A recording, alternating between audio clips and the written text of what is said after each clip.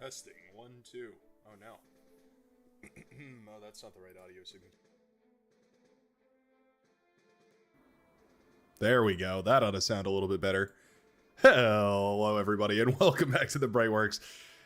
Good old audio troubles. Wouldn't be the Brightworks if we didn't start off our stream with a little bit of audio troubles. Somebody, well, I guess if you're watching this, you'll be watching the live, you'll be watching the recording of this once it goes live on YouTube. Feel free to let me know down below in the comments, I suppose. There is two comment section. There's one that recaps all the live comments from the live stream, and then there's one that actually recaps all the post comments from you, the lovely commenter. So do me a favor, give me a little bit of feedback here on the audio level. I'm going to be asking some live folks about that as well, right as soon as I get everything nice and set up here. Just got to click these buttons. Basically my entire job just to go ahead and push a bunch of buttons, and there we go. All right, that looks good. So we can come over to this now and grab a copy pasta for the link to the live stream. And we're gonna go ahead and go to the announcements tab. We'll type at announcements. If I can type. I always struggle with announcements. It's a complicated word. It's a long one and it's a complicated one. And at announcements, we're gonna do checking out some new Legion tools and talking about stuff and things with one of the Legion devs, Hornet. Yeah, that sounds good. Sounds appealing, intriguing, one might even say. Let's go ahead and hit that, do that, make sure it all formats properly. I've had formatting issues in the past. You know how that goes. Let's see, official bar Discord. I should really make a tab for all these. I have so many Discords. You know, I hear there's a wonderful system for making tabs and whatnot. And, you know, I could do better. I could do better. Do better, be better. That's what they say. Are we good? Now, the other thing is, there was another... Hornet is willing to join us for today. Who reacted? Oh, Zephyr Skies. Is that the other? I know there's another mod. Yeah, it's Zephyr Skies. I don't know if you're out there, Zephyr Skies, but if you are, I'd love to have you on as well. We were gonna have Hornet jump in here, but I understand that you've been working on Legion as well. I was talking with Hornet about gathering up a bunch of the Legion devs and doing a big old thing. Yeah. A special event in future. Legion does Brightworks something. Yeah. I think there's plans in the works to get everybody on board, but suffice it to say, we'll give you your time in the sun because I totally love all the work that you guys do. Oh, pardon me. I was watching a YouTube short about Doctor Who. You know how it goes. Just kind of takes you on a whole random side quest, those YouTube shorts. Sometimes you end up parts of the universe you've never seen before. Oh, alright. It's an unskippable ad. Would you look at that? It's time, says Generic Cat. Howdy, level. Or howdy... Howdy, Generic Cat. I was reading your next chat, which is audio level is very low. Yeah, I combined those two. Audio level is very... Is it still very low? Hopefully it's not very low. It might have been low at the very, very beginning, but let me know. Is it... The music might be low. I intentionally have the music in the menu pretty low. I could turn that up, though. Go to, like, 9. See how that works. Whoa, gaming. I have some audio engineering skills, so I know a lot about balancing audio levels, and yes, your output gain is very low. You are adjusting the audio balance in OBS. It should always be at 0 max decibels. Oh. So you think I should make it 0 in OBS and then adjust it elsewhere? Is that what you're saying? Hold on, Generic Cat has piqued my interest. Are you adjusting the audio balance in OBS? It should always be at 0 max DCB. You guys don't know what you're talking about, lol. Generic Cat coming in hot. Coming in hot. It's extremely loud when I turn it to 0, and also the game audio is even louder than my audio, but I don't exactly know how to adjust it outside of that. I suppose I could adjust it in my actual audio interface, because I run it through Adobe Audition to make my voice all prettified. Not that it's really that much of a difference, it just mainly tries to balance out like big pss and ch and that sort of a thing, but weird audio peaks it's supposed to mitigate. I don't even know if it does a good job at that. I have zero audio engineering. OBS needs to be at max. All right, well, everybody brace your ears. I'll turn OBS to max just so you guys can hear what that sounds like. This is OBS on max. Let me know what that sounds like. Does it sound good? Does it sound bad? Yeah, baby, that's what I'm talking about. That's what I've been waiting for.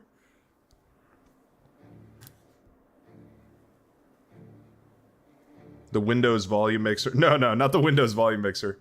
Not my output volume. I'm talking about my inputs, baby. I'm talking about inputs, baby. Yeah, and then, I mean, I guess I could turn this up too. I don't know, I feel like I'm gonna mess up all my recording settings. We're suddenly gonna be back to audio hell like we had a couple, I don't know, a while ago. It sounds louder. Still low, but going in the right direction. Interesting. Yeah, there's a lot of volume spikes because big explosion and whatnot. Does that really sound better? Are you guys messing with me? Chat, is this real? Chat, is this real? Does my voice actually sound better with zero adjustment right here? It's like peeking into the red. I don't know if red in OBS is a bad thing, but it's peeking into the red and it makes it look like it's a bad thing.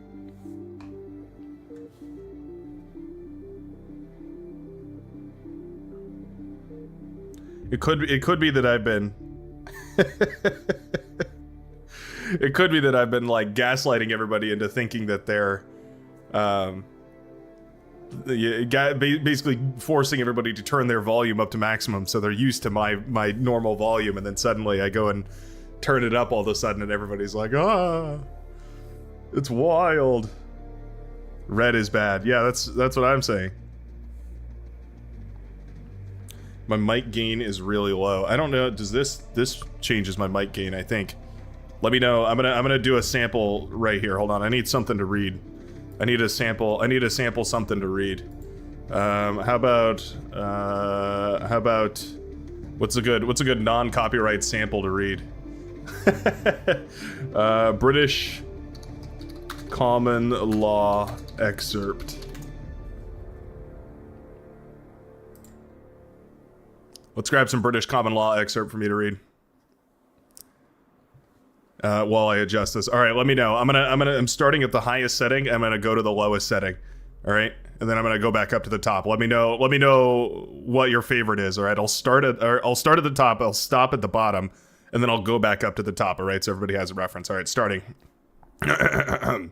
European Communities Act 1972. Go to parentheses B parentheses hyphen, they define in part the sovereign's powers and duties. It is important to note that the European Communities Act goes to parentheses B parentheses rather than parentheses A parentheses, for it means that the law there has been no transfer of state sovereignty from Westminster to Brussels. But this is to trespass into Lecture 3. The Human Rights Act 1998 goes to C principles. All right, this is at the very bottom now. Principles for the proper exercise of the sovereign's powers and duties. Now, every one of these statutes and every other statute is mediated to the peoples by the common law. An act of parliament is words on a page. Only the common law gives it life. It is a commonplace to say that the judges interpret legislation, and so they do. But as I shall explain more fully, this is the opposite of an austere linguistic exercise. The construction of statutes, just as surely as the development of common law principles, not touched by legislation, is the product of common law's reason matured over time. The force of our Constitution's provisions, A, B, and C above, is therefore delivered by the common law and its distinctive method. The unifying principle of our Constitution is the common law, so I turn to my second topic. Alright, that's, how was that? Brightworks slowly walking away simulator. So, how was that? What do you guys prefer? Top, bottom, somewhere in between? I'll go down a notch because I don't like maxing things out. I really don't. That's like I don't know why I have a stance against that. Like I always like my audio at like 80% for a comfortable volume, because in case I need to like, I don't know, show something to my friends and crank the volume even higher, or I want to be able to like reduce the volume a little bit because I'm in a quiet spot. I like that modularity. I don't want to have to like walk around with 100% volume on all the time. I don't think you should have to do that either. TTS is a Brightworks voice now? Yeah.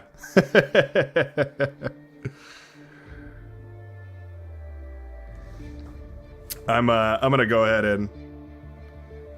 and leave it where it lies right now. I'm gonna reduce this back down a little bit because having it in the red constantly does scare me. There we go. So we'll leave microphone gain high, and then we'll just leave this in the red, and you guys can feel free to let me know how this feels afterwards. Yeah, the equalizer as well is kind of, or the addition running in the background might, I don't know, it might cause problems, might not cause problems. I really have no idea.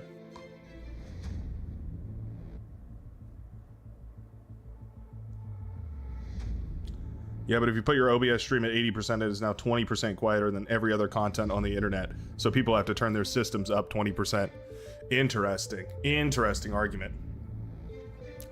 Wouldn't it be, though, that, like, everybody is reaching for a specific target, like a specific target decibel level? Like, everybody is looking for a specific, you know, not maximum sound, but just a specific sound level.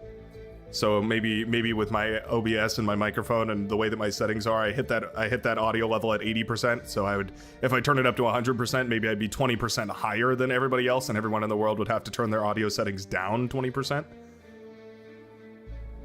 In audio, red is bad. That's as far as I thought it through.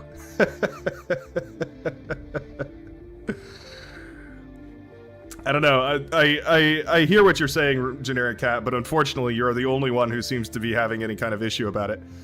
I'm not saying that to dismiss any expertise you may have in the audio engineering field. Absolutely not, because I have virtually none. I'm just saying that it seems like it'll be okay where it lies. So we're gonna go ahead and move forward. Part of this exercise, thanks for bearing with me through it, is an effort to mass record a bunch of videos. I'm gonna be going on a vacation in June, so I'm gonna have to record a whole bunch of videos for that. So what that means is I need to crank out a whole bunch of them. So I want to make the settings very stable before I do all that, because I just had a misadventure yesterday, recording a beautiful game. Or wait, no, it wasn't yesterday. It was 2 days ago. It was the Erebos Lake game, 40 some odd minute game. Sat there, ecstatically casted the entire thing, went to edit the audio and went to edit the video, right? No audio whatsoever. Looked down at my microphone, wasn't connected. Not even plugged in. It was horrible. I was so frustrated. I had to just sit there with my head in my hands for a minute, just thinking about life, thinking about my choices. And so I was like, I made a resolution to myself. I was like, all right, we gotta set the audio levels right. We gotta get it all perfect, and then we gotta record all the videos before any settings change. That way, that doesn't ever happen again. Yeah. Yeah. It was very. It was frustrating. The other reason why I'm taking so long on this intro here is, of course, because I'm waiting to see if Hornet's going to show up. I don't know. Hornet was wanting to join us for today's stream, so you know, that's kind of why I named it the way that I did. Whether that happens or not, you know, we'll roll with whatever punches there are. Obviously, just, you know, happy to have Hornet showing up. Going to be talking to us about some of the design stuff and things that go into Legion. It's always a point of curiosity for me, kind of the back end of like, how does game actually work, right? I don't know. I feel like a lot of people are probably curious about that sort of thing. So I think we'll all be excited to learn about it and figure it out together. Should be fun. Unlike Markiplier, he had a long period where I had to crank up my audio. Interesting.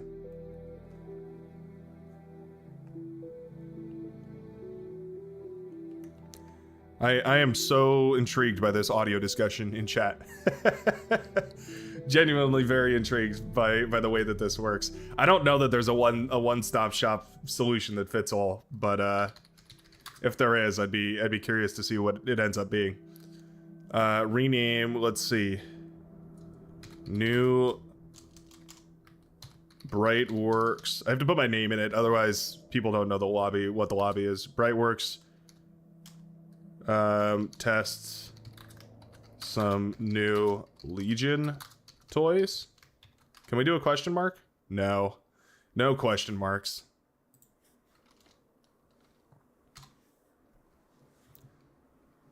No question marks. That's okay. That's all right. Yeah, I mean, until Hornet shows up, we'll just go ahead and run a couple of these here. Let me hold on 1 second. Go ahead and slap this chunk of code in there. Always good when you're enabling a chunk of code, you just slap it in there. Don't check it. Don't double check it. You just slap it in there. You just don't even worry about it. It all goes well. Every single time. Works every single time. Do we want to do those extra units again? I kind of had fun playing those extra units and then playing, turning off the T3 air. Because the T3 air is really unstoppable. It kind of just makes it so that you can't really, you can't do anything. You can't do anything. We're gonna do the release candidate units at the very least. The bombers, the T3 bombers are insane. The nuclear bombers are insane. The the Super Dragon is absurd. New Legion long range AA is fun to use. Ooh, that does sound fun to use. All right, let's take a map that might have a chance of using that long range AA. How about we could do Swirly Rock? Yeah, we could do a Swirly Rock or two.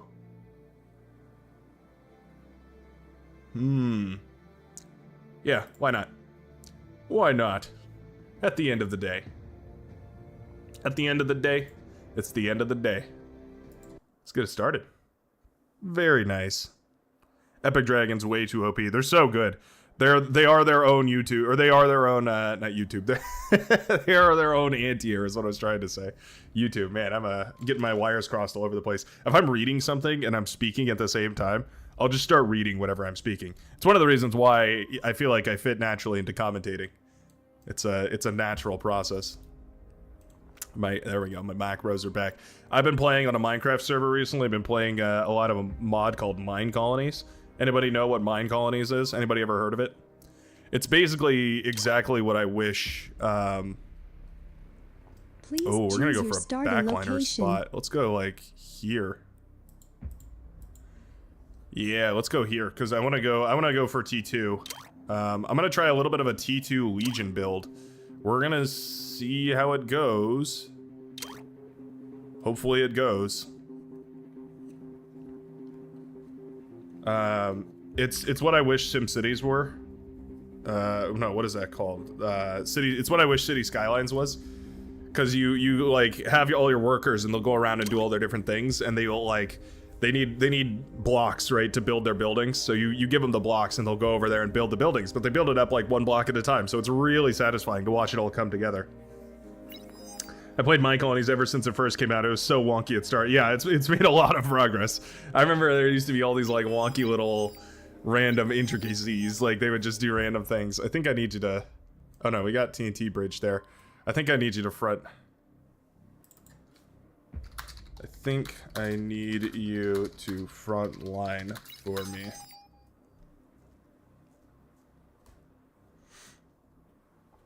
Yeah, I think that... I don't think that's a good spot here.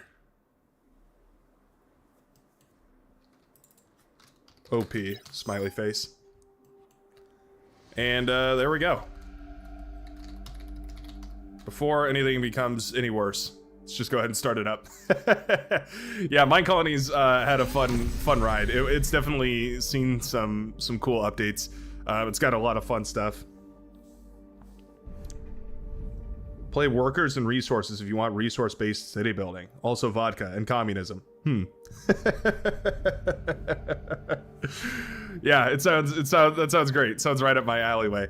Man, I'm not even paying attention to this game. I'm not even here right now.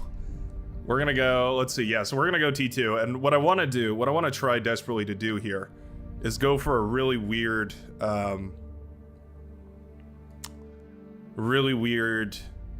T 1.5 build.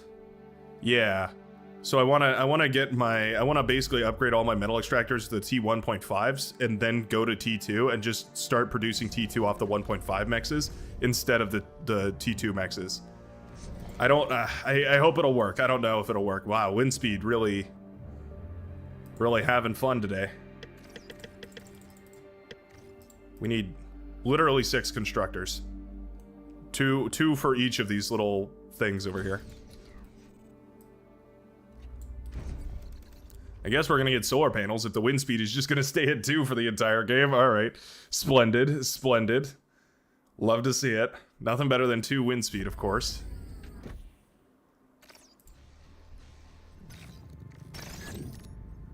There we go. Whoa. Just do a big reclaim circle. You don't need to worry about it that much.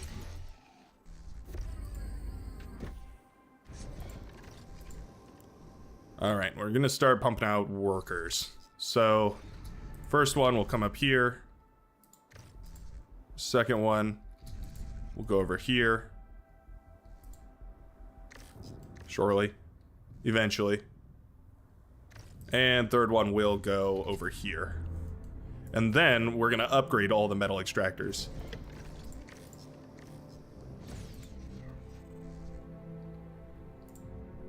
So this guy will go with you.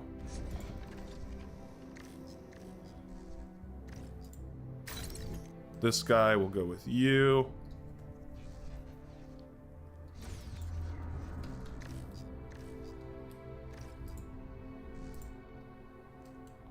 I cannot believe we afforded all this. There we go.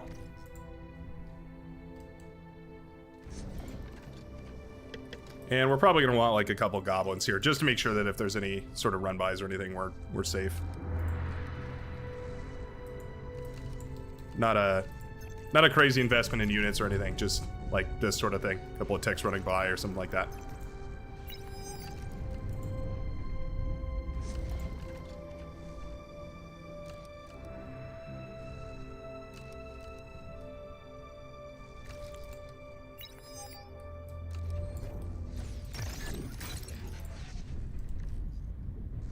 There we go. We'll put some of these goblins over here, some of them over here. Just make ourselves a nice little line of defense. Going to... let's build this first, actually. E-storage, going to be quite useful, especially moving into the late game. And also our energy, we're wasting energy right now, which is surprising. Usually not an issue we run into, but I guess we'll take it. Alright. Then you guys can start upgrading.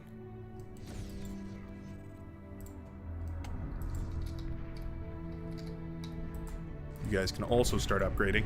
And you're gonna see we're gonna start dropping energy extremely quickly here. Yeah, we're gonna be low on energy for a little while. But we should rocket through the metal, or through the ceiling with metal. Like really quickly. We should skyrocket on metal.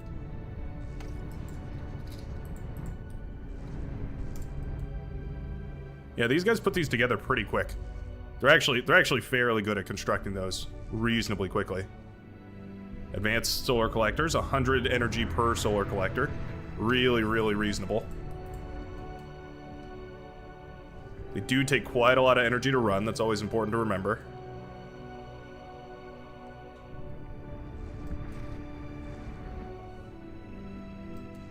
Low power.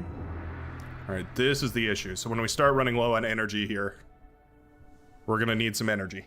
You can see we're already overflowing metal. We can choose to send that metal somewhere. If we wanted to. They have a scout plane. Oh. Little bit of a scuffle right there. Oh, maybe it's sending us some energy. Splendid. Yeah, I guess after these guys are done, we'll just repurpose them into wind turbine builders.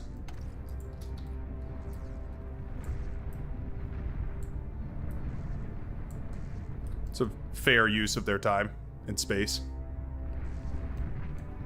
You've received new units. Hey, I'm getting some solar panels. Nice. More energy. Criminally starved of energy right now. Can't even spend it all. That's fine. All good. I'd rather they get eaten up rather than just left to die. Start up some build power. Metal. We're gonna. Oh wow, the whole team we're is wasting metal. Wow, the whole team is wasting metal. That's a rare occurrence, but all right.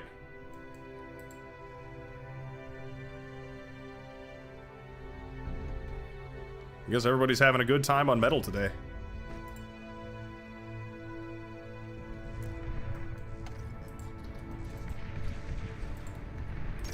Oh wait, no, sorry, meant to cue that.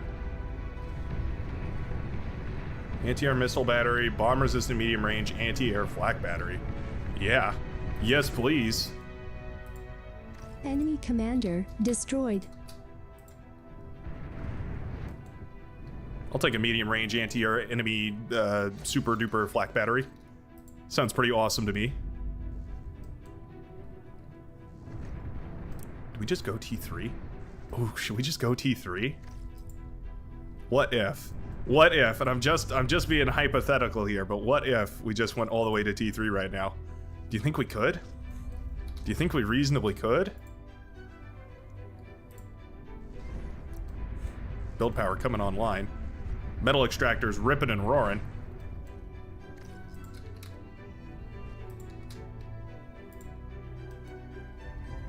Let's get a little more energy. Get some more e-storages as well. Wind turbines are feeling fine. Everybody's looking good.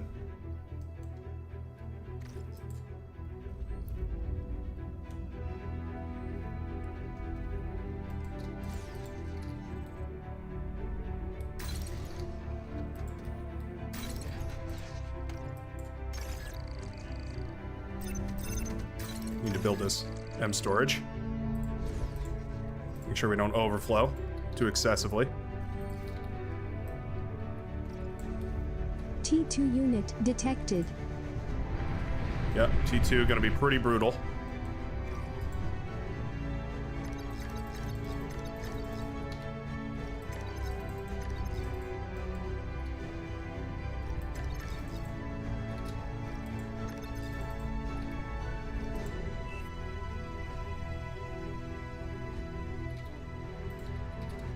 All right, let's go T2.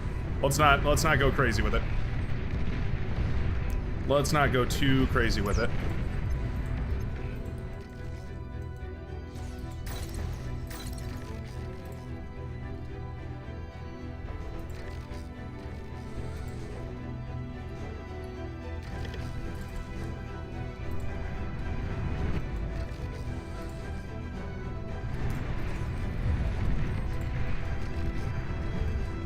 Sending reinforcements now.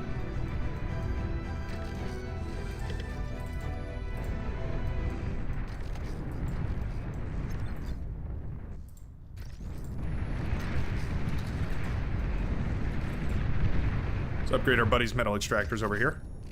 Hand him a con. We'll upgrade our own as well.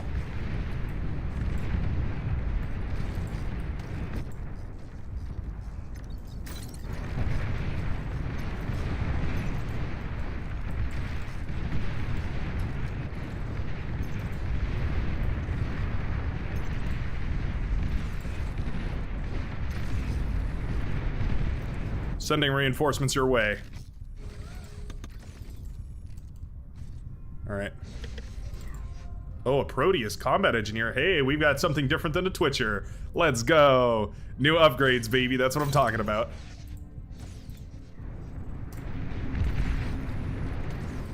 Alright, all these go to Longi. There you go. In fact, all of them can go to Longi here.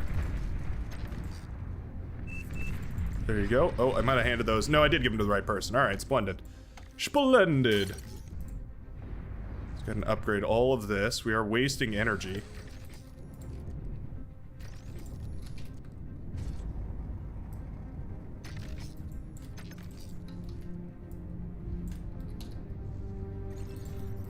Go.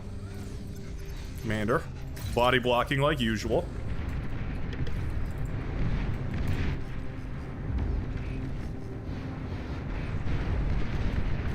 We've got drone carriers, it does appear. I'm gonna hand this off to 3 p.m. Hopefully they can use it well. We'll see. We'll see.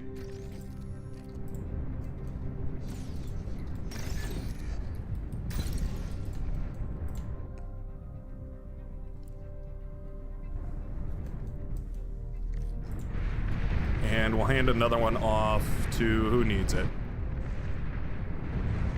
Sniffs might want one. There we go. Spybot's very useful. Pretty much. Low power. Yeah, very, very useful. Send some of these around.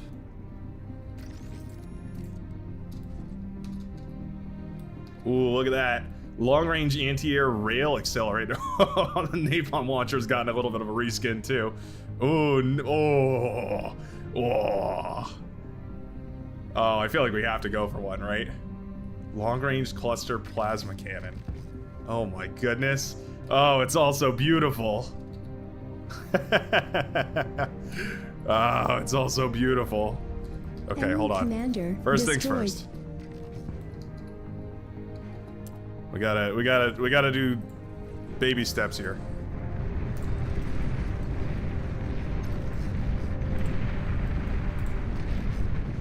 Little medium tank skirmish has gone quite nicely over there. Always good to see. Spybot's gonna be quite good for providing vision over here. Glad they're happy to have them.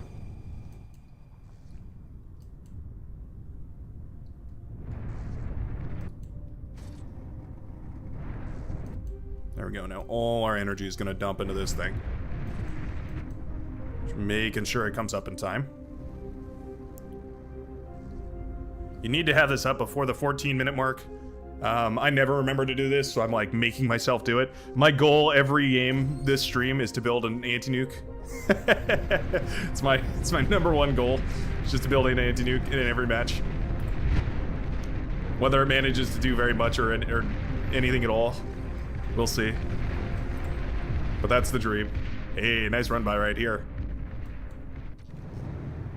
Nothing feels better than upgrading your team's tech and then, or handing away, better yet, handing away high-tech units and then watching them go do some good work on the other side of the map. That is just a thrilling experience. I'm so proud. So honored.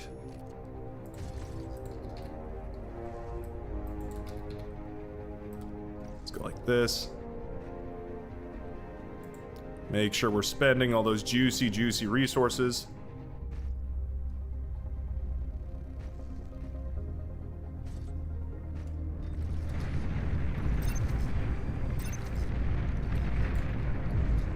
For some reason on the minimap it draws like 100 lines, but in reality it's 3. Here's what I'll do. I'll send these forward and I'll hand them over to 3 p.m. who appears to be doing a fabulous job of microing. You don't really have to micro those. They'll just sit there and fire away at things, but you can if you want to change targets or whatever. Whatever you gotta do. Why don't we go from one of these? Yeah. Oh, wait. Let me out first. Yeah, this'll work, I think. Minute 13 sounds pretty good. Destroyed.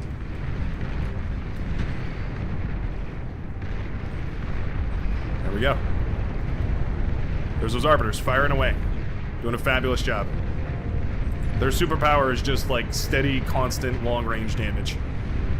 Easy to get value with. Ooh, that was a nice D-gun. Ooh, some nice D-guns from Chaotic, I gotta say. Barely keeping that commander alive, but keeping it alive nonetheless.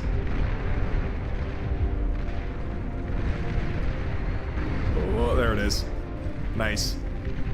Nice snipe right there.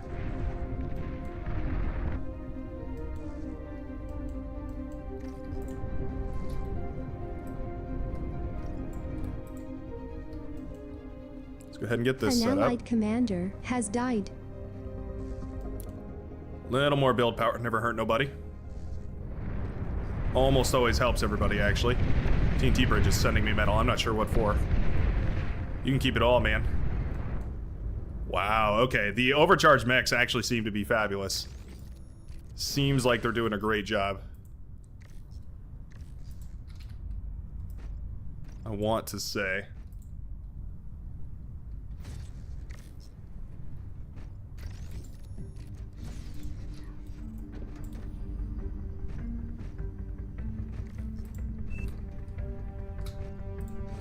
Ah. That's fair. That's totally fair. You could have just asked, though. I'm moneybags, McGee. Here, I'll give you 2. I'll give you 2, because I accidentally produced 2 of them. TNT Bridge, man. What a wholesome fellow. Here you go. Have some money back. Money back rebate.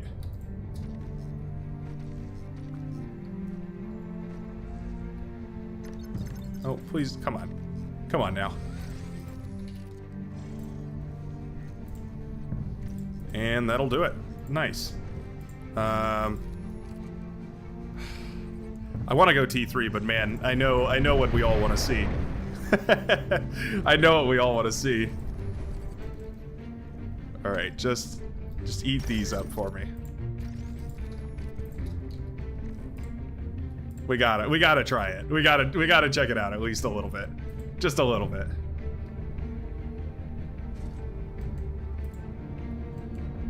Maybe it's nothing, but I have a feeling it looks epic. Oh yeah, look at that beauty right there. She's beautiful. 30 seconds to throw this together. Well worth it. We'll grab some pinpointers too, because you know, I'm a nice guy and all that. We gotta try this long-range anti-air. We gotta check out this thing. Oh, there's so much to do. So much to do. Pop-up cluster plasma artillery. So is this? Oh, this is an LRPC. Oh. I misunderstood the assignment. Yeah, that's a LRPC right there. Interesting. Very interesting. All right, why don't we go for some carries? I like carries. They're kind of a good middle ground before you're like really ready for full-blown T3 production. T3 unit is ready. Yeah, these can produce a nice little spread of units here. So you can make anti-air turrets. That's always useful, of course. An allied commander You can make has died. pop-up riot cannons and eviscerator cluster artillery. I don't want to just like throw one of those on the front line and just see if we can make it happen.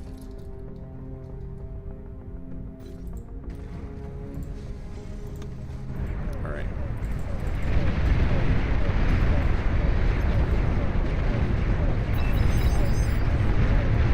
Whoa. All right. 400 phoenixes in the sky. Well, it's actually only 5. Just completely denied that entire army right there, though.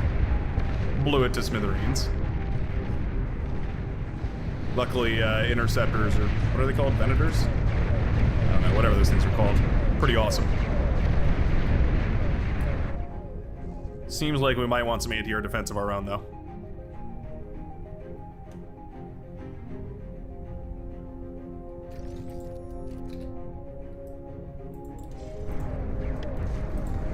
And let's go for one of these.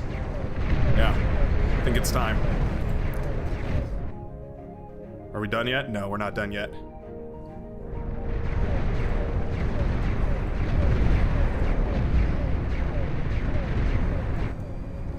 What's the oh, it's ginormous. Oh, it's gigantinormous. It's huge-mungus.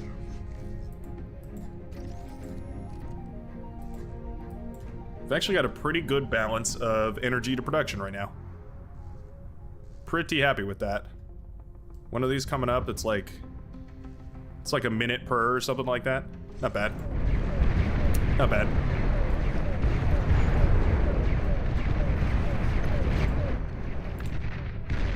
Two minutes and 50 seconds on that bad boy. That one's not so splendid, but that's okay. And how about some Bugatti on the fronts? Sure, why not?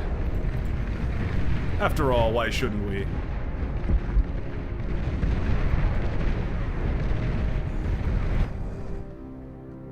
Come on. Come on. Alright, we gotta make it count. Where can we send it?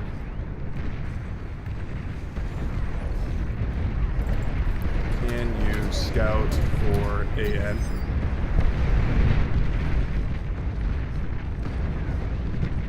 Carriers are so strange. It's hard to say they're good. They're like just all right. Has died. As far as T3 units go, they feel like they're just all right. They're not the most impressive thing. They're like they're decent in like it feels like basically every respect, but they're not splendid, which is fair. Like you also don't pay very much for them.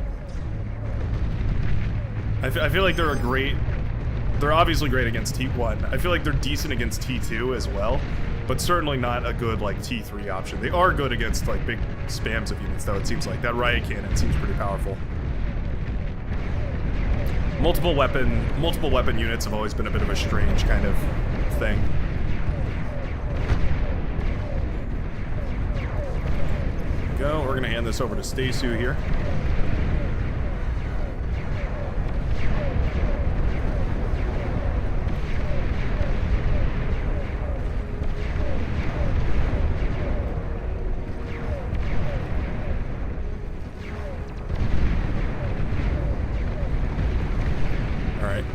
Let's send it.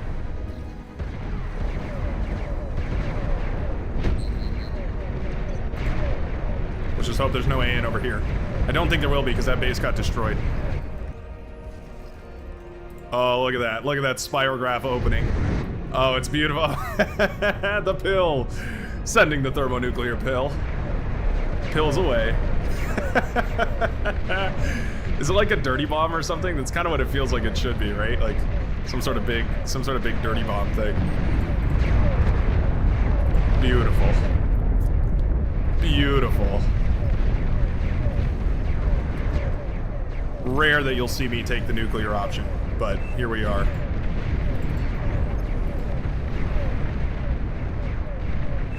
(3 p.m. desperately needs some reinforcements. Why don't we send you a couple of Mikade? I feel like you deserve it. You've done phenomenally holding the front lines.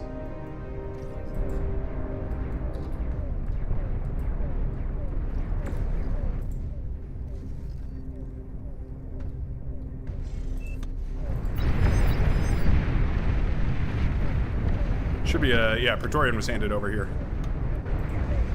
That'll be useful. That'll be quite useful. ZC. What about, like, right here? Not bad.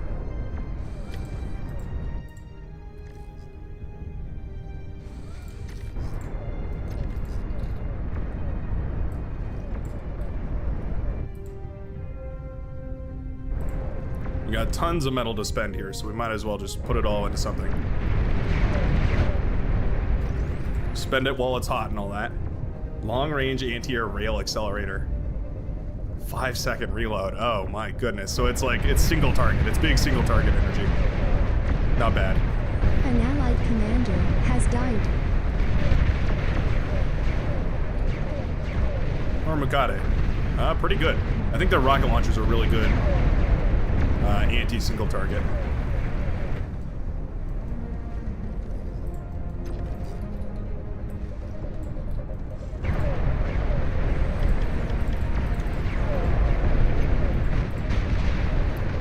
Yeah, seems like it. Their railgun's also obviously going to be pretty good single target.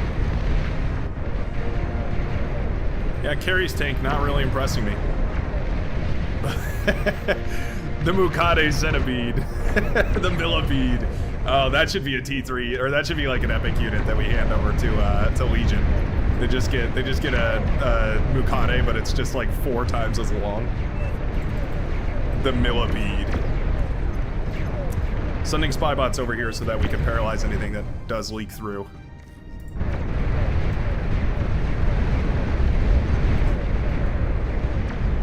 Kind of a Hail Mary to see if this connects, but you never know.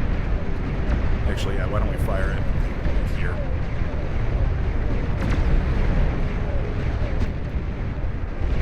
Hear anti-nuke? I didn't hear an anti-nuke.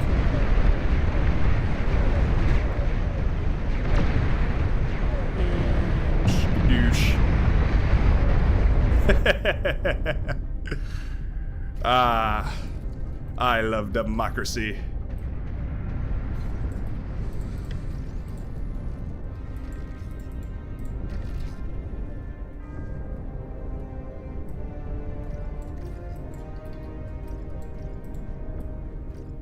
There we go. These guys get to work over here again.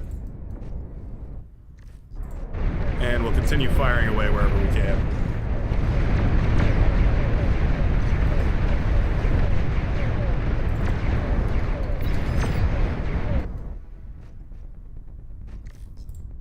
Oh, wait, well, actually, 1 minute. It's 1 minute.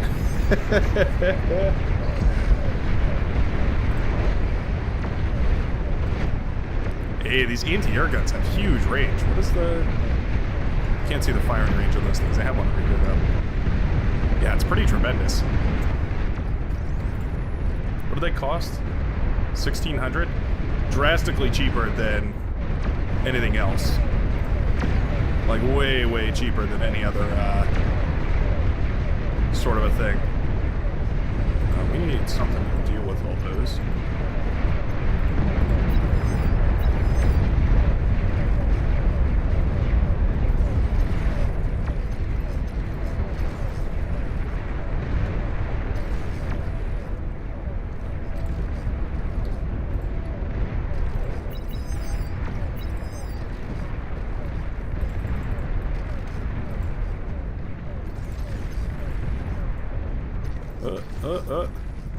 Sending forces.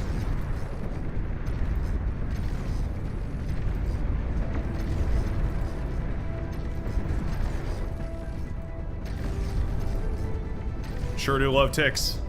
What a fun little unit. Just keep producing these until they're dealt with. Alright.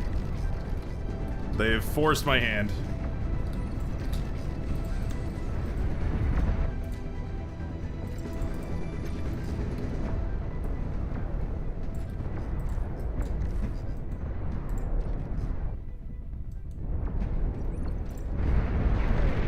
Overflowing energy to the entire team.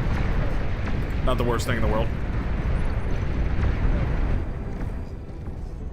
Send this to... Stay. He actually doesn't have enough build power right now. Yeah, never mind.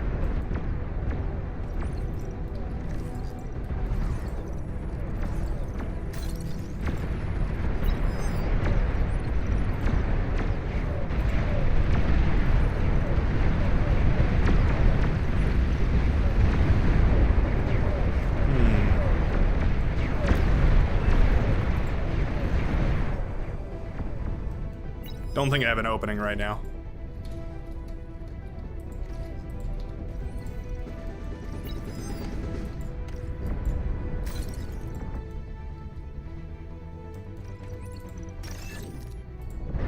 Let's go ahead and eat this up. Use it for a little bit of metal. Keep the production high. Eco-scaling high, I mean.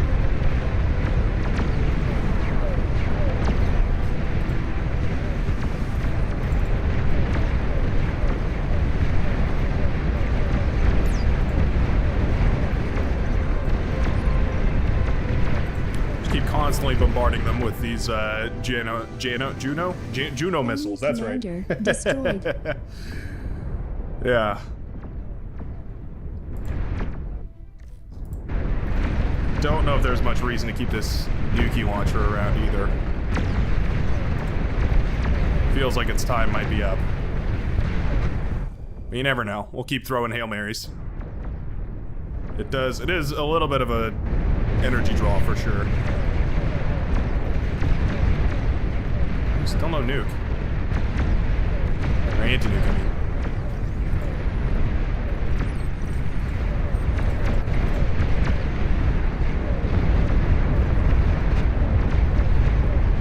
Yeah, we scouted this area like ages ago, and it's still been pretty useful. Yeah, pretty useful. At this point, I feel like we're just overflowing for the sake of overflowing. Why don't we use some of this production, huh?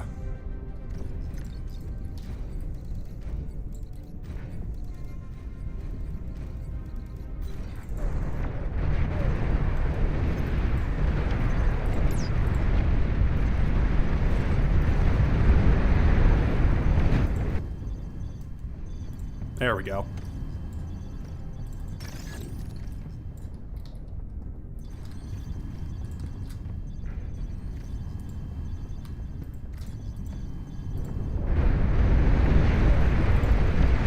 That way we can contribute a little bit more over here. Juno missiles, EMPing these, always cool to see.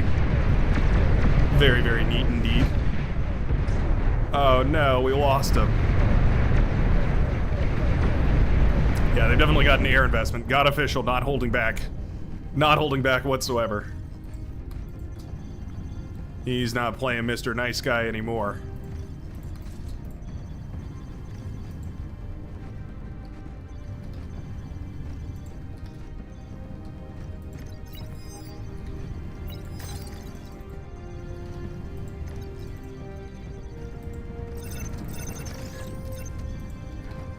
Sorry, buddy.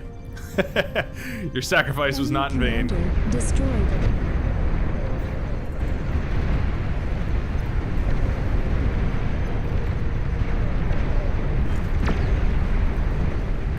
There we go. Start sending those guys forward. Pretty good metal expenditure.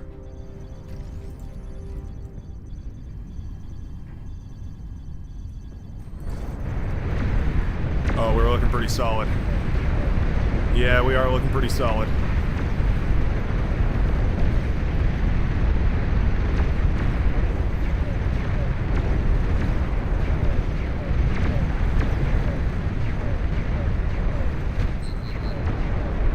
Push with the Mikado over here has done wonderfully.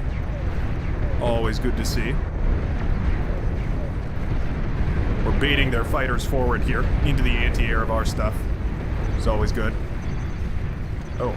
Apparently those are on Hotkey Group 1. Good to know.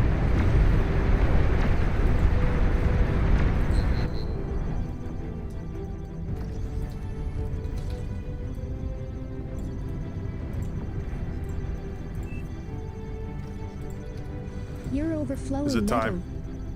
I think it's time.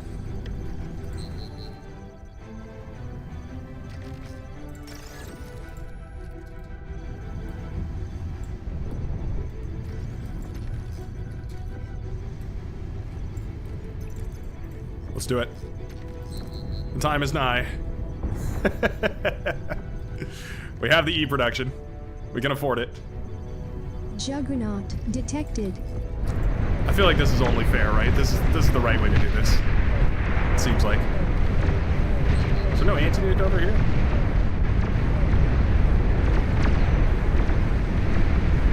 Am I crazy, or have we seen zero anti-nuke over there? I mean, when in Rome.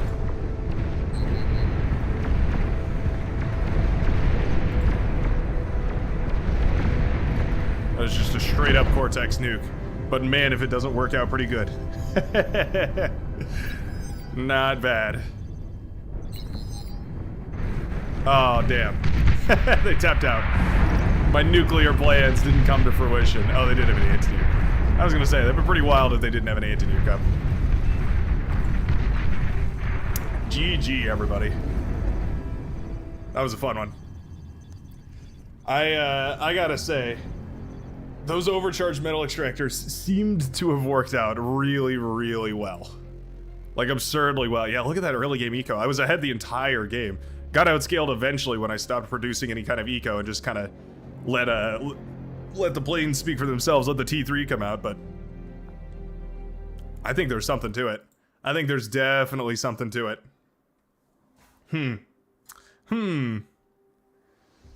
Definitely gets me thinking, that's for sure. Definitely gets me thinking.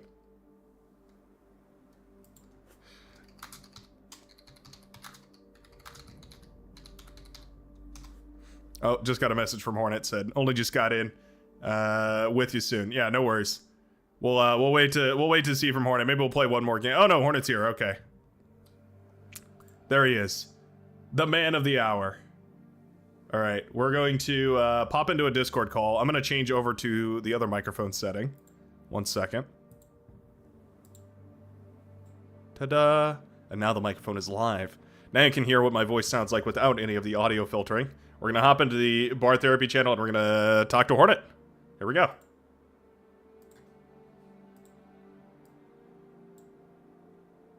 Hello. Hello, hello. Communications. Hello. How are you doing? Welcome. Hectic, but surviving. Thank you. Oh, good. Good to see. Good to hear. How about you? How are you doing? Better than, you know, the alternatives, I suppose. I'm doing pretty good. Finally wrapping up a pretty big project right now, so it feels like a wonderful, wonderful break to get a chance to play some Beyond All Reason. Take a nice couple hours, do some fun games. I don't know if you just saw the game we just had. That was a fun one. We're looking at some of the new Legion stuff. I saw a tail end of it. Look at you having fun, yes. Yeah, lots of fun. Did not realize how powerful those overcharged metal extractors are, but man, those do seem to be pretty powerful, huh? They're variably sort of depending on your team quality and the scale of the game. In 1v1, they're much more useful than, say, 8v8 usually. Oh, sure. Yeah, I can totally see that being the case. Any kind of metal advantage you can get in 1v1 definitely makes a difference. All right, so let's see here. Are you you're in the rotation? For fairness sake, I'm going to say we play one more, and you should be in by the next game. Is that all right with you? All right. I don't want to make everybody angry. Every time I try and adjudicate that by getting specific people in. Yeah, problems. I might say if there's that we can add to Chubby's sort of queue jump, but it'll be like a three-way interface problem, so not a simple one. Seems like a tricky one, and also like a moral dilemma. Like who was the unfortunate soul that gets booted out, right? Well, that happens all the time when people try to manually change queues. Right. So if anything, it'll just solve some of the junk for people. Well, there we go. Hopefully it helps. It'd be useful for me. I certainly have had plenty of games where, yeah, that would be pretty useful. And actually, let's not do Ascendancy. Let's do a quick map. Let's do a quick map. What's a quick map? How about Altair Crossing? This will work. Not an 8v8 map, but it should be fun. Yeah. Should be quick. Or in a shoebox. Yeah. It's a blindfolded punching match. Or what somebody said it was a back alley stab off or something like that. When we were messing with the meme settings, one of the fan favorites was turning the vision range down to like 0, turning weapon range down to 0, and so every unit was like effectively a melee unit. Knife fight in a coal cell then. Yeah, exactly. Let's get this started. Hold on. Lobby management. The biggest part of my job, managing these lobbies. There we go. Oh, if I could spell the commands correctly. Parentheses. I can't. Never happens. Everybody's saying hi to you in chat. Greetings. Generic Cat says it sounds normal now. That's hilarious. So you're saying the audio distortion that you were hearing was entirely because of my audio processing in the background. That's hilarious. Should I just start recording with this microphone or with this audio setting? Everyone and their mother on the internet told me that I needed crazy audio processing. I needed all these things to make a good audio quality. And here comes Generic Cat telling me I don't need it. Shaking my head. For what it's worth, you sound fine via Discord. Hooray! That's all that really matters. So there could also be a simple layer of YouTube overcompressing the HUD for everything as per usual. Oh, for sure. Yeah, that's a trip because you try and correct for it preemptively, and YouTube is like, I don't think so, and they'll just undo it all and then recompress it. Yep. You just get a copy of a copy of a copy. It's like, no, it's horrible. As soon as everyone loads in, we're just gonna force start it. Nobody gets the luxury of planning on this one.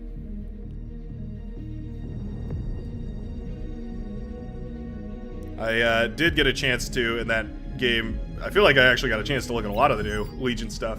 A lot of the new static defenses and whatnot. Is that, you mentioned that was part of a different team or a different person? I'm curious about how the team's organized. It's like herding cats, basically. There's no firm structure to it at the moment. Gotcha. Just kind of work on whatever project you want to. Kind of, yeah. People grab things mostly free. People tend to ask me if something's free or self-organized. We have some spreadsheets to keep track of who's doing what, for example. Ah, gotcha. Okay. No, that sounds fair. That sounds like a good open source way of doing things. Going back a while, most of the unit roles I or someone have prototyped most of the old defenses using the core text textures I'd made, for example, and people have gone along and remodeled them. I can tell you who's done most of them, for example, when they come up, so it's a bit less abstract. Yeah, that sounds good. Give some credit where credit is due. Mm-hmm. There are a couple of completely brand new ones, though. Let's see. Oh, are you? I noticed some of the vehicle ones are new. Or are you talking about units that have been like completely redesigned? In this particular batch, it's mostly the static defenses that have been updated. But prior to that, we've had a few sort of makeovers of existing units. This is batch 3 or 4, I think. Well, they look good. Making good progress. Oh, definitely. The Centurion still, or not Centurion, pardon me. The Centaur is like the last bot I could see that still remains with its old like cobbled together model. And frankly, I hope it never goes away, because I love that thing. It's one of my favorite units in the entire Legion catalog. It's adorable. T1 bots, we haven't done too much apart from kit bash type prototyping. I mean, the general convention is that units that have a Legion texture are mostly final, whereas ones with Cortex textures are still draft prototyping, which does mean you may still add some Cortex textures simply because the role is testing before you make a final model. Because obviously form follows function, and you can't really kit bash something without A, parts, and B, people expect the Legion model to be mostly final, so it just confuses people. Sense. For example, right now on the T2, that bot lab, you've got the Proteus, which is basically a semi-legionized Twitcher. Right. Just lock in the role and get the Legion tech tree in, because previously it was root back to core again. Sorry, struggling to micro, also trying to pay attention. Yeah, the Twitcher caught me off guard. I wasn't expecting that to be like a Legion Twitcher. I was like, oh, it's a green Twitcher, but no, it's actually got its own whole little kit of things it can build and all that sort of stuff. Looked really good. Seems really good. So the process kind of goes build something with Cortex models and then design a Legion model with it. Am I understanding that correctly? Historically, yes. Some people do go straight into making things with Legion now the Atlas is done, which is perfectly fine, but I personally prefer to test the role first, because it's very hard to polish something to a high level while you're still knowing whether or not it doesn't work in the game or how it needs to work. Even things like, well, the ranges, because that's a trivial example, because, for example, the barrel length is indicates the range, but something like the how fast the unit is, for example, that's how sleek it is, how tanky it is, shows how chonky the thing is. So even very fundamental things affect the shape of the unit. Right. From like that's like a visual communication standpoint versus like just actual stats. Like you don't want the goblin having 12,000 HP and going out there and tanking 100 shots. Pretty much. That's how the penguins work right now. There's that tweak units Argon Wolf made that makes the penguins into like death machines. And it's pretty funny because they're very, very frail looking little penguins, but they're quite beefy and they're quite dangerous. You have to be really careful about them. Love that tweak units. Not potentially. Whoa, is that the new? Oh, is that called the Hive now? Apparently the drone carriers or the drone platform has gotten a little bit of an update. All right. Yes, it's got 6 drones now, and it's legionized textures. Sweet. The text is still wrong. I did it open in a PR, but it hasn't emerged yet.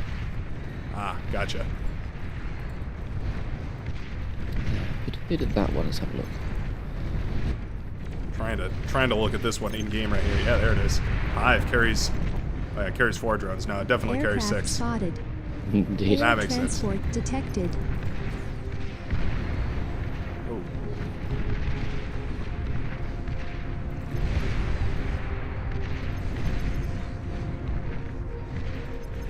Go for the capture, zombie. Go for the capture. No, no, no. No, no, no. Go for the... Enemy commander destroyed. An allied commander has died. Dang. I'm fairly sure that remodel was Zephyr. For the hive? Yeah. Ah, gotcha.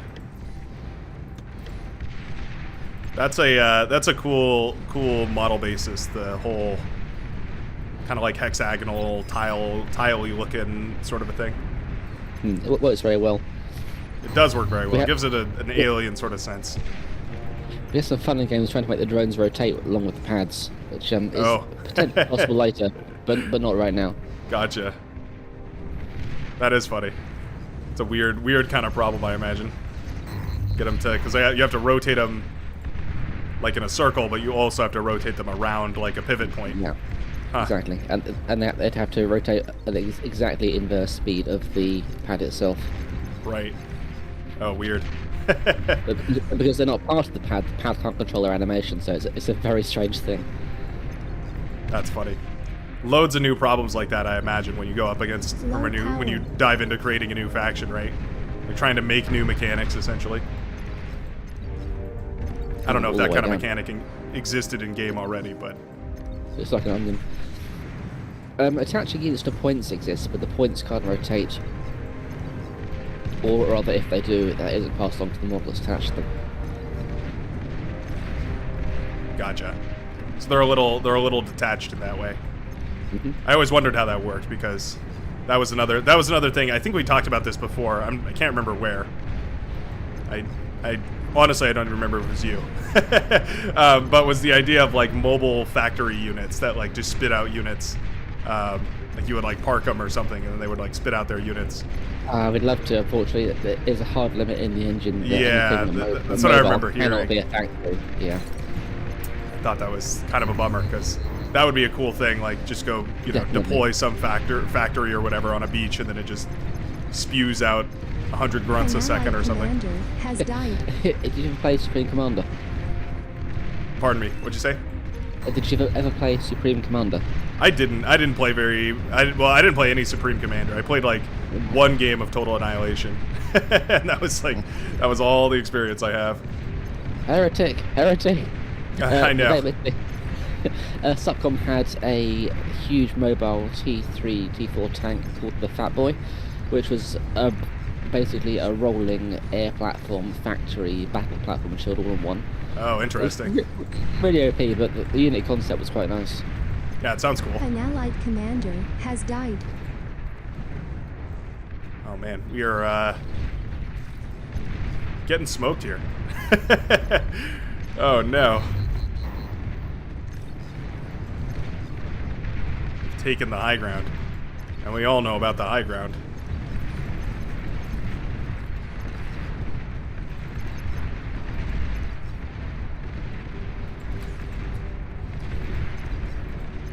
APM is dwindling at the moment.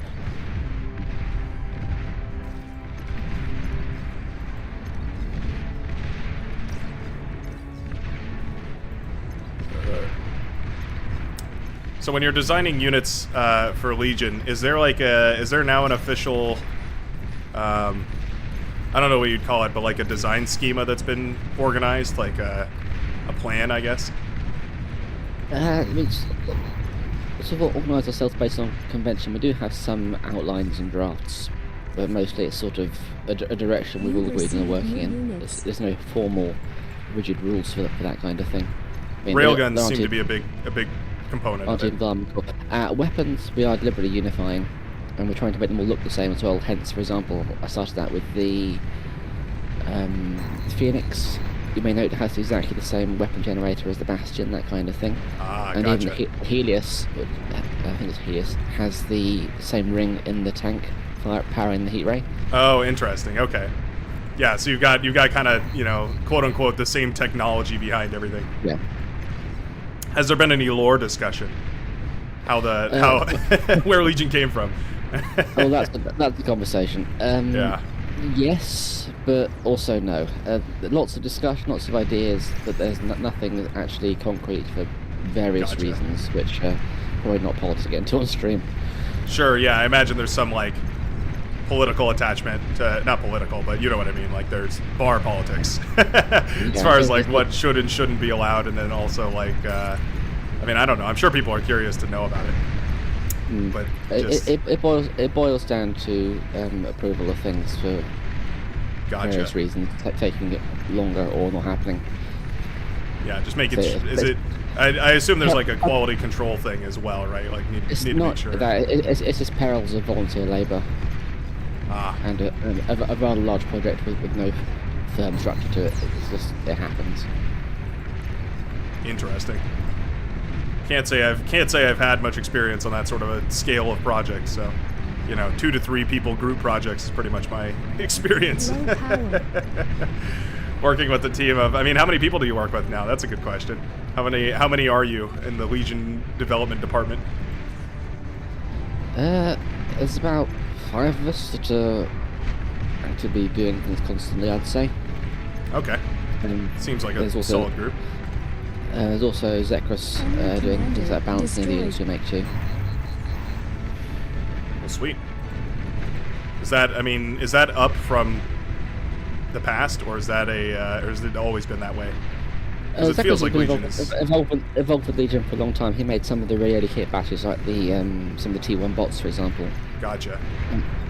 I designed the T1 Air, so yeah, that sort of thing. Sweet. The modelling is handless. It's myself, Tharsis, Protar, Zephyr, and Ender for the most part. Gotcha. Yeah, Zephyr's been a bird in my ear on the Discord, talking about all the new projects and stuff. That's what got me excited to play today, was the prospect of potentially some new stuff to check out. And apparently, they weren't kidding. Mm-hmm. My army is gone. Lots of shiny new toys, or at least updated new toys. Outdated new toys? Is that what you said? Yeah. You might like the T1 artillery if you haven't tested it already. Oh, yeah, that's the thing that's been nailing me right here. The Yes. the long range, it's like a splitter artillery. What is it called? Amputator. Mm-hmm. Yes, that's the fella. I noticed it was really cheap. Is it? I'm assuming it comes with a lower damage threshold than You're overflowing metal. the other T1 artilleries, the Gauntlet, the Agitator. To compensate, I'm imagining. It's definitely less accurate because of the way it fires, which makes it interesting. It makes it more a crowd control, area suppression thing rather than a pinpoint denier. The weird thing is the T1 arties are actually more accurate than the T2. Oh, weird. For Armor Core, at least. I guess that makes sense. Kind of corresponding to like higher damage output, also less accurate, but that is interesting to think about. It's a little counterintuitive, yeah. GG. We've lost. Oh, We've lost as hard as you can lose. That felt like a good game. That felt like a really good game for such a small map. Very, very close. Felt like we had it in the bottom half. Strawberry OP. It's a saying we've all come to know and love. Strawberry OP. Oh, an advertisement from Grubhub. They know to start targeting me during the live streams. They know I get real hungry after a couple of games of bar. Apparently they're on to me. You know what they say, when you see strawberry, you know you're in the jam. Oh no. Oh no. All right. Somebody clip it.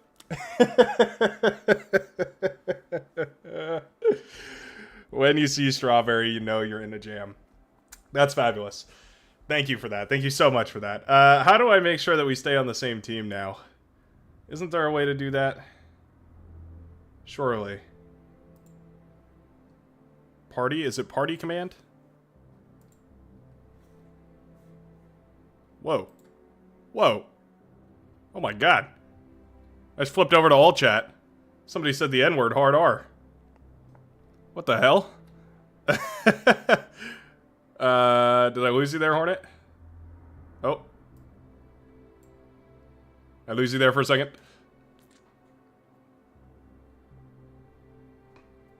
Something has happened to Hornet. Oh, there we go. Hello? Oh, Discord crashed. Gotcha. Yeah, that was awkward. Whoops. Nobody take a look at that. Anyways. I hear you. I hear grumbles.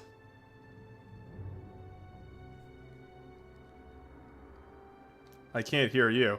Let me disconnect real quick. Try rejoining. Hello. Testing.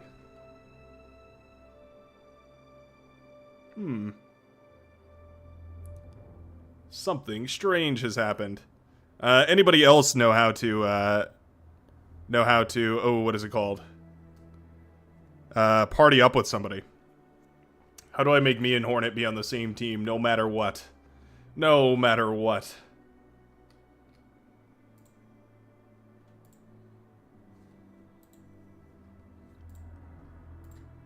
We'll go through the friends list while we're up and running.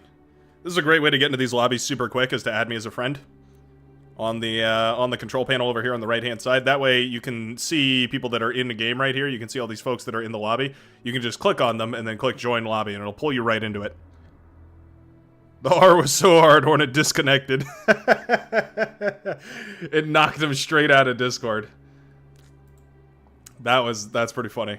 Yeah, hopefully that gets cleaned up. That's not super cool. At party, or sorry, not at party. $party. Access parties, please use the link. You can use #explain command to see how bounds. Working on handling it with new client and protocol. Okay. All right. Let's do it this way. Let's see if this works. Oh, I gotta move Hornet back in. Maybe. Oh, he might be restarting his whole Discord. All right. We'll let that happen while we do some technicalities and whatnot. Oh, there you go. You can see everybody that's in a party here, apparently. Parties. Create party. Pending invites. How does this work? Invite Hornet. There we go. I hope that has worked. We will see. Hello. Fingers crossed that sorted it. Sorry. Can you hear me now? Yes, Discord locked down. I couldn't hear anything. Oh, weird. Well, wouldn't be Discord if it wasn't Discord. Messing up all the time. That's how it goes. I believe I've sent you a party invite. That's what I was working on in the meantime. I think you should be able to see it on the website or something. Indeed, yes. Give me 2 seconds. Okay, no worries. Just to make sure, makes it a lot easier to have multiple people talking. Well, if you can, if you can not accidentally spectate or cheat. Oh, it's still there. All right. Is there no way to clear? How do I clear all chat? I keep jumping to that accidentally. Okay. Invite accepted. Wonderful. Okay. Let's if we hit balance now, will that? Hey, look at that. Sweet. Sweet. All right, you want to run some map rotation or map mutations? Pardon me. Could indeed. What are we in the mood for? Got any of those? Well, Vanaja's gonna complain at me if we don't do a Navy map, so maybe feed him one of those. The earlier we get it out of the way, the earlier we get destroyed by that madman on the high seas, the quicker we can go back to enjoying our our landlubber ways. Dare say. Okay. See what we've got.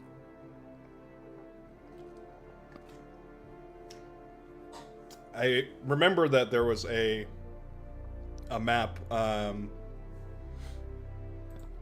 that was changed. I believe it was like 8 rivers or something like that, or 8 rivers, and it had a bunch of like land bridges connecting everything and blocking areas off. That might be a fun one.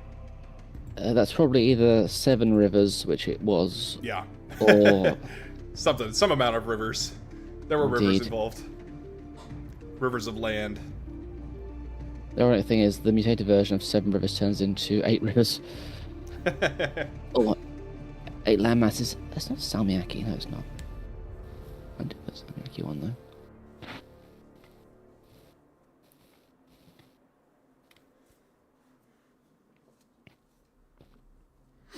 Catching up in chat. Army Hardies. $party in chat. Thank you. Thank you to anybody who answered my question. I'm not actually boss, so that will be tricky. Oh. Yeah, that'd help, wouldn't it? There we go. Should be able to do that now. Sweet. Oh my gosh, Strawberry calling people nerds. Banned. Banned. Banned immediately. To the Shadow Realms with you. Strawberry discrimination. What was that? What was that picture you posted, Strawberry? I saw in the, like, off-topics chat, you posted some sort of, like, heinous image. It was like me when Strawby, and then horrid, incomprehensible strawberry gore. It's terrible. It was great, though. Got enough people for an 18v18. Do we have a... Oh, Flo is here. Ooh, we could run some 18v18s. Have you ever done those on map mutated? Mutated map? Occasionally, and it's absolute bedlam. All right. Well, why don't we ramp our way up here? We'll do an 8, and then we'll do a 10, then maybe a 12. Should be fun. We'll see how it goes. Should I put on my bounce pack so we get some extra units? Sure, if you'd like to. Go ahead. If you're gonna put on your balance pack, though, I'm definitely going to enable turbo laser cataphracts. You choose you choose a tweak units, I'll choose a tweak units. And we'll just keep adding to this lobby until it explodes. Should be great. What could possibly go wrong? I can think of a couple things. But that's fine, we can ignore all those. Alright, I'm gonna take tweak units 1. Oh, we're on a team set, so we're on custom preset. We need to be on team for making the huge numbers. We'd have to reset everything all over again, and I think lose the queue. So yeah. Okay, well, I'll tell you what. After this game, we'll sort that out. But I'll take a picture of everything. Most of this is screenshotted, but I think, well, if we're gonna change the map, we have to change the debug commands anyway, right? I don't think we'll actually lose all too much. It'll just be your... About half people in the queue will be dumped back to... In the game will be dumped back to queue, because it'll reset to team size 4. So everyone... It should be alright, though, because we have to rotate out anyway. Yes, exactly, yes. So, yeah. Alright, sweet. A plan is a plan. Are we all good? You got all the tweaks you want? Sweet. For start. And no, we are not adding the Aphis tweak. As hilarious as that was, ruined the games pretty quickly. Did you get a chance to see that, Hornet? Oh, I've encountered it before. I know how it goes down. The counter to everything. Yeah, it was hilarious. The first time I enabled it, I didn't tell anybody what it was, so it was just, you know, what does this tweak units do? Oh, it's just a little change, just, you know, nothing serious, nothing big. 2 minutes later, flying Aphis directly to the face. Aphis to the faces. Yeah, that was pretty funny. A great live reaction. All right. Well, no boats yet for Legion, right? Indeed, not yet. No boats. It's on my list to do, but my list is ridiculously long. So unfortunately, it will take a while. All right. If I was just doing Legion, it'd be one thing, but I've got so much stuff for the main game going on too. Yeah, you mentioned another type of unit you were working on. Are you ready to talk about that, or would you prefer to keep that secret still? Fine, keep your secrets. Yes, not out yet. It nearly is, but it's held up by a different issue blocking it. So gotcha. I can't do it until that one's cleared first. I'm excited. I think you'll like it. Oh, I know I will. Vanaj is gonna like him too. Maybe that's a good enough teaser for everybody. I like this team placement thing, by the way. This has been my new favorite addition to the game. Starting location. Kind of perfect for my live stream because I kind of want to let everybody have a chance to play. You know, I feel like it's a great teamwork and sort of a thing. Yeah, I think it works best on random mode. Yeah. Skill placement can get a bit of a lock-in because people who don't know the game that well yet are always forced in a position they can't learn to play. So it's just a help. Yep. It's a rough cycle. I think it definitely helps. You never get to learn backline if you never get to play backline. And yeah, you know. Anyway, I've got a bunch of guides for all that, but everybody's telling me I should redo all of them. I think that's probably true. The meta has changed significantly since those came out, what, a year and a half ago? often Feel the like way. Probably. As soon as you make it, it's outdated. Yeah, exactly. Yeah, I think part of that was, I think there was a heavy emphasis in one of those videos about how important it is to build missile trucks. Missile trucks are very OP, and you should always build as many of them as you possibly can. And that's not exactly great advice right now. Yeah, so what we're saying is the whistle emitter is all your fault. Yeah, well, yeah, that was also the reason why the ice cream geothermal got removed as well. I'm not sure if I was exactly the cause of that geothermal being removed, but as soon as I put out a video on how to do a nuke rush on ice cream, literally the next day that geothermal was removed. Yoink. It is what it is. Good for clickbait, I guess. Oh, sorry, I should be forced starting this. Oh, well, alright, I guess I'm not going to save anybody any time. Well, maybe. Game's kind of hung up. What's Hornet's unit pack? Zombie asks. Care to explain? While typing in chat, cause it's a habit.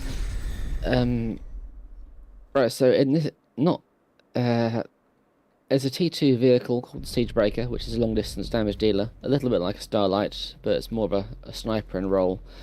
Not too relevant on this map, probably. What is relevant are the boats. There's a couple of depth-charge drone carriers, which are anti-submarine, anti-submersible, anti-amphibious type. Incredibly useful things. Sounds useful. A depth-charged drone launcher. Yeah, that's dangerous. That's real dangerous. It's very good for area control of sea, because at the moment you've got the problem where Navy can control the sea, but something doesn't just jump in a corner and go clean under it, and you can't stop it, unless you've got massive investment in T2 air as well. Right.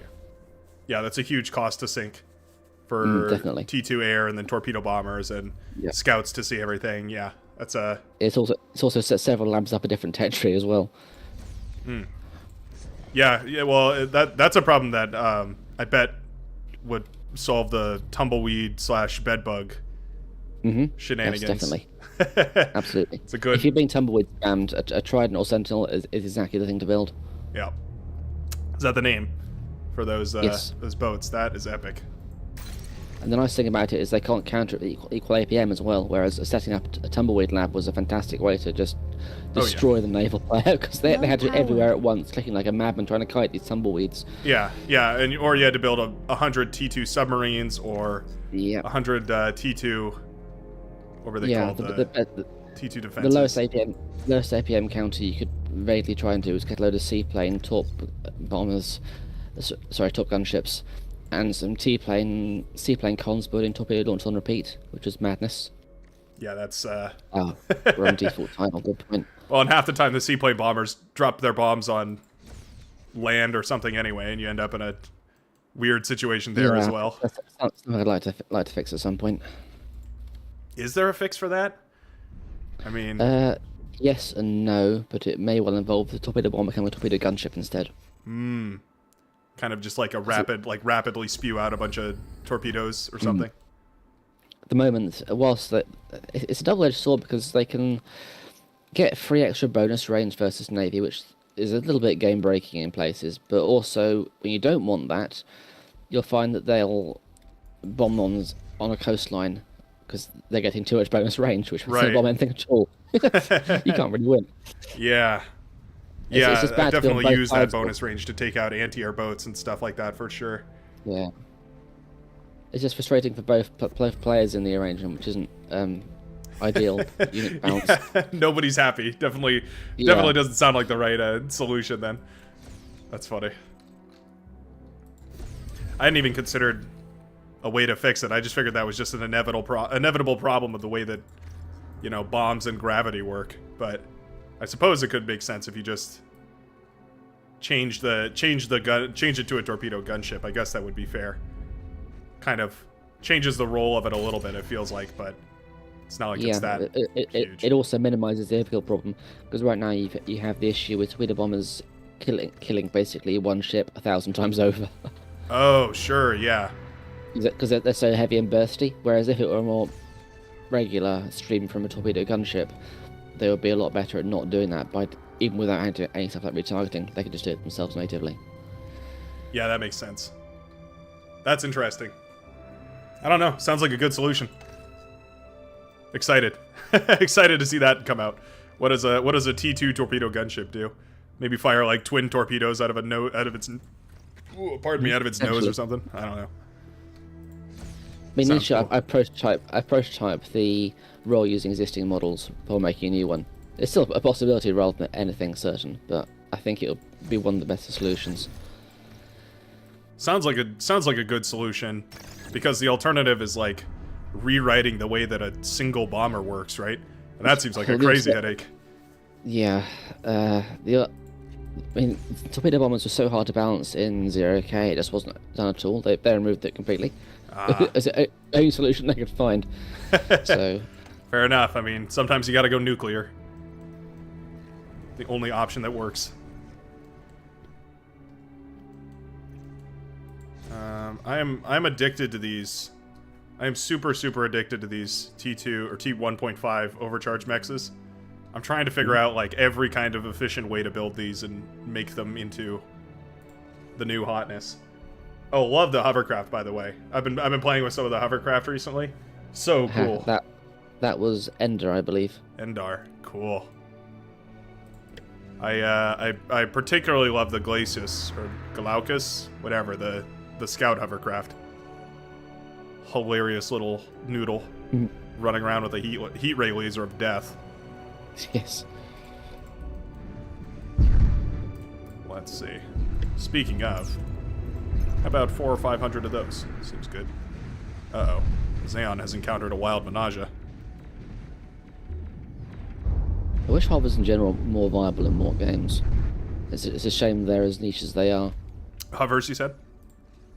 Yeah, I wish they're more viable in more games. I specifically make maps like this to try to give hovers more of a role in the game. Yeah, you need this sort of thing where Navy can't necessarily win the whole game. They don't have like full map traversal. It's hard to do with the extreme range of those what are they called? The capital ships. Destroyers? The Black Hydra and the Epoch. Oh, then yes, a super late, yes indeed. Yeah, because once those come out, I mean, anything nearby any coastline is just done for. Yeah. Which is, I mean, to be fair, those things are supposed to be kind of game enders, I imagine anyway. I imagine that's kind of the design idea. For Aircraft spotted. In vanilla game, for the price, they're about a third of a lol cannon, so they should be a formidable force. Yeah, I guess the wall cannon is the good gauge to measure against, huh? I reworked them a while ago, so you might remember the old ones. Yeah, I remember the old ones were kind of pathetic. Along the new with ones are much better. Stuff. A lot of the upgrade is visual. The DPS is mostly an AoE increase rather than raw damage output. Really? It makes them so much more satisfying. Yeah, for sure. I don't know. You say that, but I find it like hard to accept because they're so much better against shields. They're so much better against destroyed. They're units. about 10% better versus shields, roughly. Feels like a major difference, though. It puts over a threshold where 1.5 to 2 is enough to needing 2.5 to 3. So they can overwhelm a shield basically. Slightly more easily. I mean, the Epoch always could. The Epoch always had an advantage against shields. Oh, interesting. Which also was slightly strange to me. I thought Black Hydra should have been the more damaging, whereas get the longer range and longer damage again, but hey ho. Well, you know us Armada nerds. We enjoy having the benefit of everything with none of the drawbacks. No comment. It's you know, it's our superior technology or something, IDK. I really, like, honestly, I never even noticed that there was such a crazy, just like such a remarkable difference between the costs of like a full army for Cortex versus a full army for Armada until you pointed it out to me, and then I started like kind of comparing the numbers and whatnot, and was like, oh, yeah, no, this is actually like a huge tax you pay. Yeah, even things like build time. Like vanilla game, the Naval HLT for Cortex has, I think, a third more build power attached to it. Every single thing about the unit, the stats are the same, except A, the build power is increased. Yep. It also has a larger model and can't shoot over walls, whereas the ARM one can. Oh yeah. And that isn't a useful balance differentiation. In that case, it's just bad because you can't. It makes it much easier to make a to zone ARM hoppers. T2 unit detected. Sorry, or to zone hoppers in general with the ARM turret. Interesting. So it's kind of micro and fight at the same time. It's yeah, it becomes a nightmare. Oh, I'm happy with that catch right there. Enemy Loads of mods. commander destroyed. Yeah, this Glaucus, man. What a cool unit. So happy with this thing. I have no idea if I'm saying that correctly, by the way. It feels like I'm not. It really does. Alright, let's move over here. Let's see. Are these... Yeah, Zaon's got some hovers. Here you go, Zaon. Trying to, like, hand my units out so I don't have to spend APM all over the place, but... also not trying to burden people with too many units, you know? It is what it is.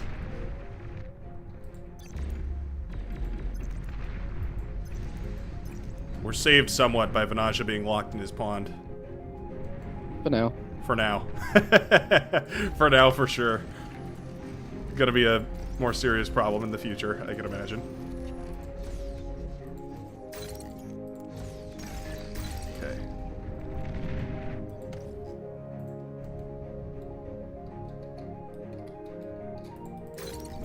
That.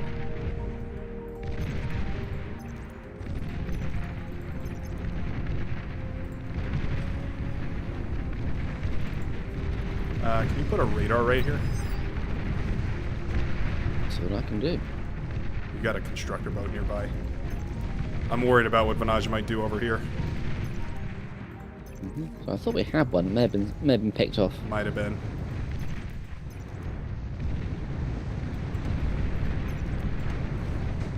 Oh, defensive setup over here. Interesting.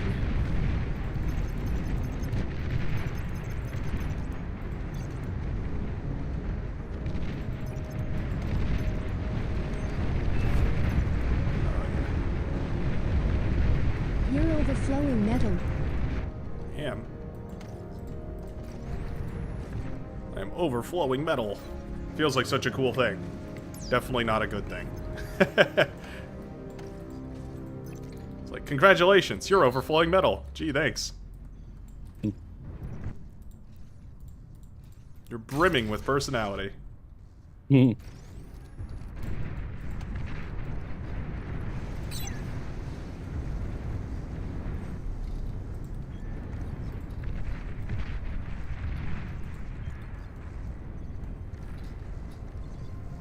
Do we have... Oh, there we go. Couldn't find a floating anti-air turret.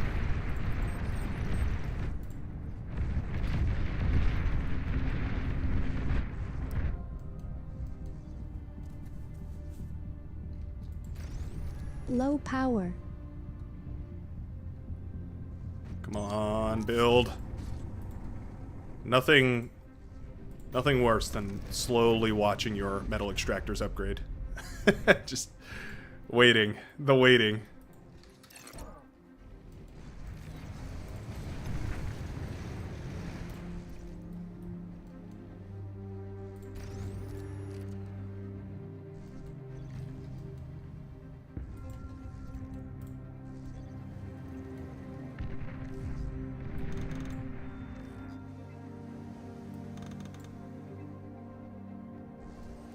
Try and support yellow on that southern side.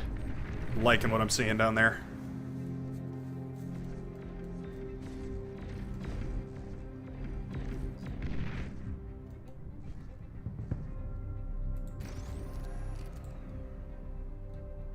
And we're back.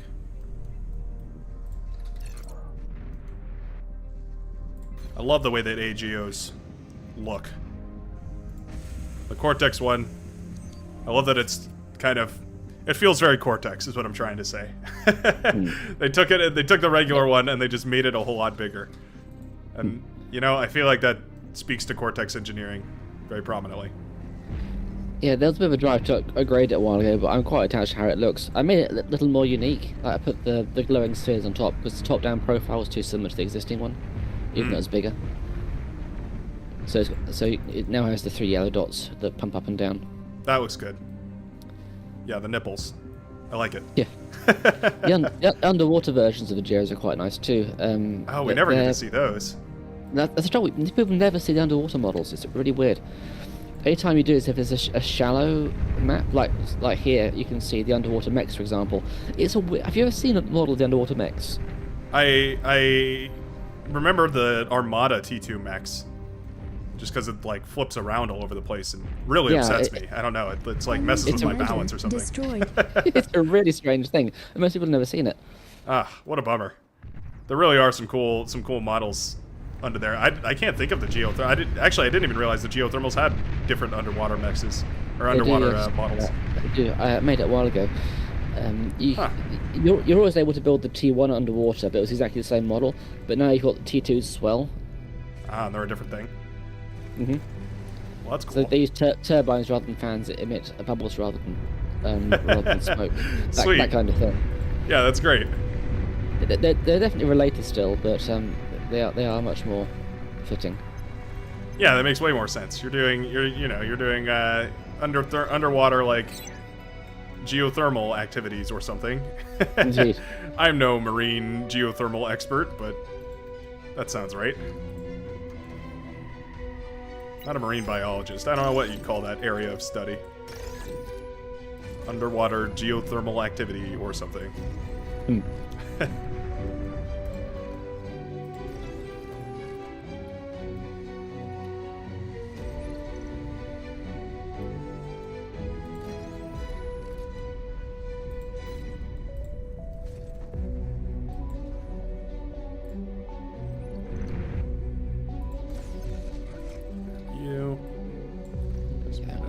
This direction.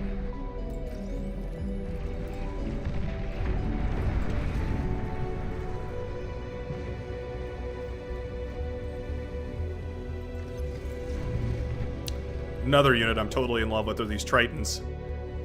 Feels so obvious to have a tank boat, but we never had one. And now we finally do. It's beautiful. Love me a good tank boat. It's a strange one. It's functionally a hover in a vehicle lab, but it does work quite well as a unit. It's what I love about the animation when you zoom in on it is that it like rolls across the top of the water. Yes. But it like from a 2/3 angle perspective or whatever, it looks perfectly fine. But if you get really close to it, you can see it's like it rolls on the water, which is hilarious. Maybe a bug, maybe a feature. I'd certainly consider it a both. Alright,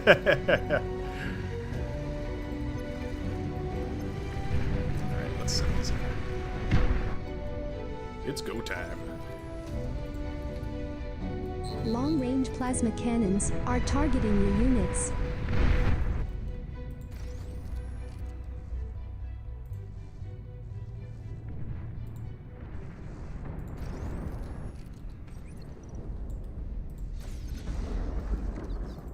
I feel like I ought to bring my commander to the front as like a clearing away parts of the land area thing. Surprised you haven't seen that happening yet.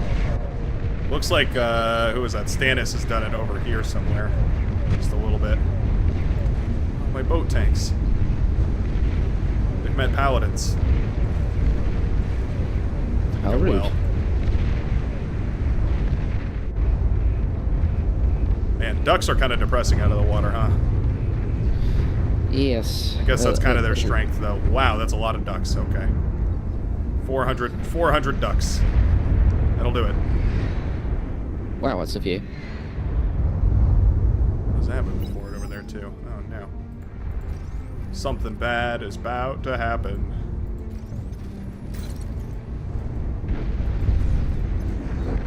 Those frigates. Oh, no. Vanaja has hopped ponds. I repeat, Vanaja is in the pond. He's breach containment. He's breach containment, yes. Call the CDC. We have a Vanage leak. Oh, come on now.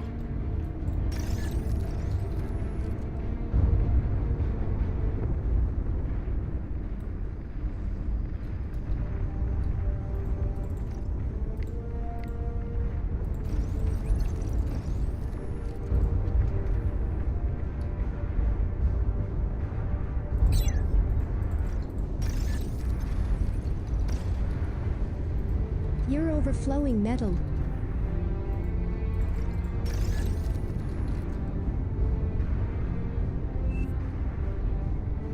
There we go. Enemy commander Using the destroyed. old what is it called? Using the old build metal storages to flatten the terrain trick. An allied commander has died.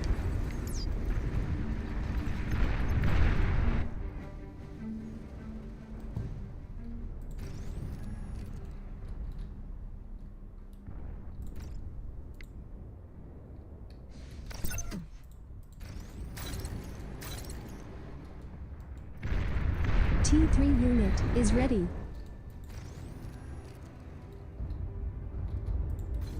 That'll do. That'll do.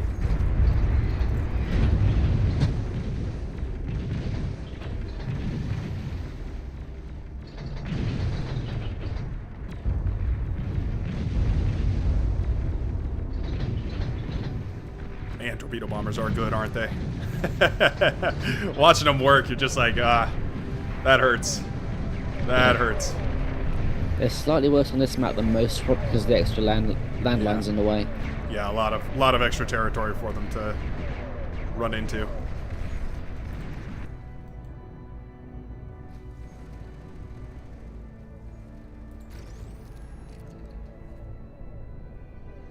Is Legion going to get their own version of the Cerberus at some point? Undecided yet. It'll probably be. Well, the initial design looked like a porcupine. It was a lot of shorter range things. A little bit more like a bulwark than a Cerberus, maybe. Interesting. But unsure yet. There'll hopefully be something. I was just wondering if that was going to stay like a Cortex exclusive thing, or if we were looking to put a unique. Well, I guess Armada has their geothermal as well, huh? There should be something, but whether it'll be the same role is not yet certain. Yeah, fair enough.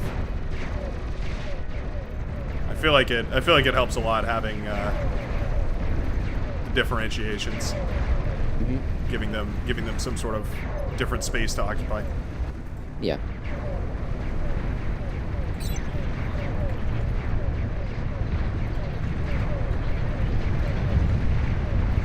Gonna put radar towers everywhere.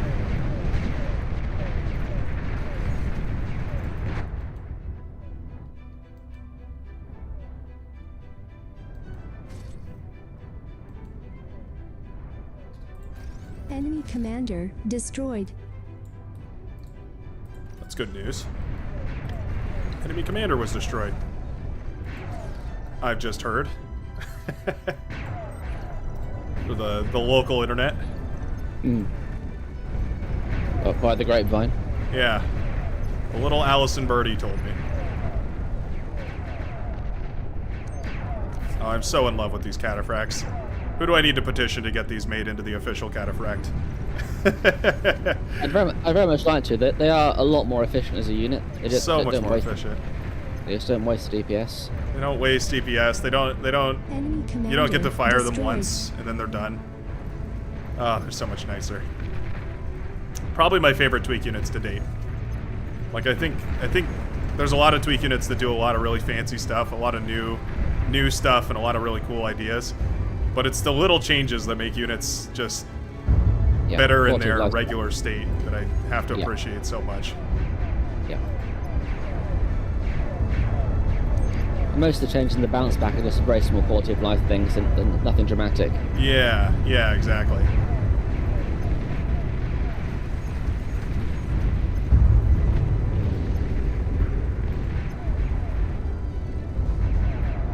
The other nice thing about them is that when they go up against themselves, they tend to totally destroy rather than An Like allied reduced to commander rubble rather has than died. reduced to wreck or whatever the term is. You can't resurrect them. Which is actually really convenient because it means you don't have to, sorry, trying to convince our teammate to eat all those wind turbines so I can get through there. You don't, like, you can clash them against each other and they actually trade out really efficiently, but it's also kind of balanced because they end up leaving behind a really expensive wreckage, but not necessarily, a corpse for somebody to resurrect. I don't know. They're kind of like a T3 fiend in my mind. Might seem like a weird comparison, but they're a great assault unit for that quality, which is exactly how I want to use them. My jammer ship just blipped out. I lost my fleet to a random volley of something. You're overflowing metal. Indeed, not ideal. Hand these to Diffusion so you can just keep them down there. I'm gonna hand these to Sniffer, or Sniffs. But that's a play on like Snips from the Clone Wars. Interesting. Build more build power, please. And I'm coming up north to help you. Whoa. Those, those drone ships. Dangerously good scouting. Yep. I think one of them just tagged the jammer ship at the wrong second. I was about to dig on his whole damn fleet, and unfortunately, it just blipped out and it just popped. Damn. Indeed, not ideal. That's alright. I've got 10,000 units already produced and 10,000 more on the way. We'll be shipping out the clone army soon.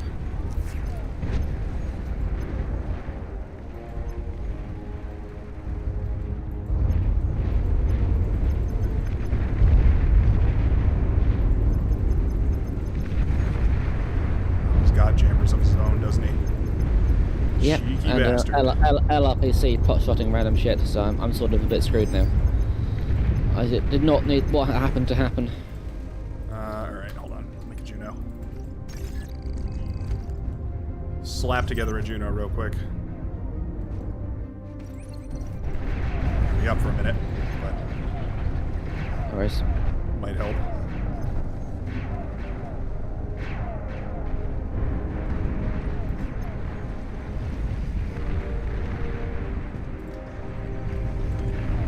Diffusion, why don't you just have that, Commander? I'm not using it. Whoa, despots. You heard. Yikes. T3 unit detected. Oh, there's the capital ship. Uh-oh. Retreat! Retreat! Yep.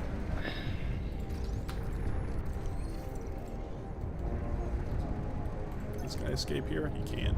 Wonderful. Yeah, sorry, a bit of bad luck. Just fucked everything up there. I don't know if this is salvageable. It's... You were going up against the pirate himself. The king of the pirates. Yeah, but literally, his entire fleet was right there. Destroyed. And you can see where my comm was there. And I was about to degun it. If my ship hadn't flipped that exact moment, it would have been completely fine. Damn. Oh, that hurts. Had the play in your hands. And then someone ate the boats that destroyed, so I lost all the metal from that. Which is a bit of a grudge of mine. You should never ever eat a Navy player's votes without asking them, because that metal is critical to keep Yeah. sea going. Oh yeah, especially on the Navy. For Yeah. sure.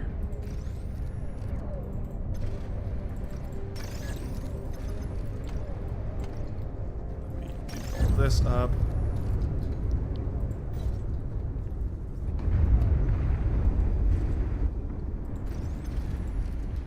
It feels like production isn't high enough. Let's change that. Oh, you guys can't get out, can you? That's funny. Building on an island. The joys. And the pains.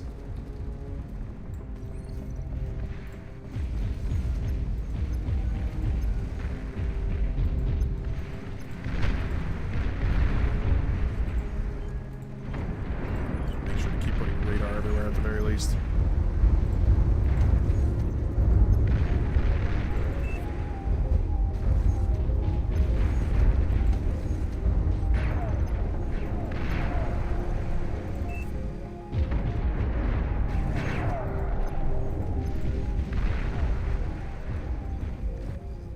disperse Enemy troops. Commander destroyed. Send everybody I can some reinforcements here. Here, I can help you fund. If you want to go for a capital ship, I can help pay for it. Appreciate it. Just trying to recalibrate things currently. That was my lab at mid, so I lost everything there. Ah.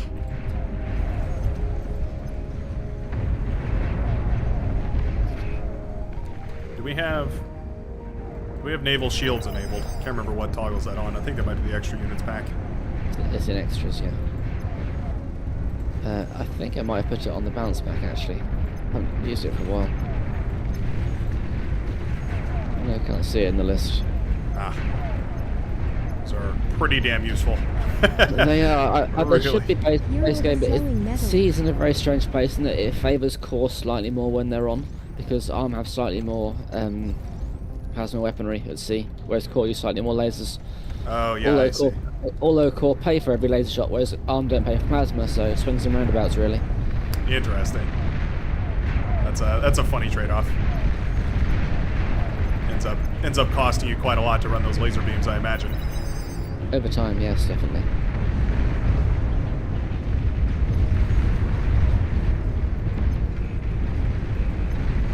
Enemy flagship that looks like a good engagement. detected. Well, if I can get there, I probably can't though, because there's too much rubble in the way. Yeah, too late. Oh my goodness, 3 Black Hydra. My god. What a madman.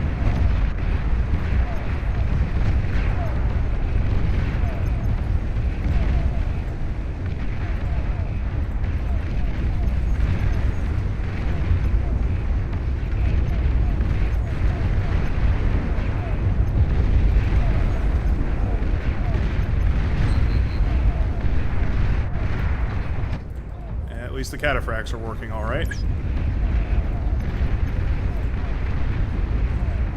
Or something.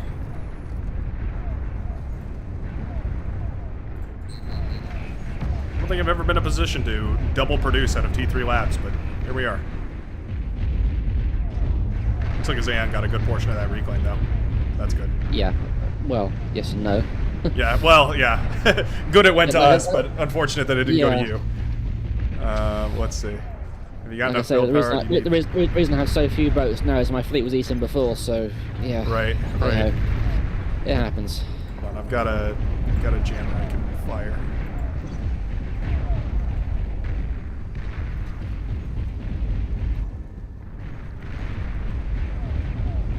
An anti-jammer I can fire.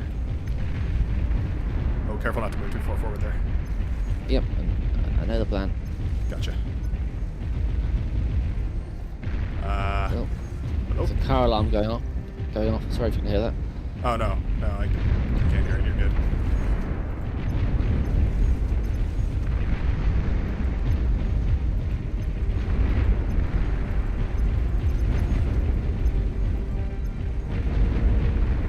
Oh, the epochs do look pretty good.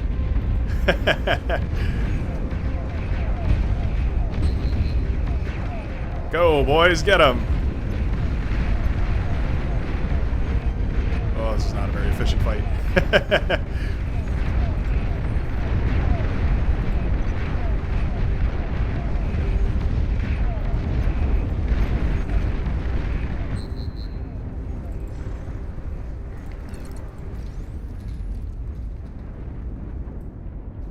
Two of those.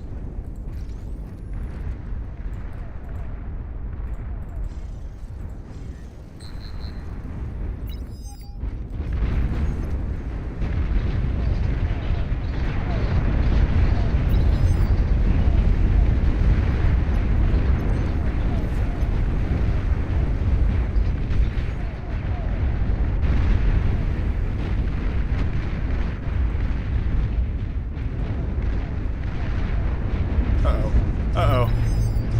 Oh, no. Ooh, that's not good. That's not good. Indeed. Phoenix is ignoring the ray shields.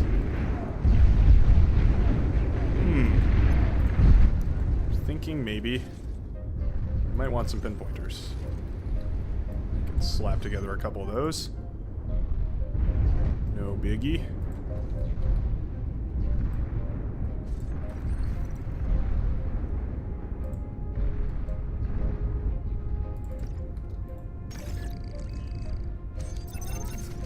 Somebody had an interesting... Somebody had a really interesting widget that was pinging things on the map. And it was super annoying.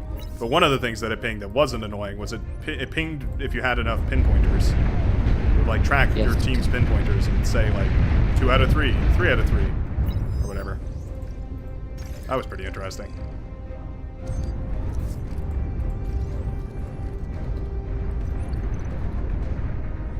Yeah, the one I saw of that had a bit of a bug and it kept announcing it to everybody though, rather than just your team. Oh, for the whole match? Indeed, it's problematic. Oh. That's yeah, that's a bit of a problem. You could call that a bit of a moral issue.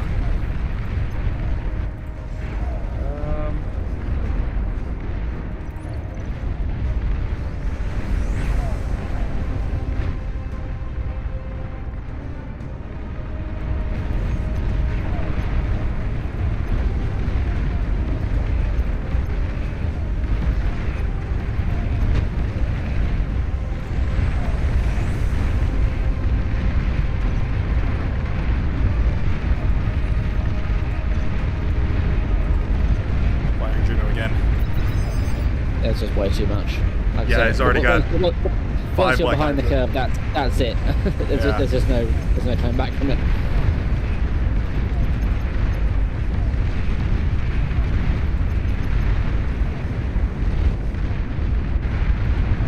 Got a good view of what's going on over there. Oh, Nuki Bees coming in from the left. Oh, having a moment. Unfortunate.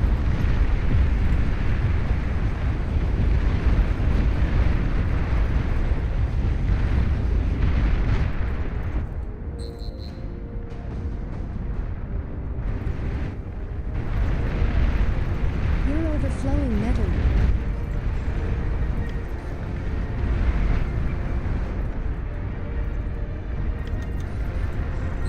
Yeah. Sorry, there's nothing I can do. You're good. Just hold the line as long as you can. Oh no, Hubbard's in the back. Oh, I didn't see him. E-converters are in trouble. Hold on, I can give you some. An allied commander has died.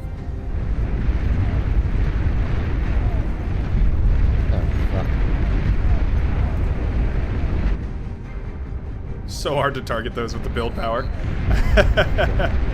Ridiculously difficult to target those with the build power.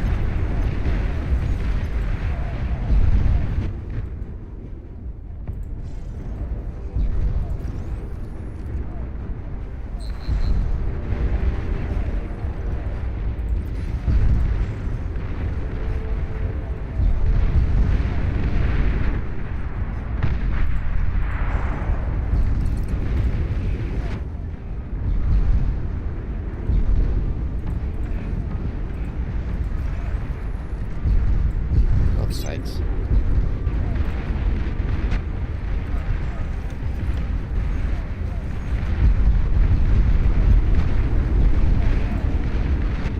Well, submarines are doing a good job.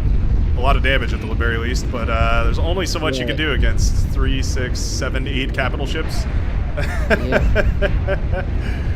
Oh my goodness. It's alright. We knew this going in. We knew this was inevitable. It was a survive as long as you can mission. So it could have been one, but there was a point where it hinged, and that was that. Yeah, losing the those. The other problem is people tend to sling him. So if he's on a map, you're not fighting even just him. People give him eco constantly. Yeah, oh, for sure, for sure. I was so surprised we didn't win this northern side. It looked like we pushed into there like 4 or 5 times, and we still never took it. Capital ships OP. Maybe they do need their price increased. An allied commander has died. In this case, they're in the Amphib lab, but sorry, the T3 Gantry slightly cheaper, which makes sense because they're T3 ships.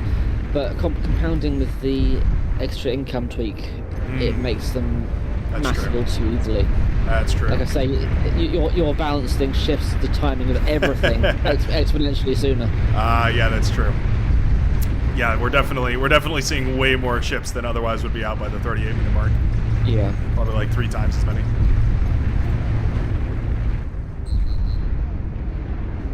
Oh, there I go. That's equivalent of like three or four lol cannons on the map at the moment. Yeah, basically. That's what I should have gone for. 3 or 4 wall cannons. Yeah.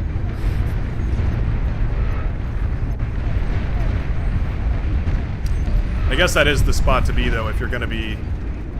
Yeah, I think I'm just taking notes right now, but I think the strat for sure is to the lane that you were playing in, that whole middle lane right there, is to just dump all of your metal into that player. Because if you win that lane, then you can kill everybody's base with it.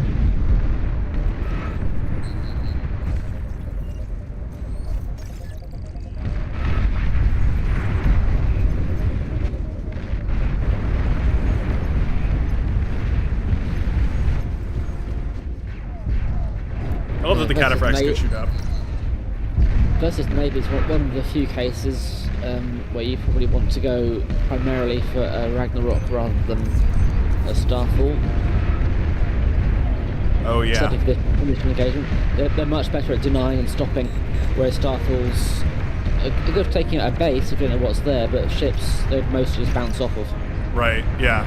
Not a very constant or not a very continuous stream of damage. It's just like one big burst. Yeah.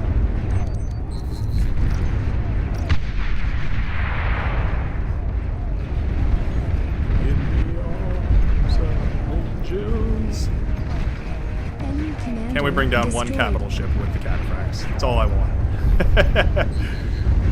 It's like 1% per blast, and I've got like 30 of them. We got him. We got one of them. It takes 100 energy per shot to fire those cataphracts, though. It does add up. It does add up. My one geothermal plasma battery trying to fund it all. Having a pretty rough time. Oh, man.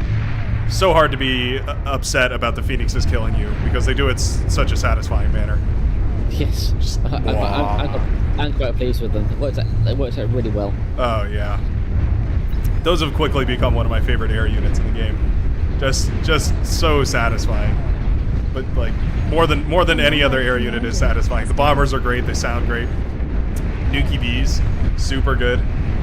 But there's nothing better than just glassing a planet like you're the Covenant. Just... Wah. You get from orbit. It's the only way to be sure. Yeah, for sure. Oh, and the dragons. Yeah, I think we may be cooked, gentlemen. I think we may be cooked. It was a valiant effort. What a little fortress over here built up by Guden. Lost. An allied commander has died. Warning. Your team is down to its last commander. Impressive hold from Longe 27. No, Longe 27, the green commander up on that northern side. I thought for sure that area was cooked. We managed to hold it. Yeah, look at that. It's a small little base, but all those metal extractors, I guess, were pumping out tons of metal. And Venaja gets the cow. What was he up to at the end of that game right there? Single capital ship production. My goodness, the distance between those is like 15 seconds or something. 15-second capital ships, not bad.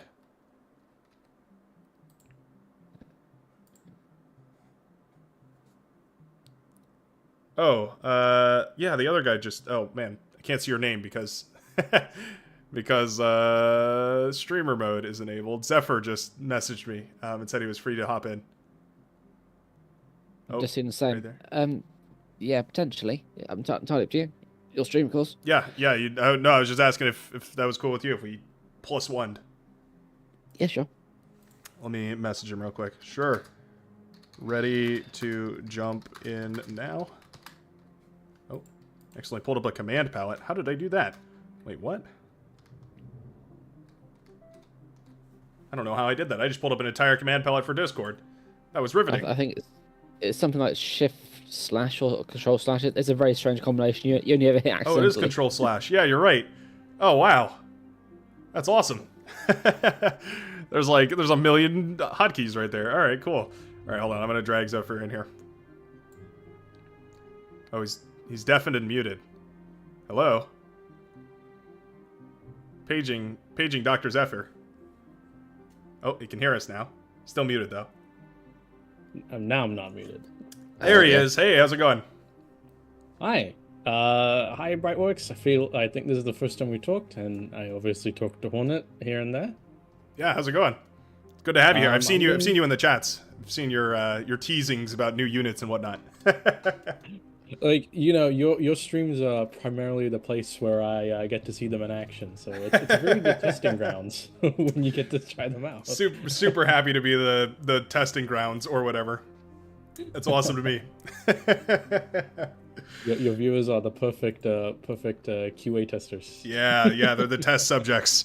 We get live feedback about how broken and unbalanced and horrible my changes to the economic scaling are. Oh man. Yeah. No, it's good to meet you. I guess why don't you introduce yourself kind of to everybody? Just kind of let us know what you've been working on. Okay, sure. I'm Zephyr. You guys have seen me probably in the chat here and there sometimes. I'm relatively a new dev for Legion. I only started, learning how to model and all that only like a couple of months ago. So I'm still learning. Hornet's been such a great help. He's been teaching me so many tricks here and there. Like, hey, you can save 10 hours of time doing this in 1 second. It's been great. It's been great. And not just Hornet. All the other Legion devs as well. Hornet mentioned Ender and Tharsi today. They've also been helping me guide me along the right path. So I have been doing some models in particular, like the SAG defenses for T1. I was responsible for them. Some of the SAG defenses for T2 as well. I also did. I have the volume. I just don't have the exact high amount of skill set just yet. But we're getting I feel there. that. We're getting there. That's awesome. That's really awesome. So what do you model in? I'm curious. Blender. I literally asked, what should I start in? And, one of the devs said, go for Blender. Like the gold standard for modeling. Yeah. And one of the other devs, Chris, he's been really hard at work in, kind of phasing out some of the older software that we use to kind of playtest units. And, he's been making a lot of, plugins and stuff so that we can do a lot of things just right in Blender. So that cuts, our work time by like, half, if not more. Oh, nice. So it's been great. So all the unit models for the game, you mean? Yeah, like testing out the models and then making sure like all the pieces are interacting correctly and Gotcha. We used to do that on like a far older software, but thanks to Chris, we can just do that right in Blender now. So it's very That helpful. sounds nice. Is that what the Atlas is for? Hornet has tried explaining this Atlas to me. What does that mean that the Hornet has, or that the Atlas has been unlocked? It's Hornet, basically you go. yeah, it's basically like a stained glass window of bits of units. It's the pictures that are wrapped around it. Imagine if you had to paint a car, but you couldn't paint it. You had to take a sheet of paper and fold it over the car. So it's little bits of card-like pictures that you have to stick in the right place and hope for the best. Okay, I'm getting a good image of how this works.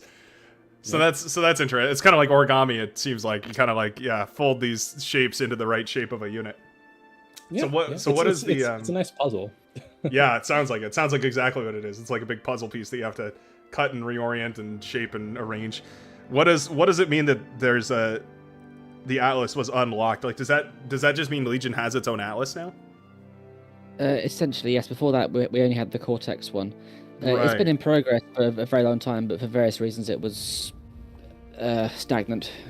And literally for a year, I've been kicking it up the rump, doing the old models models of the old kit bashes, which is good because it lets us prototype the roles. But at the same time, it's very hard to get a faction identity without a proper Atlas. And as you see, even just a change of the econ, like the wind turbines, that kind of thing, it's a small thing, but it makes a huge difference to how the factions are seen. Real. This is going to be real. This is going to be an actual, like, important addition to the game. I don't know. I think about that a lot. I think about how, like, when you take, oh, this is interesting. Sorry, I was a little shell shocked by the map right there. I was thinking about how, like, when you look at games like Command and Conquer or StarCraft, like, they really are defined by that key trifecta of units and the different, I don't know, the different interactions between all of them that they have. And I feel like adding a third faction kind of really helps cement it into that, I don't know, that timeless RTS cliche of having 3 different factions that go at each other's throats. Yeah, I mean, it's at least for me, I hope that we get to try some of the more cooler things, like with the 2 other factions. They're in the base game, so balance is so important with those. So we have to be very careful on what we can try and what we can't try with them.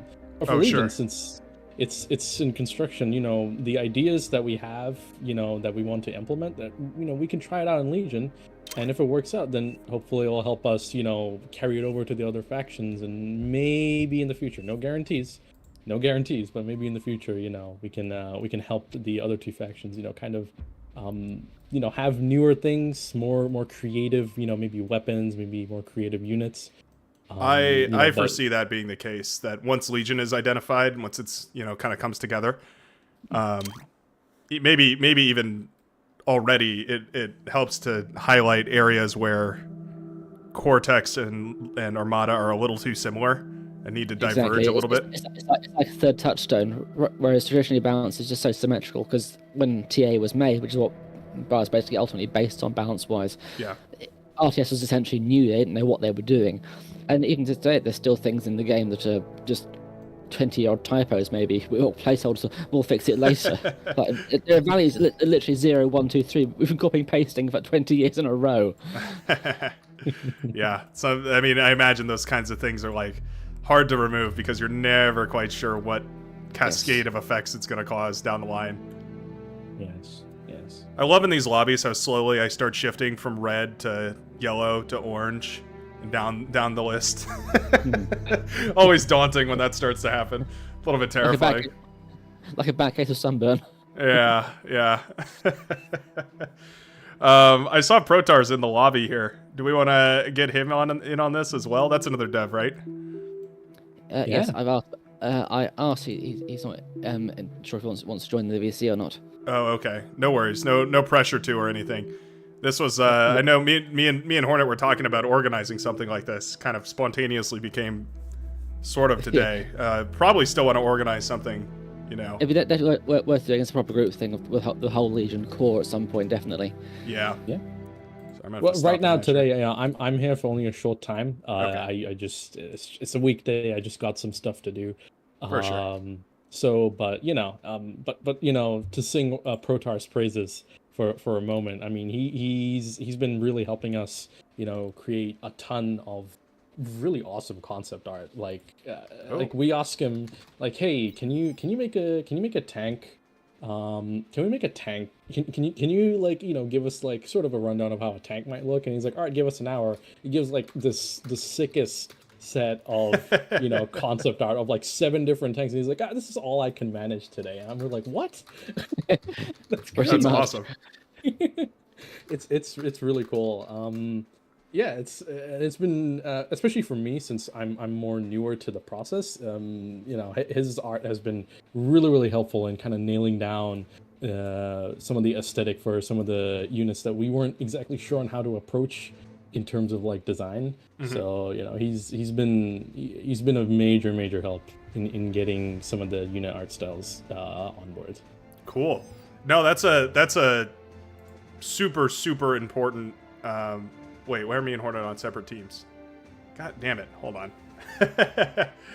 Why am I unbossed? What has happened here? This lobby has gone to hell. You probably are boss still.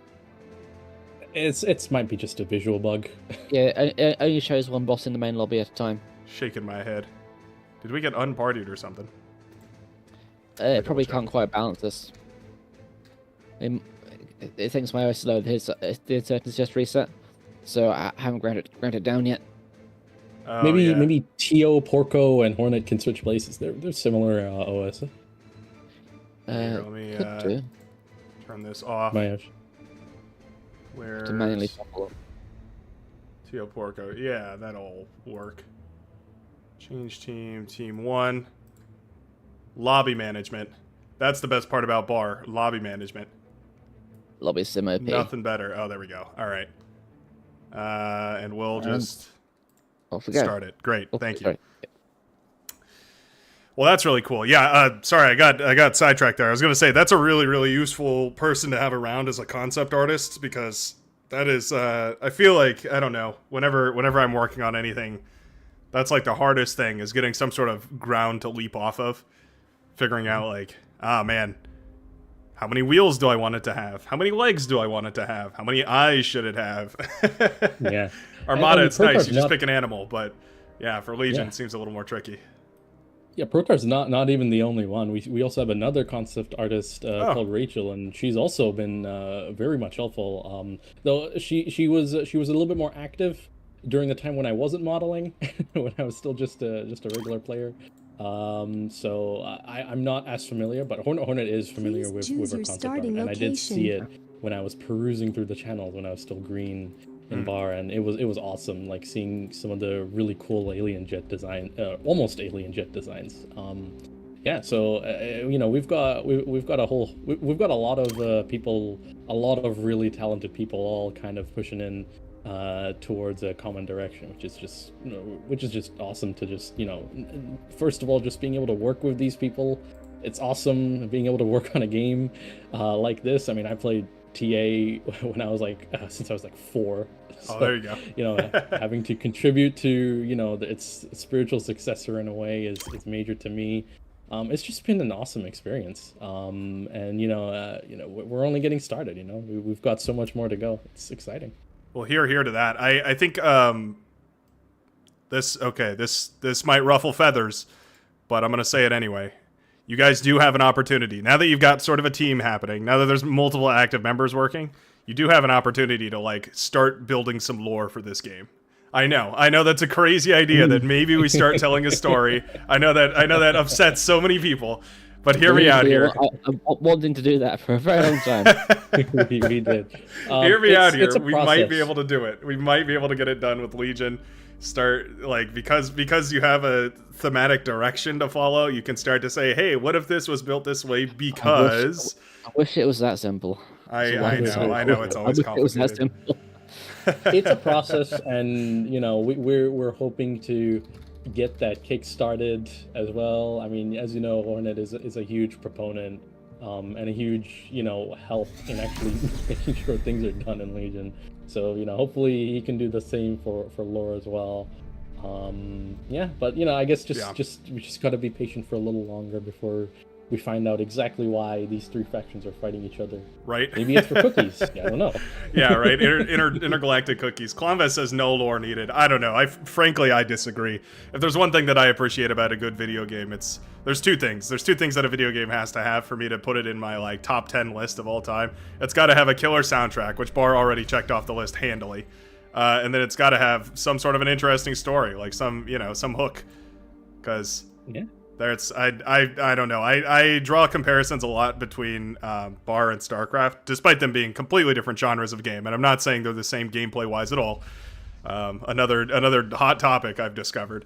But they're both real-time strategy. Okay? Both RTSs. At the very least, they're both RTSs, right? So anyway, the one thing I'll say is, you meet people that are diehard StarCraft fans will not tell you oh, I play humans, oh, I play aliens, oh, I play bugs. They're like, no, I'm a Terran Dominion man. I serve the Terran Dominion, and I've been conquering bugs all my life. They're people have pride in the race that they play in StarCraft. So I don't know. I feel like that could happen for Beyond All Reason too, right? Oh, I'm an Armada. We have superior tactics and more flexible development opportunities. We move our units around and sneaky beaky, all that sort of stuff. Versus Cortex, brute strength, ooga booga, whatever it has to be. I'm just Well, Hornet, what do you think about players being attached to a faction and kind of like being proud of that faction and having some sort of lore to go with that? What do you think about that? It helps players identify with the game, so it's nice in theory. People who tend to get a bit too locked into one faction rather than holistic balance, which is questionably good for the game itself, and also their ability to play other races, because it's hard to counter a race if you don't actually play it yourself. Yep. Aircraft yeah, that's true. spotted. I feel like I see a Reddit post a week about like, oh, the Fiend is so broken. How on earth are you supposed to kill this thing? It has cost 200 metal. It's so overpowered. This is ridiculous. It's like, well, just build 2 welders and put them in the right spot. Yeah. Push down 2 LLTs, your problem is solved. Yeah, exactly. However you like. That's a tricky problem to solve. Definitely one thing that having, I don't know, I feel like having factions with cool, stories helps people kind of want to play them, right? They're like, oh, well, maybe I'll go check out the story behind this one. Hopefully, yeah. One thing I did suggest at some point in I think in I'm pretty sure the campaign channel and in the bar Discord is that you know how a lot of new games have like lore locked away behind like scanning an item or something. Oh, and right. then, you got to scan enough. But for VAR, I suggested something different. Like, hey, if you manage to get, for example, a thug up to like XP 1, that means it's got a lot of kills, then hey, you unlock a little lore entry, and it tells you a little bit about the history of the thug and how it fits into the Cortex army. Yeah, that's one interesting. suggestion I had. Obviously nothing concrete, but that could be something. So that's a unique idea, though. Yeah, using like in-game, not achievements, but just like in-game, I don't know, advancement to try and explain that. Huh? Yeah, I kind of like that idea. Encourages engagement with the actual veterancy system, which a lot of players don't even know is there. It's very subtle. And then you also, on top of that, you just get some lore dumps here and there. And that way some things can also be solidified. You don't have to think about like, oh, is this going to be accepted or not? Like, hey, if it's in the game, then that's that. There you go. The lore is there, and we just build off of it. You can always retcon it too. That's like that's the nice thing about the lore is it is just flavor. Like you don't have to. you can be like, change oh, it. actually, the intel drop was a I don't know. It was a like miscache. It was a miscache by Armada spies or something. Yeah, it was an intentional diversion technique to subterfuge or something. IDK. yeah. There's always ways to weasel out of that, but I just mean like, I'm pretty sure the bar community is pretty sympathetic to like, we're gonna try something, might work. We'll see. No, it's pretty cool though. I'm pretty excited for that sort of a thing. However we decide to do it, as a community and you guys as developers, I think it'll be pretty awesome to see. Yeah, I don't know. I'm definitely the kind of person that gets attached to my faction. As I spout off about the popularity and the power of the welder every single video.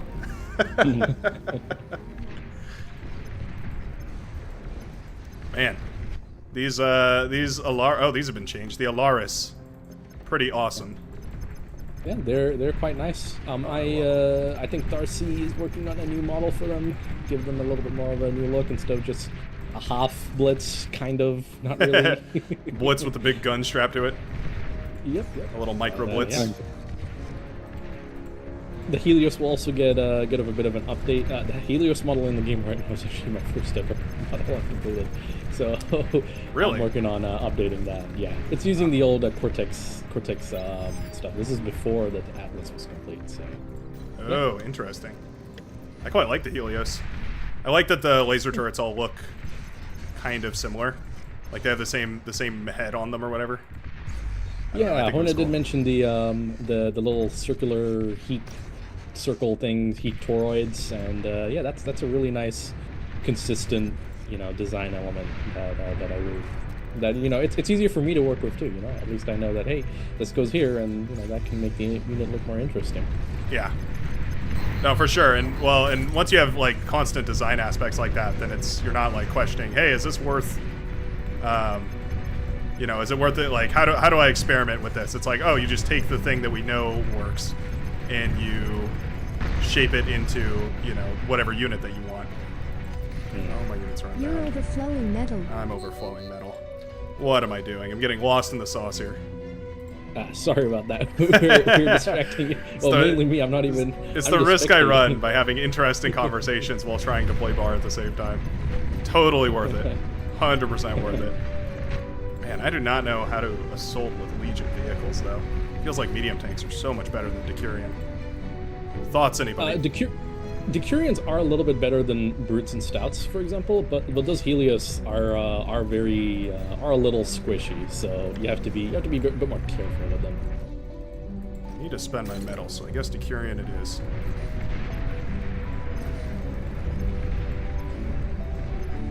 I don't know. I'm always partial to bots. I feel like they're just so comfortable. I have to break out of my shell and go for tanks every once in a while. Losing my commander probably doesn't help, though. Probably not ideal. On a map like this, you could viably go either, at least in the beginning.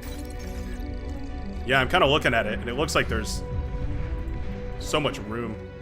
This map usually impossible to go for vehicles, but I think with this sort of change, yeah, definitely see Air vehicles working transport out, detected. more or less.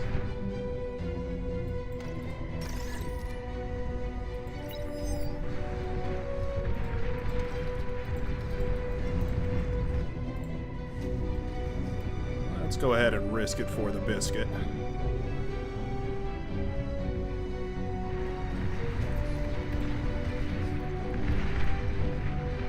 Did the, it looks like the ballista have gotten a little bit of a change. They have a little, like, loading bar now for firing their rockets. Is that something new, or is that like a balance back thing? No, that's always been there. Really? I must just Very never have sure. noticed it. Weird. Yeah, they've got their little, they've got that little blue bar to show when they're ready to fire again. I could have swore I never noticed that before.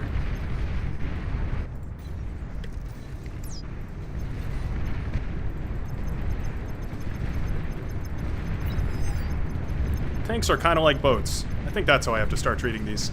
They're like the boats of the land. It all makes sense now.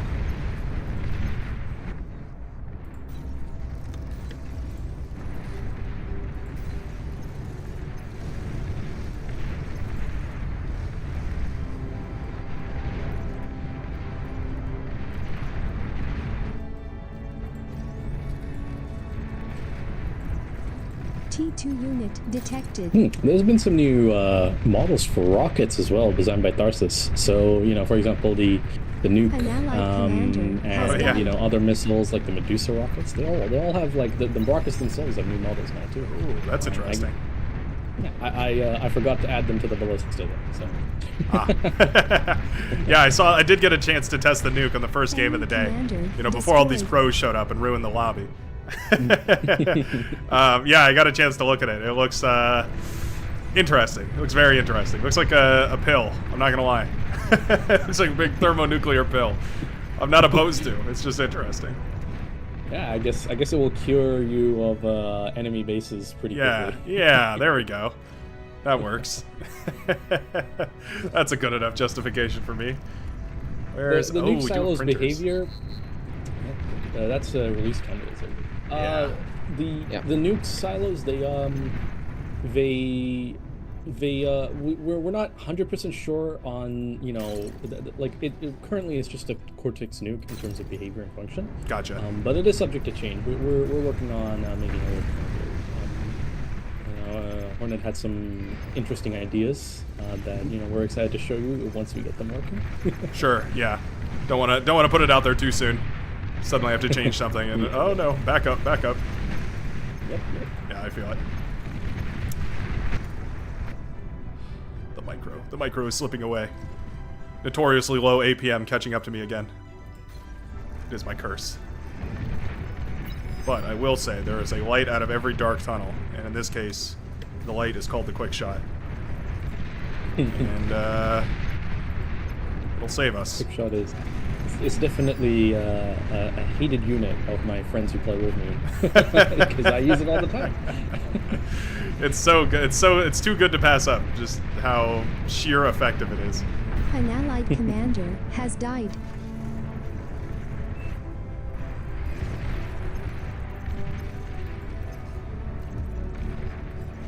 Let's move this guy forward.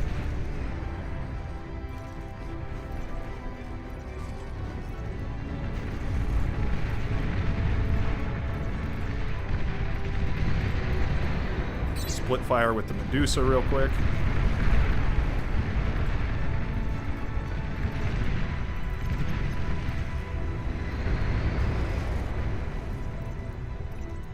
Oh, you can really extend the range of a Medusa tank.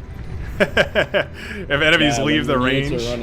Interesting. When they're running away, the tracking will still follow them, so there's no escape. That's pretty funny.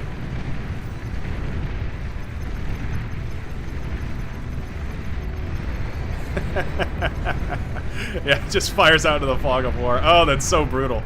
That is so brutal. I love it.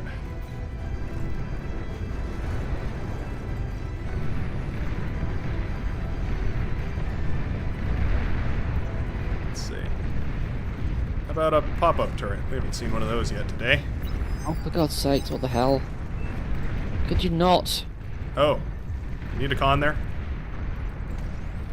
No, I need air to air. I've just lost way too much shit.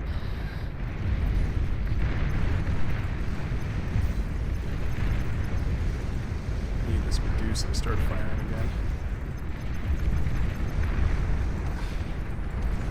Love you, Decurion, but it's time for you to go back and get refactored.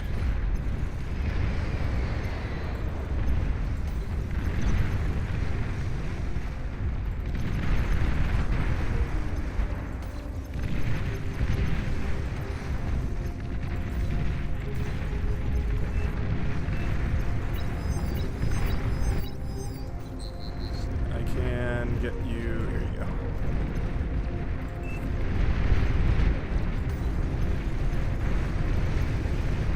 Thank you. No problem. Quick shots. You are so awesome. Yes. Destroy them. Oh, rocket spiders. Oh no. Nobody expects the Rocket Spider Inquisition.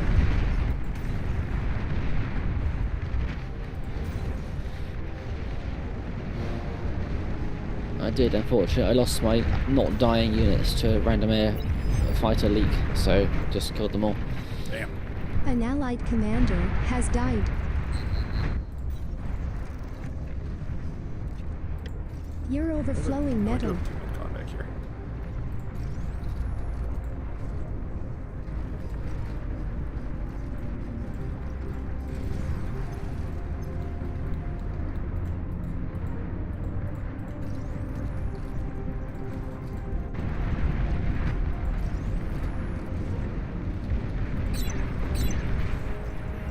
See this thing fire away. Oh, it splits into 1, 2, 3, 4, 5 projectiles. Cool. Very cool. Plasma cannon looking thing. Not gonna survive the sprinters, unfortunately, but it's alright. Sprinters are a little too fast for Yeah. those plasma shots. It's tracking, not up to spec here for 4,000 sprinters into the base.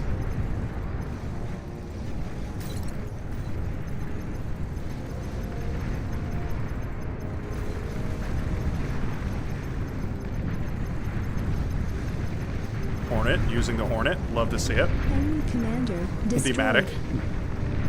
Strongholds mostly. Was that not yours? Oh, no, that's not yours in the sky. I thought that was your color. I think No, that's GMH. Yeah, GMH. Hornets are reworked in this to be significantly better. Low They're power. slightly different role. They're longer, slightly weaker, Oh, interesting. notably cheaper. Initially, they overlap with Lich so much that most of the time you're just far better building a Lich. Oh, I see. Yeah, that makes sense. They're pretty expensive. Didn't really have a great way to mass produce them without committing your entire economy to them. Indeed. Yeah, fair enough. I think I need a hard pivot here. All right. Well, I think that's it for me for now. I know you guys are in the middle of a very stressful APM wars right here, but Right. I will, obviously, I'll catch you guys the next time, and of course, we do have the other thing that you and Hornet have planned for the future. But Oh, yeah. Hopefully, I'll be there for that too. And I wish you guys the best of luck, and hopefully, enjoy the new stuff. Right? Oh yeah, it's a blast. Thanks a ton for joining us. It's always cool to hear from like the backside of all this, right? Because when stuff gets pushed, it's great to put out a video and all that. But seeing where it's going, I don't know. I think it gives people a lot of confidence that it's not just all shits and giggles. I mean, we have plenty of that around here, but we're all a requirement. It's a requirement Yeah. for the design. Yeah, it's good to see that there's a plan. So it's good to hear from you guys. Okay.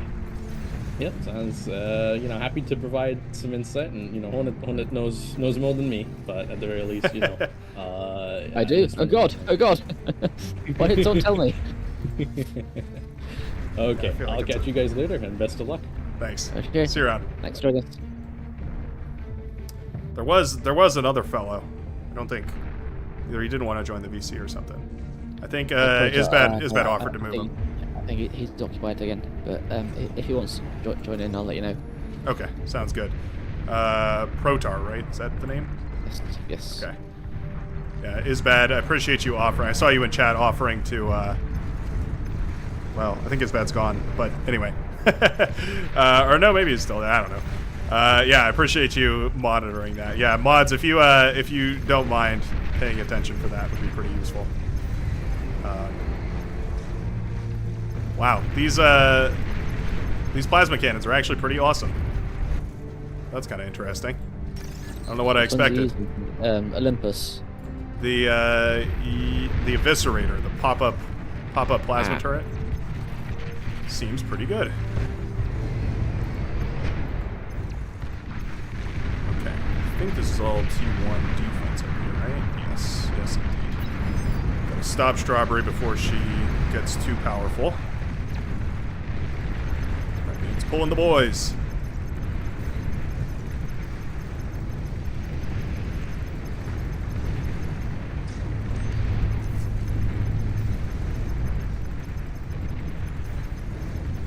Oh, that's a Legion commander. Oh, no D-gun, eh?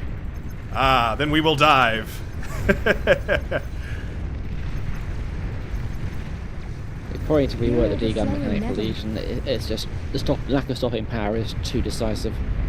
Yeah, it's a weird problem because you can't just give them a D-gun flat out because then they'd have crazy leveling up and all that sort of scaling, which would be like absurd. But then you've also got the issue of like, well, T3 unit comes knocking. GG. Yeah, pretty much. Tricky balance. Also gives them probably too much of an Destroyed. advantage early on because in commander duels, getting LLTs up is critical, and you can block a D-gun, but you can't block the napalm strike. Right. Yeah, that's interesting. It's a funky little trade-off.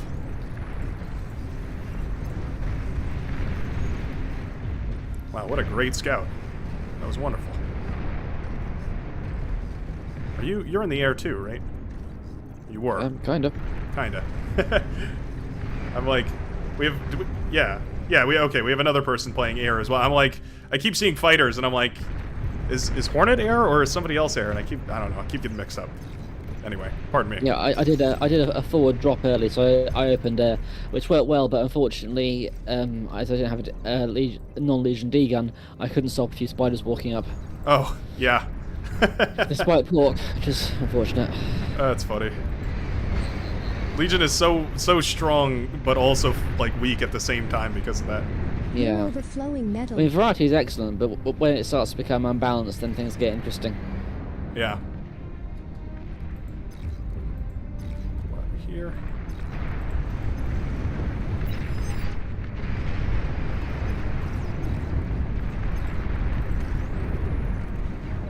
Let's see, those new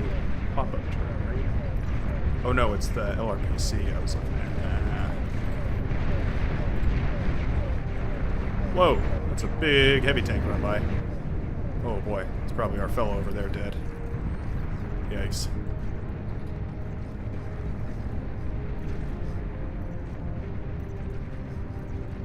Who's that, Mr. Everest? Poor fellow.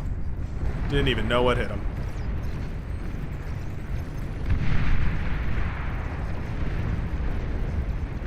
An allied It was tigers. commander It was all has tigers. died. It's always tigers. Oh man, those transports are so good. Oh, beautiful transports. Oh, those things are so cool. What a fun gunship. Detected. Oh, that thing's neat too. The Rapsis Salvo Anti-Air Missile Battery. Oh, neat. That's the medium T1 anti-air. Gotcha. They're quite nice. Yeah, that thing's cool.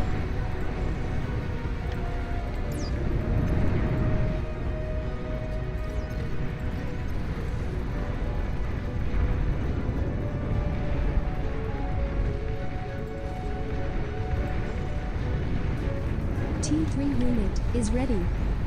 Or Karganeth's cheaper in your balance pack. Tiny bit.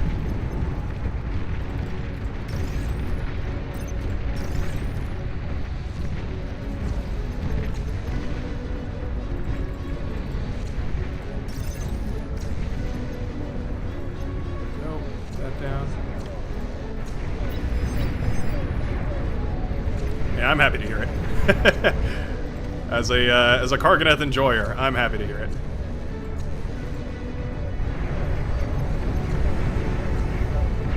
Yeah, Strawberry went straight up to T3. Tricky, very tricky.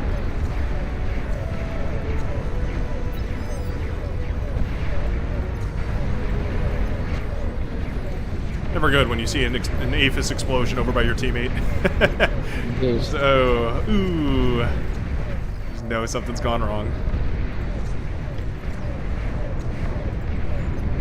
I'm gonna hand this over to Zephyr so I can stop accidentally microing her backwards. Oh, there's an opening in the back of my base right there. Funny, fun, fun.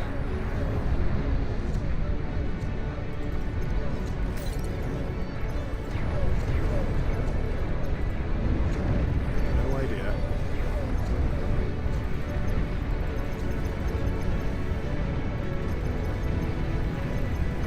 Oh, please, Karganeths. Oh, don't do this to me. Ah. Damn. We've been well overrun. Marauder's so good, man. Yeah, a little too versatile. The ideal assault unit. Cheap, fast, light, high damage. Anti-air. Anti-air. Everything you could want and more. You've received new units. Thank you. Appreciate the fusion.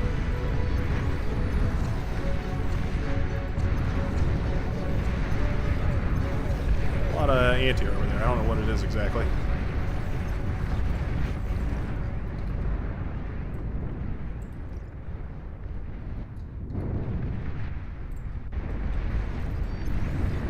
Oh, sharpshooters. Oh no. I don't have to spam for that.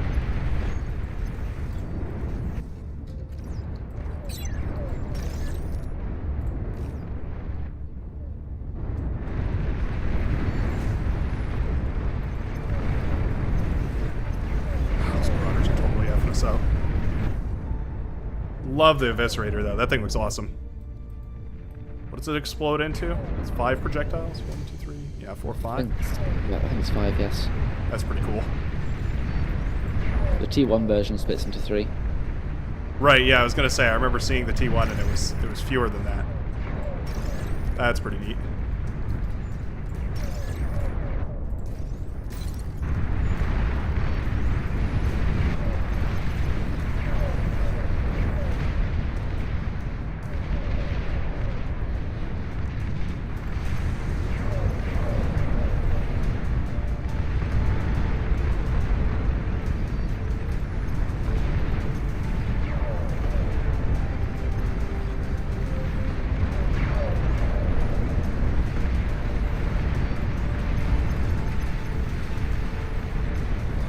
welders, why are you so good? Why are you so good? All fun and games making welders until you have to fight them. Oh no. The repercussions of my actions. Telling everyone how good welders are and then having to fight them. Oh no.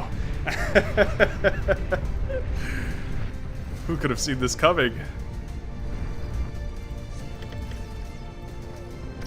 The fun fact, welders are immune to smash damage from other welders. Wait, what'd you say? Welders are immune to smash damage from other welders. Oh, that's cool. And super And useful. And also things like Dragon's Claws and even Thor chaining, it won't affect welders. Oh, interesting. Which makes welders a weird counter to Thor. Yeah, that's kind of a weird but interesting way to counter Thor's. Just spam a bunch of welders, because I guess that means it'll only ever kill one welder at a time, right? If I understand correctly. Yeah, essentially, yeah, it knocks DPS down by a significant factor. That's interesting.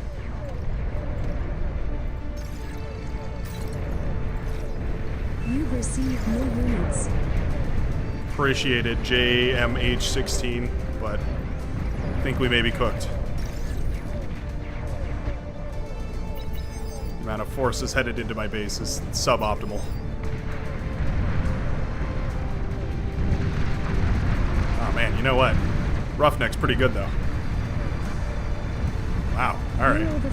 Roughneck's really good. Not bad. I'm gonna go ahead and dump you all my metal, because I'm about to lose it all.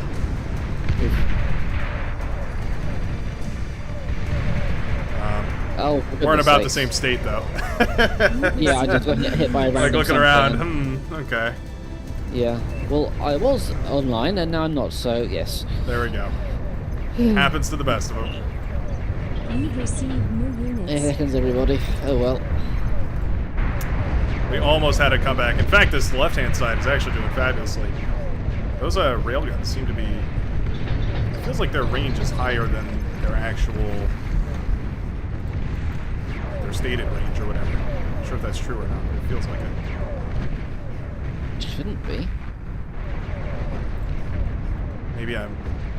I can't see that. It's not mine. Oh well. GG.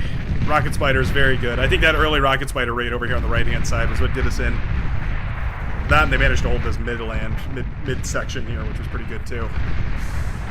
Strawberry OP. You know what they say. When in doubt, Strawberry OP. Produce the most resources. Damn you. I had a good drop early and managed to get a tier 1 RT up, but without a proper D-gun, you just can't stop a few spiders walking up and stopping it again. Yeah. I was thinking about the idea of Legion having a railgun D-gun. So it charges up similar to the napalm, but it just fires one projectile rather than an AoE thing. What are your thoughts on that? Some kind of AoE is needed, I think. What we were thinking of, or I was at least, was basically a sort of a black hole grenade. So it's still a circular AoE, and it'll kill anything in it, but not in a straight line. Oh, interesting. Yeah, that could be a cool way. Like, giving them a little bit of AoE, but still making it a little bit different. It's very much a thought rather than a clear plan, so... Sure, yeah. No, I was wondering if you... That's exactly what I was asking, is if you had any thoughts on whether Legion was going to receive their own... Oh, I have to put it back on advanced. Whoops. It's like, why is everybody on our team?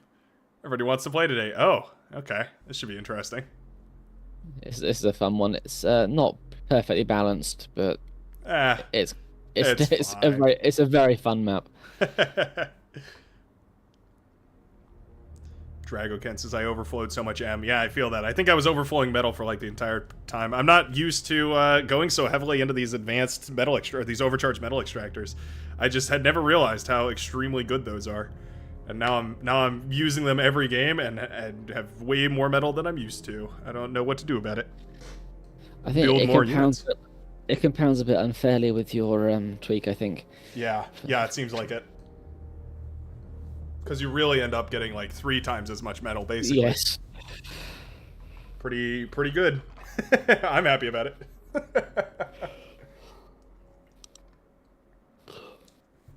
And I will say, Despite it sort of unbalancing a lot of strategies.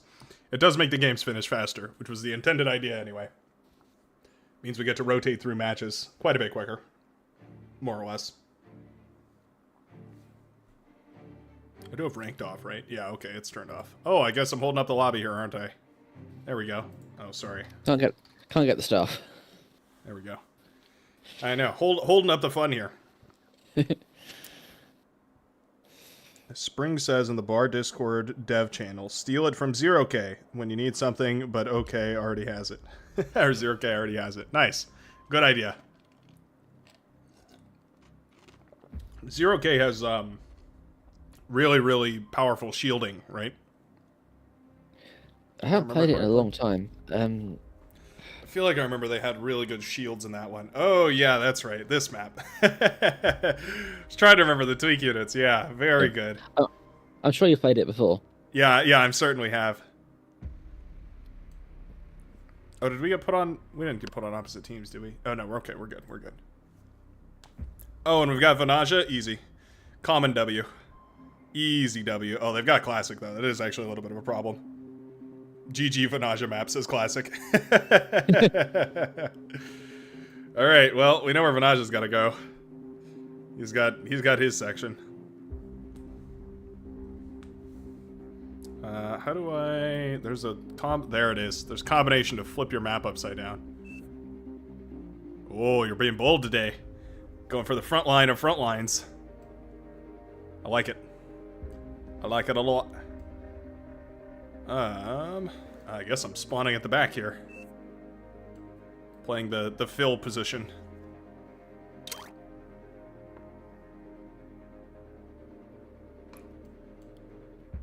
The Parn Star. Playing it real close to the edge there, the Parn Star. Putting me in a tricky situation. Where would you argue is a good place to spawn here? Given present condition.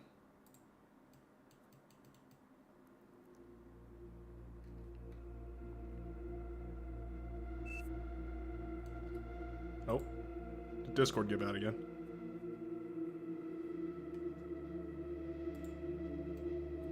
It may have. Huh.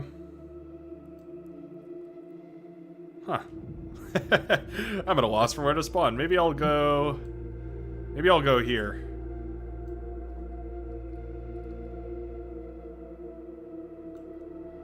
And I'll go hovercraft. I'll go here and I'll go hovercraft and I'll help Vanaja. How about that? That ought to work, surely. Or maybe I'll help the Parn Star so that we can make sure that Vanaja has all the time in the world. I'm waiting to see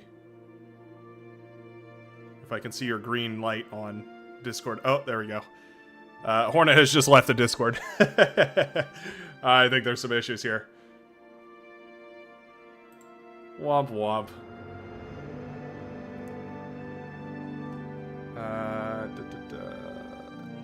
Oh, Protar, if you're out there, by the way, I'll take a second to talk to you.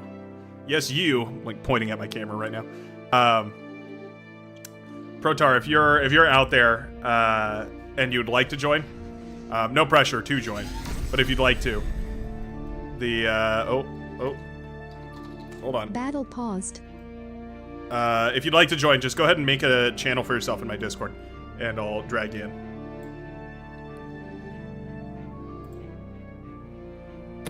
Hello? Oh, thank you, Isbad, for saying that. Hello, I can hear you. I can listen to that, okay. I think it's a loose wire on my Discord headset that's causing the device to blip in and out briefly, which upsets whether it can remember I'm supposed to be using it or not. Oh, right, so it's like picking up a new device constantly? Yeah, I think so.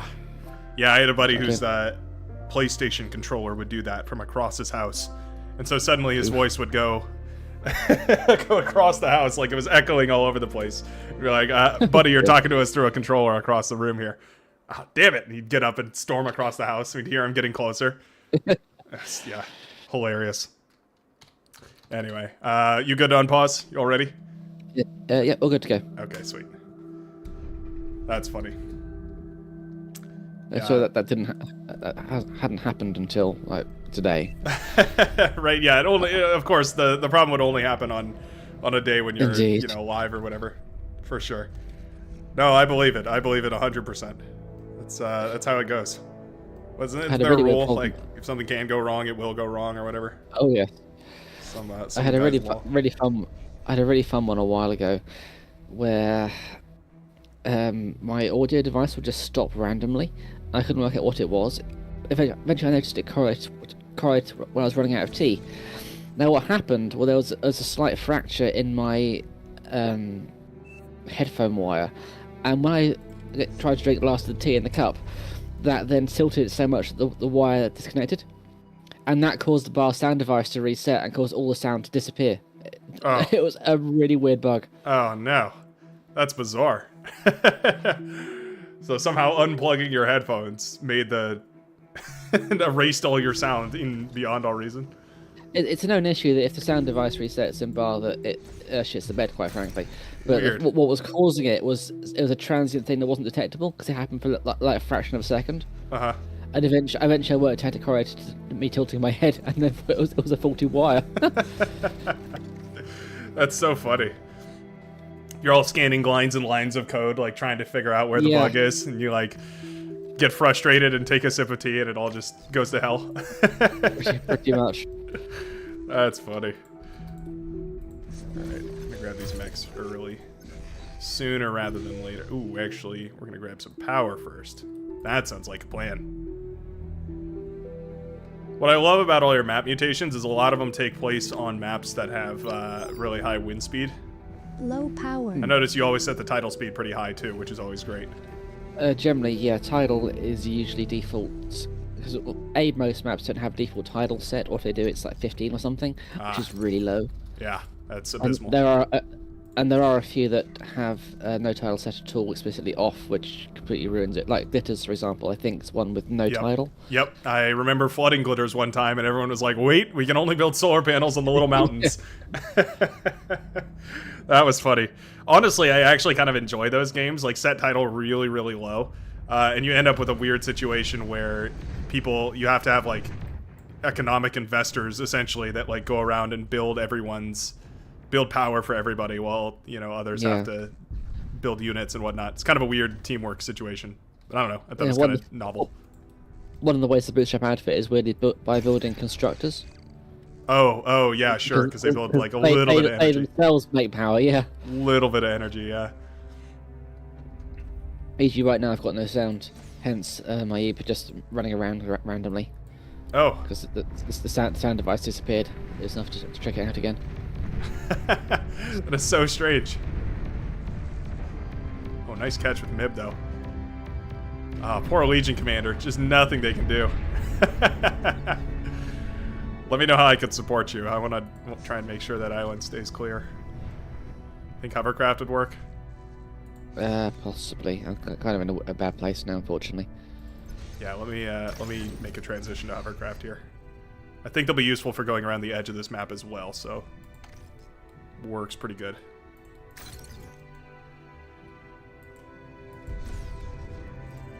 Plus, hovercraft can build tidal generators, which are always fun.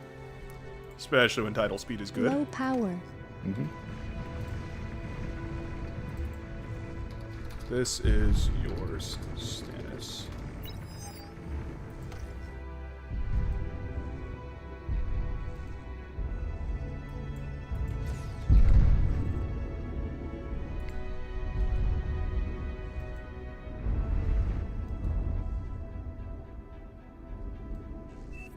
Enemy commander destroyed.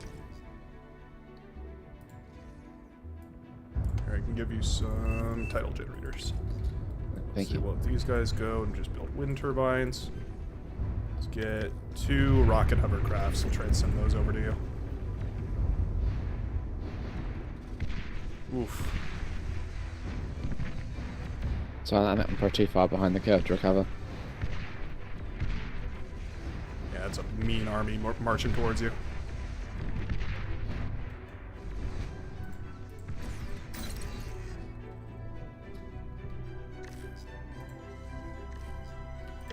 Aircraft spotted.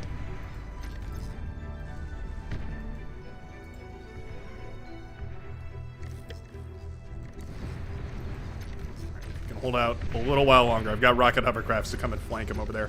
Pawn Star is also making their way onto land. Hold the line.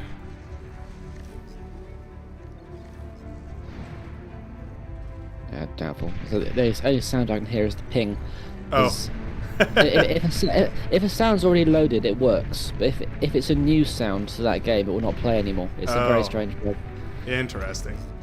That is really odd.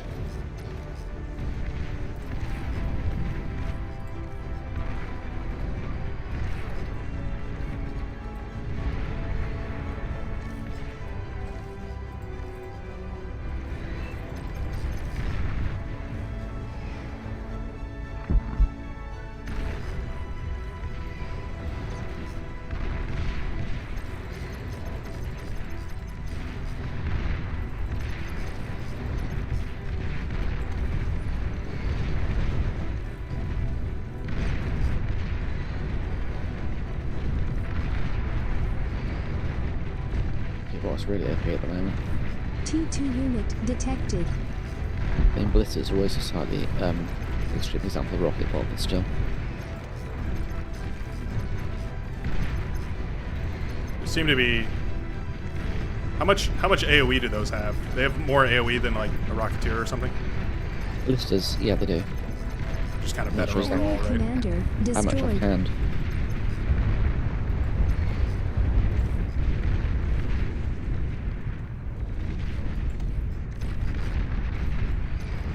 That's right, you can fall back and we'll try and So I sort this didn't out. Did they lose somebody? So I Oh. never had much of a chance there. No, you're good. You're good. It's all right. Pawn Star is kind of coming up on the side here, and I think I can go for a little bit of a run by. Maybe.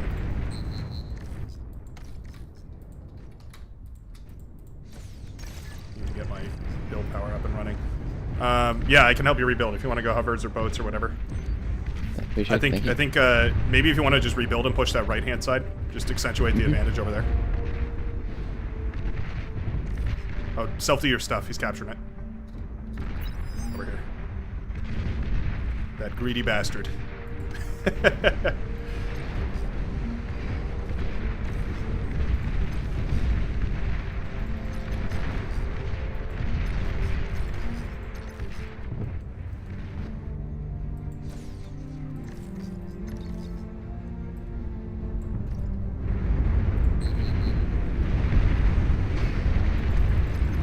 You've received new units.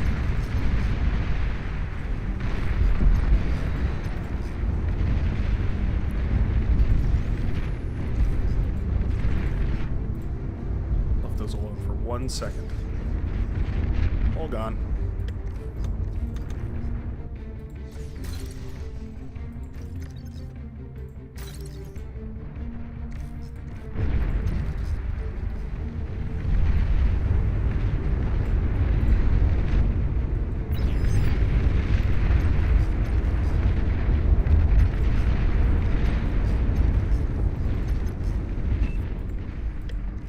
Try and build some of these, maybe some Nearest.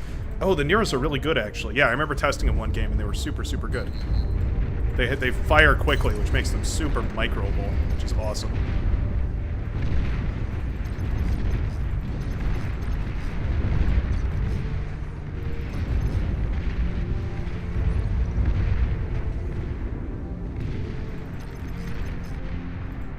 Which one? Sorry. The Nearest, Oh, it's the yeah. Oh, the hover tank. Yes, Yeah. yes. They're funny little things. They're super interesting little, yeah, like assault tanks, I guess.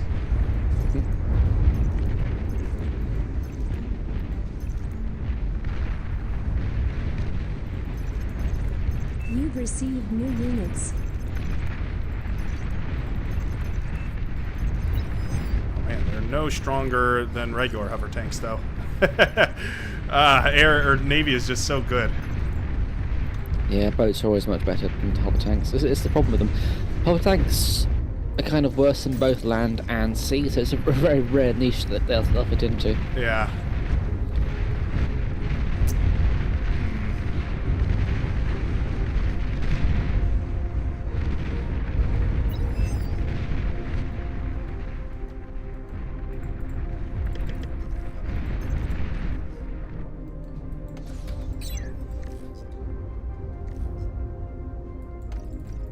Enemy commander destroyed.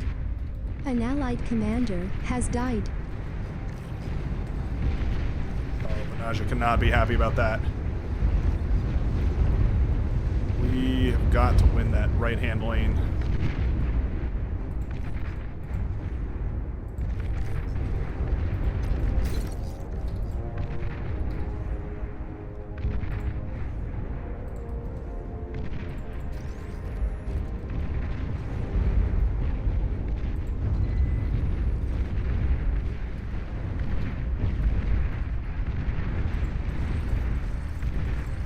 Something like that.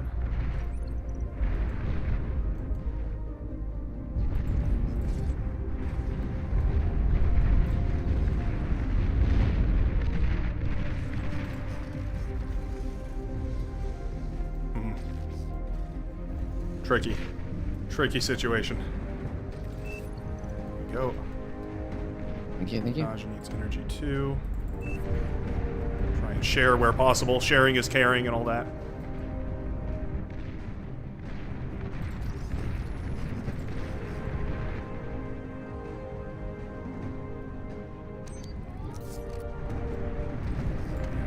Enemy commander destroyed.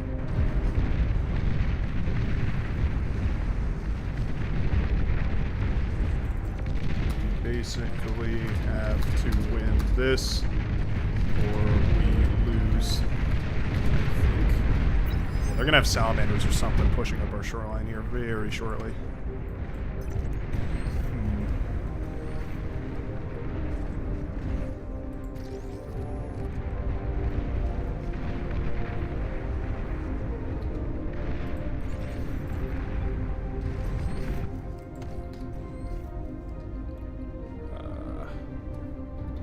This.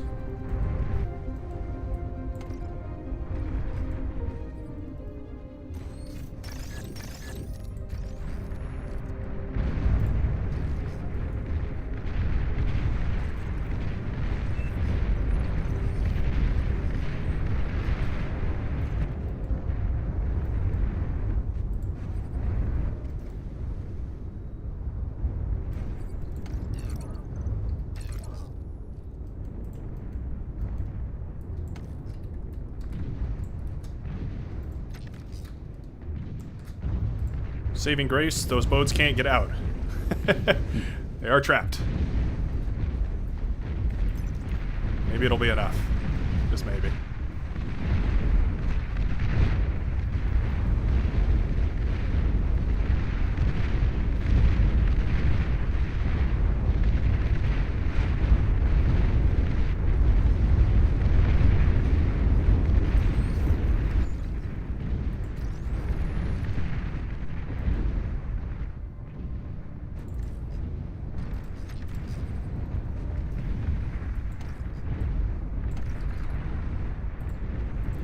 Some of these, they looked cool.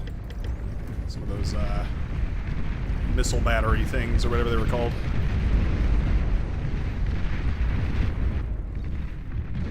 The Rapsis. Yes, that's the one. Yeah, they're quite nice.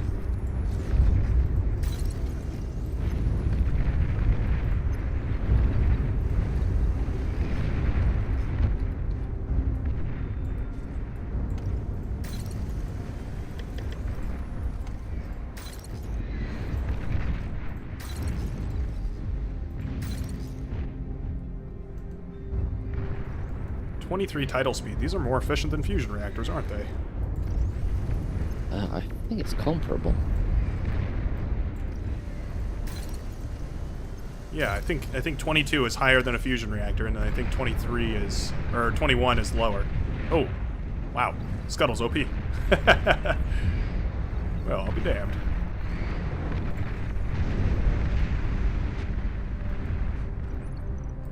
Where is this guy?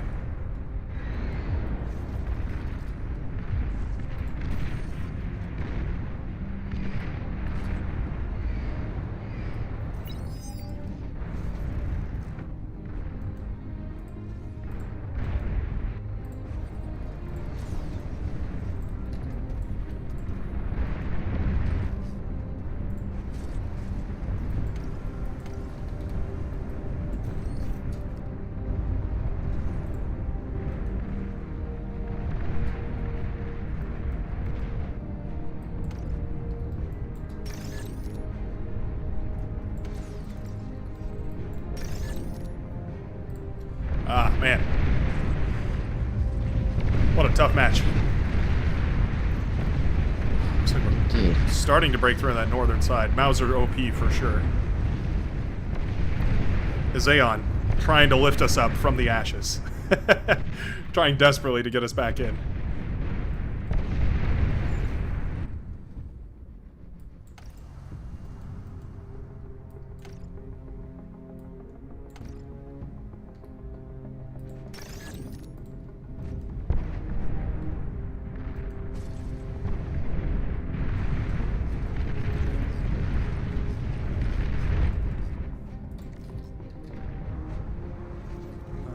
Hovercraft, there we go.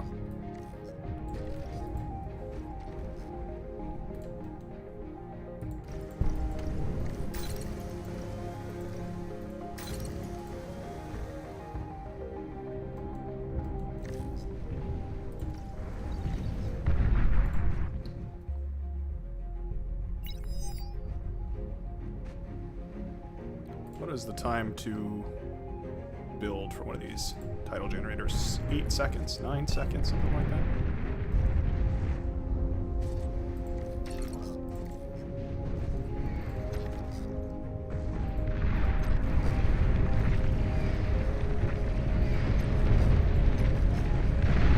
It depends on the build power. Let's see.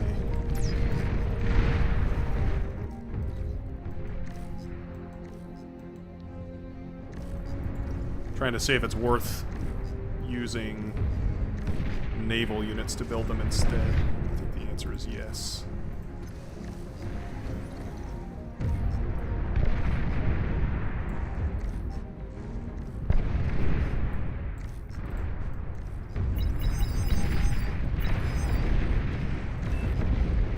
Oh, there's a lot of ducks.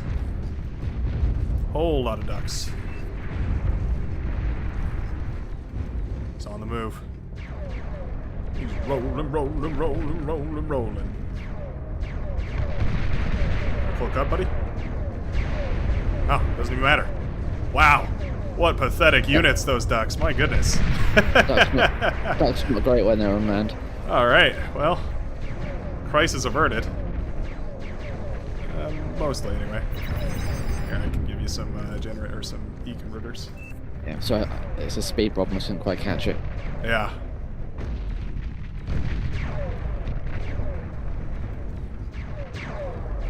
So your buddy's got your back.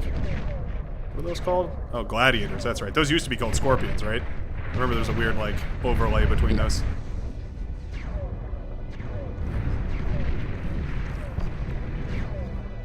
Oh, no. Oh, no.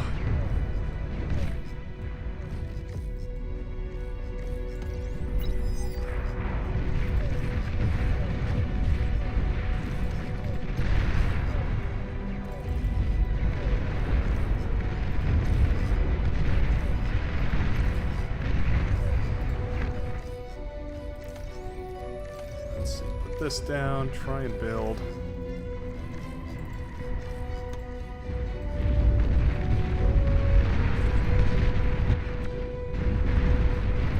Go to these. Make some real units now. Getting serious. How is Venaja back in the water? My goodness. This guy can claw back from what otherwise would be total annihilation. Thank you, thank you. I had to be so goddamn careful I don't use that during live. Or during, not during live, during a video. Just because I know as soon as I say total annihilation, everyone in the comment section, oh, he said it, he said the thing, he said the thing. This is a total annihilation. Why did you say total annihilation? That's not what this game is. Guys. Please. Ah, man. Ducks in the water, though. Ducks out of the water, thumbs down. Ducks out of the water, or ducks in the water, big old thumbs up. Ooh. Hey, your geothermal survived. That's good. Ducks are a really weird unit in that they're better submarines than submarines are. Yeah, because they can fire in all directions while they're moving. Yeah. Yeah. And the hit points are insanely value for underwater unit. That's funny. HP to metal's nuts.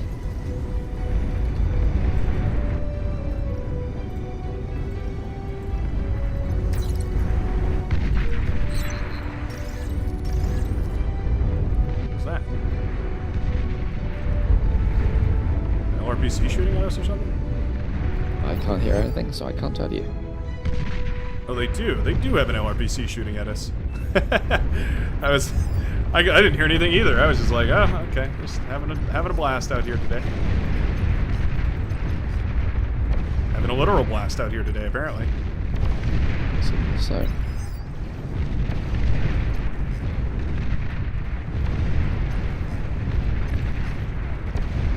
Storm the beaches. Let none survive.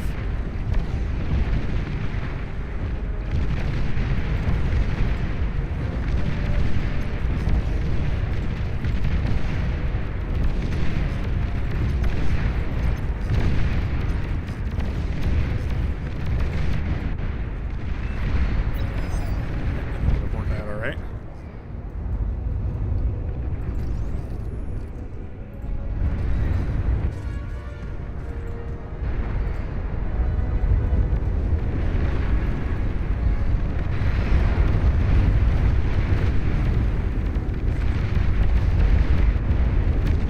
Oh, we got a scuttle into the base. I saw that, Mirtander. I saw that scuttle into the base right there. That was cute. Nice. Always satisfying when you can pull that off. Let's see. Let's go commander destroyed. for 2 of these air labs.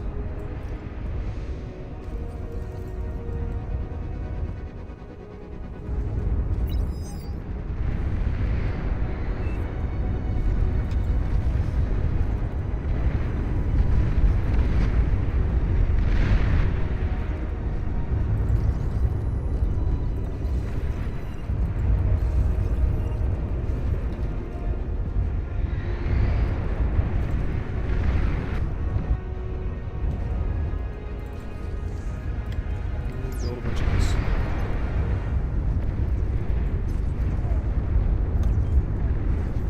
Should maybe not build a bunch of these. Maybe just build a bunch of these. I will say, at this destroyer count, it feels like Venatia has finally hit some sort of a reasonable defense against those ducks.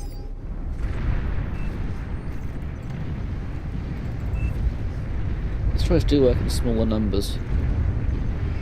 Or Yeah. versus small numbers of ducks, rather.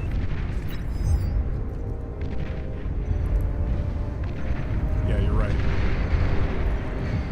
Once you build them in mass, though, there's just nothing you can do. Yeah, it's just sheer wall torpedoes, just blast anything down. Constantly firing, yeah.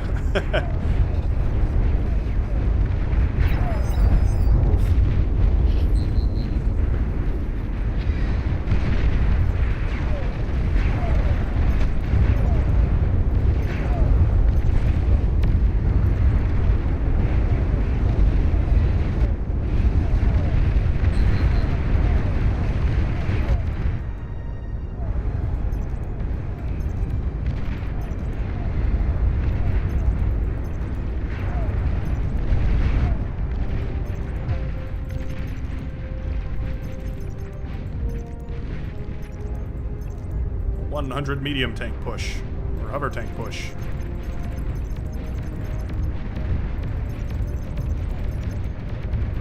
Wow, that's a lot of grunts. Okay. Grunts count a surprising amount. Yeah, they're pretty good. Just general use case, fire and forget.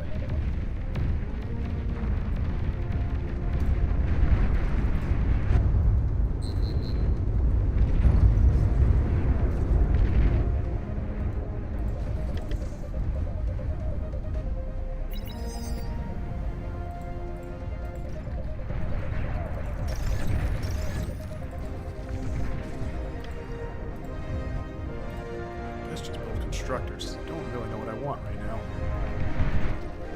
I want to win. I don't know how. Oh, cataphracts, man. So good now.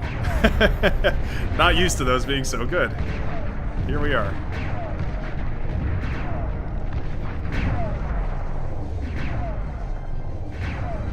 Come on, actually no. do it, please. I saw it try 3 times and he just wouldn't let loose the gun. Yeah, Oh no. there's a bug with Core D gun, it doesn't always fire. Damn. There's no particular pattern or reason we can work out, it just doesn't do it. Yeesh. That's uncomfortable. Let's move this guy over here.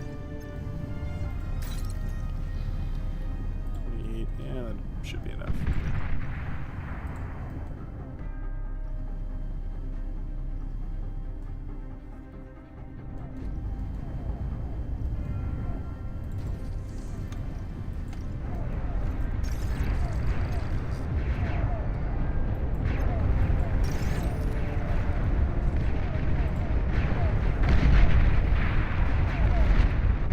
Problem with the super hover tanks is they're too good at anti-air.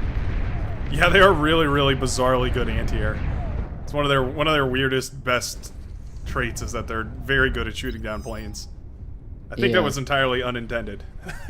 Yeah, I don't mind them having good effective DPS per shot. The problem is when it's not beam format, it hits air too effectively, which hasn't been considered in the balancing of the unit. No, not at all. That's definitely something that needs a change. Let's go ahead and pick this up. Chris, yeah, that sounds about right. There's also another interesting quirk in that arm and core D-guns originate from opposite sides. The models have the D-gun on different arms, which means if you D-gun directly in front of your commander, with the arm commander, D-gun veers to the left. With the core commander, D-gun veers to the right. Huh. Which is why people D-gun their own labs accidentally sometimes. It's different for each commander. Your muscle memory is wrong. Right, yeah. Try and cut it really close. And unfortunately, you can't really fix that too easily because you have to remake the model for the commander and rechange the scripting, and the commander scripts are probably the most complicated scripts in the game. Even small changes to them break things. Oh, weird. The famous throw, actually. Infamously difficult to work around. Yeah. Scorpion turrets, anytime, feel free to go ahead and fire. Oh my god, why aren't they... Oh, Scorpion turrets, you failed me today. You failed me today, Scorpion turrets.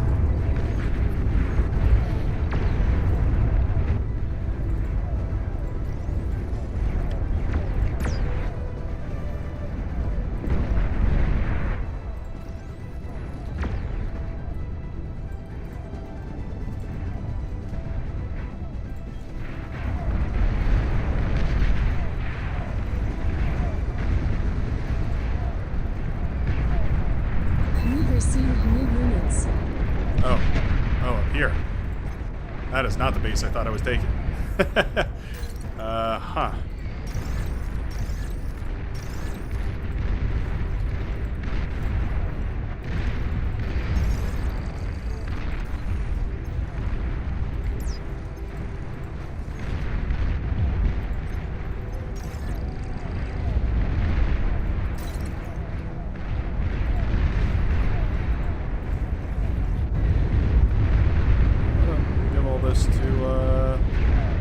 She was already fighting up there.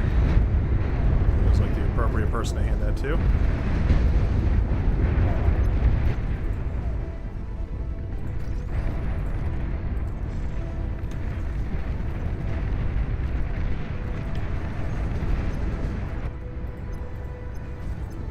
T3 unit is ready. So NPCs are interesting. Very, very interesting.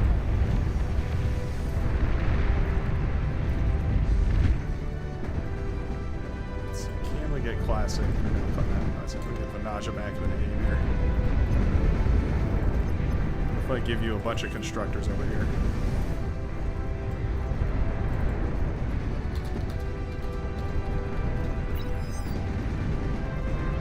See how he wants to play it. So those over two.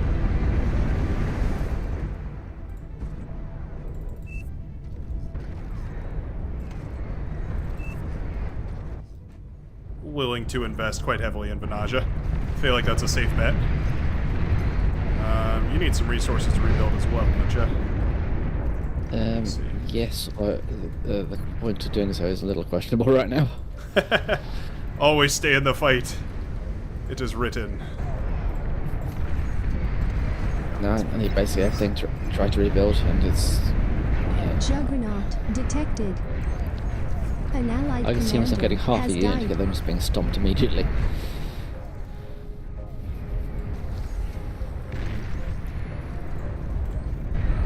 There's only so much space available at this point.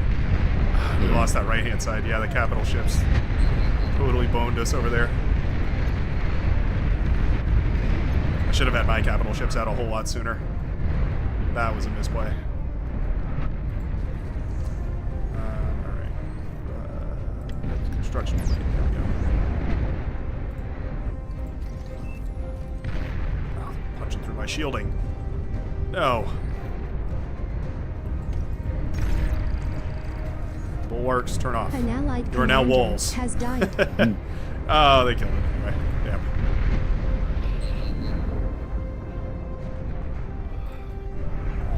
Is there any... Don't have any shields available.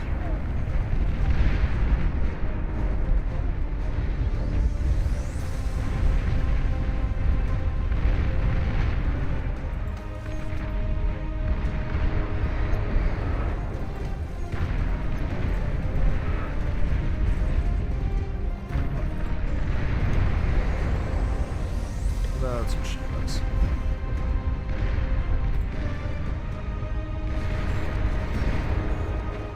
Wow. Yeah, Bulwark's pretty strong when they're cloaked.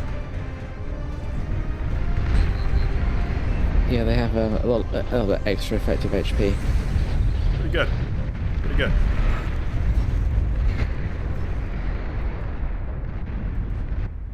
Okay, I'm gonna hand you a bunch of constructors right now. And a fusion reactor and an E-converter, all the stuff a growing lad needs. God, it's Christmas. Very much appreciated. Good sir, Malcolm. Capital ships dying over here. Always fun. Holy shields, Batman. They've got him. They've got him for sure. Oh my goodness. Look at this wall of shields over here. Oh my god. A little excessive. You're not getting through that in a hurry. I think they were pretty prepared for the eventuality of capital ships over here, I want to say. Alright. Well, with about 400 air fighters hovering above my base right now, feels like not an ideal situation. Oh no. With that many fighters, you don't even need bombers, just let them crash into the econ. How about, what's anti-air turrets, I guess? Yeah, the Raptors are doing a good job. They are doing a good job. I did the OP trick of landing my cons planes, so that now I'm under the water. Take cover! Yeah. We got light anti-air turrets coming up, don't you worry. They'll save us. An allied commander sure of it. has died. Ooh, the 3 juggernauts coming You in is have pretty lost troubling. commander. I won't lie, that's a little troubling. Is it time? Oh, Awesome. I'll let him get it. Came in with the bombers. Oh, there we go. Man, what a game. Almost had it. Commander is heavily I like your damaged. commander standing in the pond with his guns are sticking out the water, just enough to fire. Oh, I'm gonna shoot you. Ooh, I'm gonna shoot you. Look at these shields over here. This is insane. Classic has gone for what I like to call a shitload of eco. The thing is, there's a gap between the shields where Is there? his fusions are. So if you get an LRPC shot in the right place, it would bounce between the two and be funneled into the Oh yeah, you're right. Oh, that's so funny. That'd be a hilarious way to take all that down. Just funnel a single blast directly into the shields right there. That's funny. GG, Vanaja hard to get rid of. Yeah, agreed. Agreed. Very difficult to kill the pirate. He'll find his way back into the water somehow or another. I should have given him resources to build on the outer side a lot sooner. I think probably would have saved that one. But oh well. Hey Bright, says Nebachad user. Hello. How are you? Oh. Oh my. Going for a coup, are we? Ironically, one of the best naval maps in the game. Huh. Okay. You wouldn't think it. You really wouldn't. But I'll take it. Vanaj is going to be upset that he missed this one. He's almost back in, though. I might actually be able to rotate all the way in. Can we do a might get it. 12v12 on this? No, we don't have any. We don't have Flo in the chat. Flo had to go to bed. It's pretty late for you too, I imagine, right? You It's in the trying to UK? be. It's like 11:30. Appreciate you staying up to the end of the stream. This will probably be our last match. So if you're a part of it, Thank you. take notes. It'll be important. Important for the pop quiz. Let's go ahead and ring everybody. This will be on the test. Yeah. Oh, he's so close. Alright,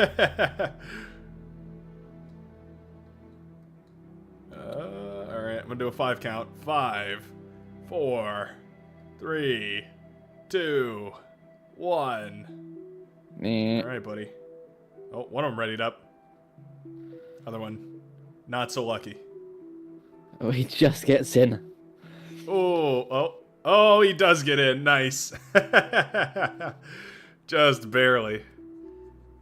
Just trying to figure it out. Oh, there we go. Brace yourselves, gentlemen. This should be fun.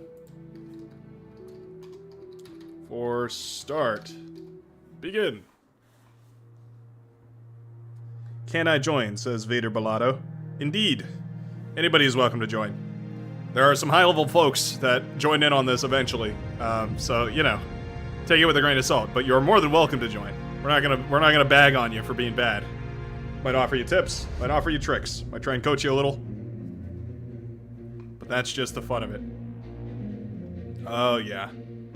Yeah, I remember this. This is gonna be fun. I've got a good feeling about this.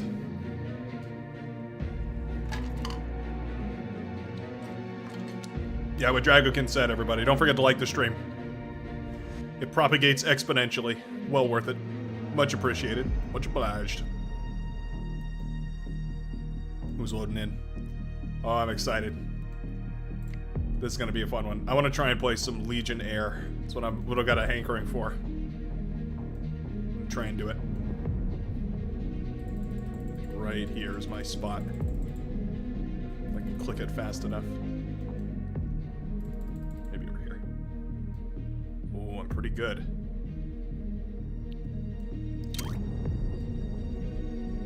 Oh. Jonathan Belmont. Please choose your starting location. Famous vampire hunter. I wanna go for some air back here. Might have someone crashed out, not sure. Oh no. Oh, it's Cage now. He just takes a minute. Cage is well known around here. He's got a hamster-bidden computer. Or Oh dear. a hamster-powered computer, I mean. There he is. That's your real name? That's dear. not true. There's no way that Jonathan Belmont is your real name. Okay. Sure. Show some ID in chat, mister. No way Jonathan Belmont is your real name. Nuh-uh. Not buying that for a second. Hi, welcome to the DMV. What's your name to get started? Jonathan Belmont. Vampire hunter. Alright, there we go. Grab these. Yeah. Vanaja is right, John. You gotta boat up from high ground. I'll send a photo of my ID in the Discord after this game. Please don't actually do that. I don't want to be responsible for you getting doxxed. Suddenly finding yourself with 3 new credit cards. Did you miss the question? Technically, it's already erased real name, so it's not really toxic. Yeah, true. Yeah, if true, Jonathan Belmont really is your real name, then bold of you to put it on an online video game. I gotta acknowledge, and, you know, commendations for how bold that is. Every lost game on Flooded Coombe has been land not making boats so far. That makes sense. Yeah, many such cases. What is... Famba has asked me some sort of question. Did you miss the question? And I said yes, and then he didn't re-ask the question. What's up, Clownbass?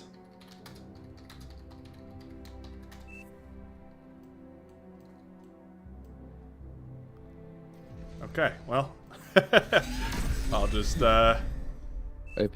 go with the flow. Scroll up. You're gonna make me scroll all the way through chat? Legion or real air then, Bright? Well, I'm gonna go T2 Legion. I'm gonna use these OP metal extractors to rush into T2. We'll see how it goes. Although I think the T1 Legion fighters are pretty good now. I don't know if you guys changed anything about them, but they seem like they're alright now. They had a very slight buff. The problem I find with them is in 1v1 engagements, or literally one fighter versus one fighter, or trying to kill an aircon or something, they'll just circle and circle and circle. Right. Their turning circle is wider than their firing arc, so you can get in some weird edge cases. Yeah, I experienced it. I mean, couldn't that be fixed by just decreasing the turning circle, or does that just make them too OP in general? That makes them maneuver too well. But we need to increase the firing arc a little, I think. That makes sense. That's hard to do, I imagine, because they're meant to be like that a will machine have gun. some. Yeah, I mean, you can have the guns on turrets, I suppose. It would have some balance implications, but not too many. That's the least wrong way to fix it, as far as I can guess. That makes sense. Least Not wrong. I like that. Yeah, a lot of stuff in bar boils down to that, unfortunately. The right way to do things is... So, like, yeah, technically not- impossible, not- or just difficult, or... Or just take too much time, manpower, involve rebalancing huge chunks of the game, so you just have to sort of fix that as best you can. That makes sense. I try to avoid that wherever possible, but Sure. Only so much you can do, I imagine, though. yeah, sanity has to take place at some point.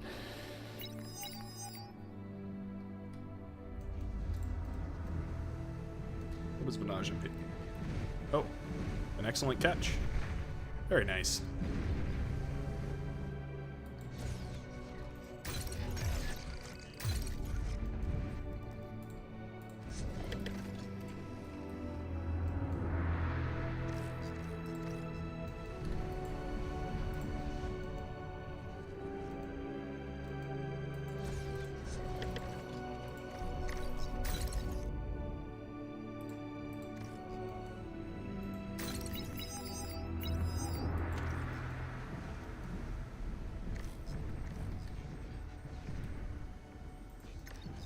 If he's got those, then I will just... I'm gonna claim these mexes behind you and hand them over to you.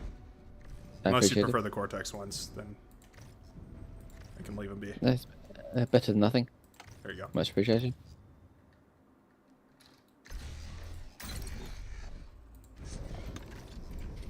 If I get a company at some point, I'd appreciate it, but no mad rush. Here, I'll tell you what. I'll give you these two. Wow, OP. Yep. I spammed out like 6 cons right there, so Thank you. I've got a few of them in reserve.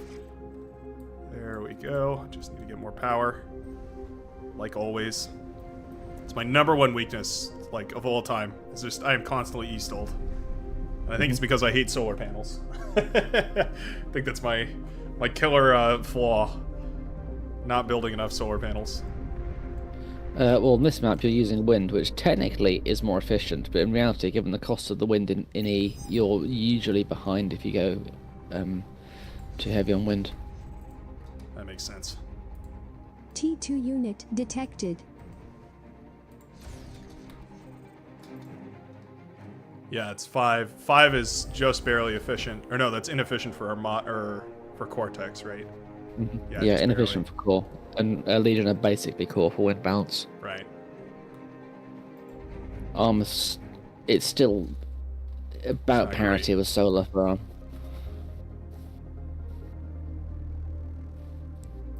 Well, I'm gonna have a So bunch of metal anyway. given the lower build power cost and full recapability, it's usually better to go solar. Right, that makes sense. That's exactly what I'm gonna do. I'm just gonna transition to building solar panels like crazy. Consistent energy is nice for keeping these mechs up and running anyway, so it all works out. Indeed.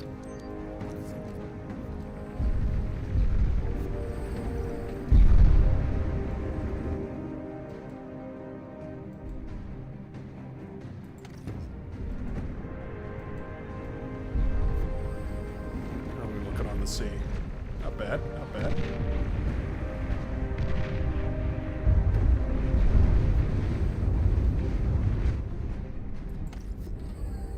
Oh, damn it, caught on side of the bloody mountain.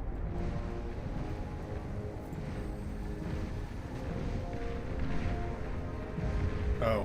Oh, yeah, the hill over there. Yep. Hovers do not like hills. hills. Over there, though. Worked out eventually.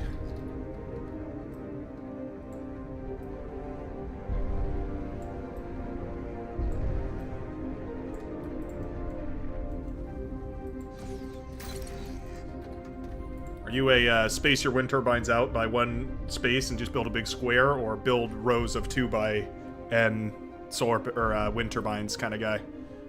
Rows are better generally. Oh yeah. Just reduces surface area, or what's your reasoning behind it? Generally reduction of surface area, but for optimal density. Ah, that makes sense. Yeah, cram them a little bit tighter. I guess you deny a lot of that. Like, you don't need every ounce of the space in between the. Like side to side, you don't need every ounce of free space if you just build a big square of them. Yeah, interesting. Let's get on here. That down.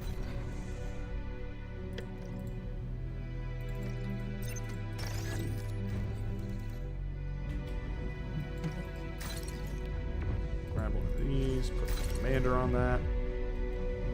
Get it all building.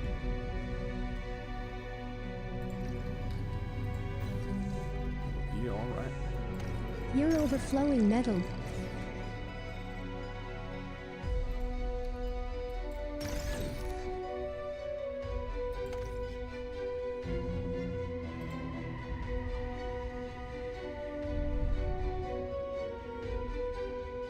Low power.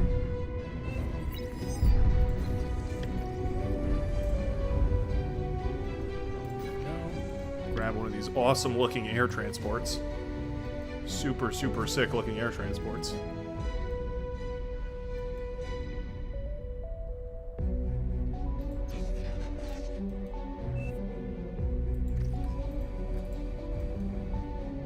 Get an air con, sure thing.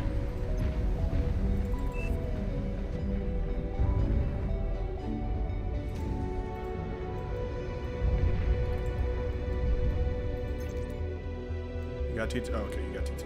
Nice.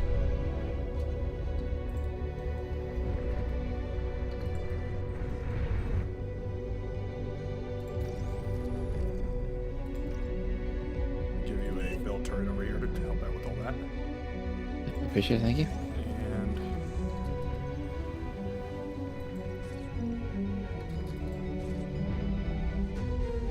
so this on an upgrade path to go help Cloudpass.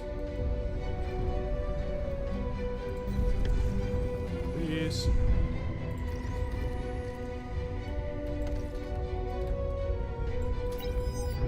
Oh, fuck's sakes. Bloody commander.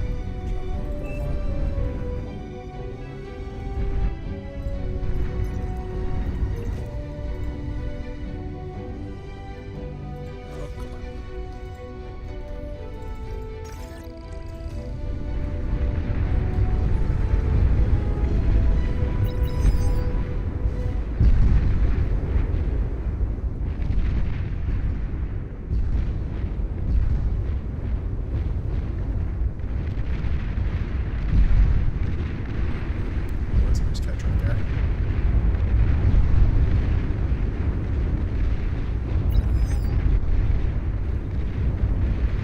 Nice bombing run. Very cool.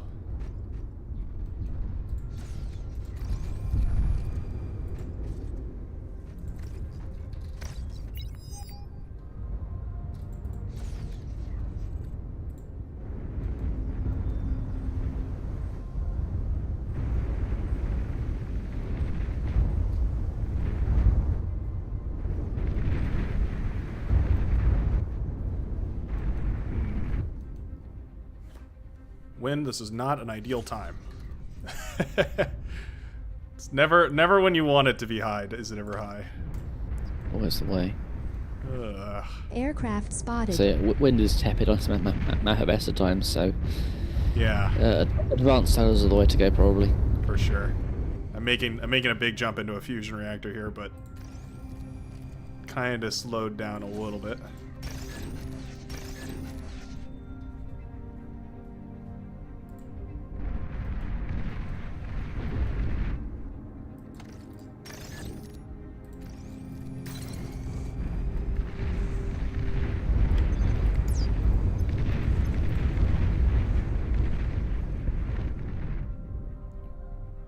Legion commanders have upgraded to level 2.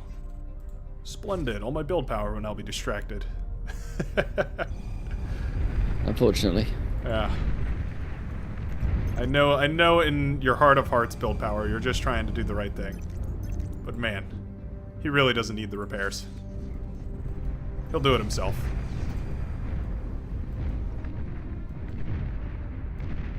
Did your T2 con get whisked away? Don't know. I do have one. It's busy over elsewhere at the moment. Oh, I see. Yeah, building the Cerberus. Enemy commander destroyed. I tell you what, I'm gonna pick up this. Well, I can't pick that up. I was gonna move your build turret over there. I'm gonna. You've received new units. Fighters.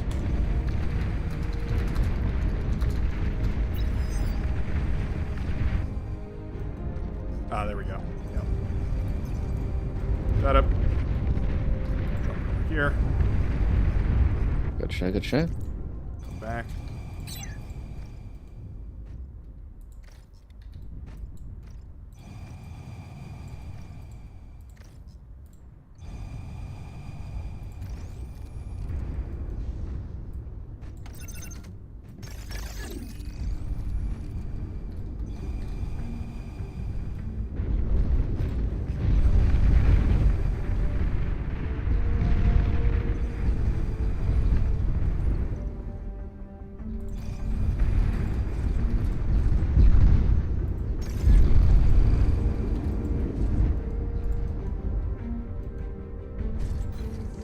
Upgrade these mexes while we have a second.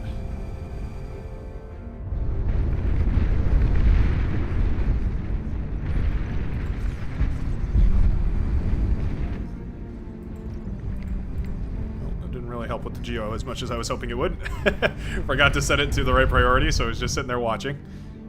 Not what I intended, but all right. You over here.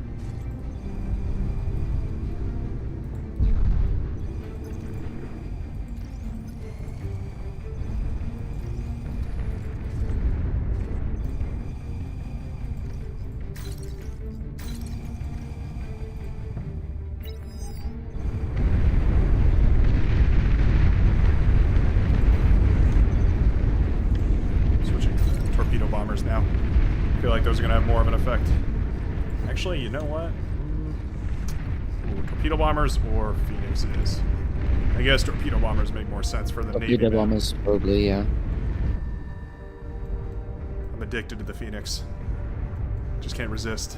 If I ever have the option, I have to go for it. I'll hold back. Just this once. I'm going to give this to you in case you need to build over there. Appreciate it, thank you. It's super useful.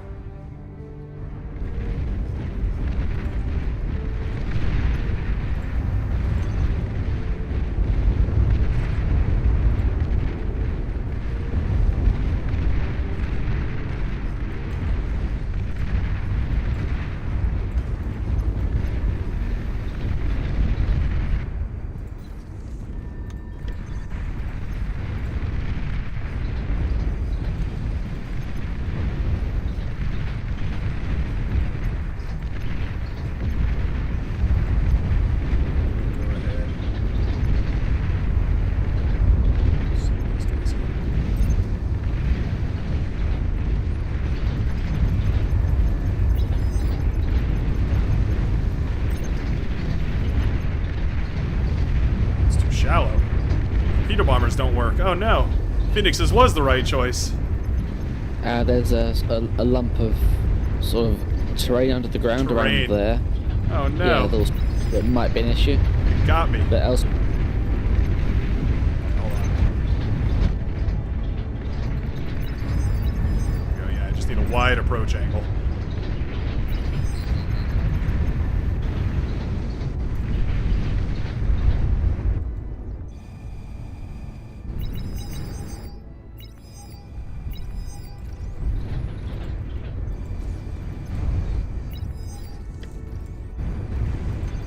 Get some fighters over here.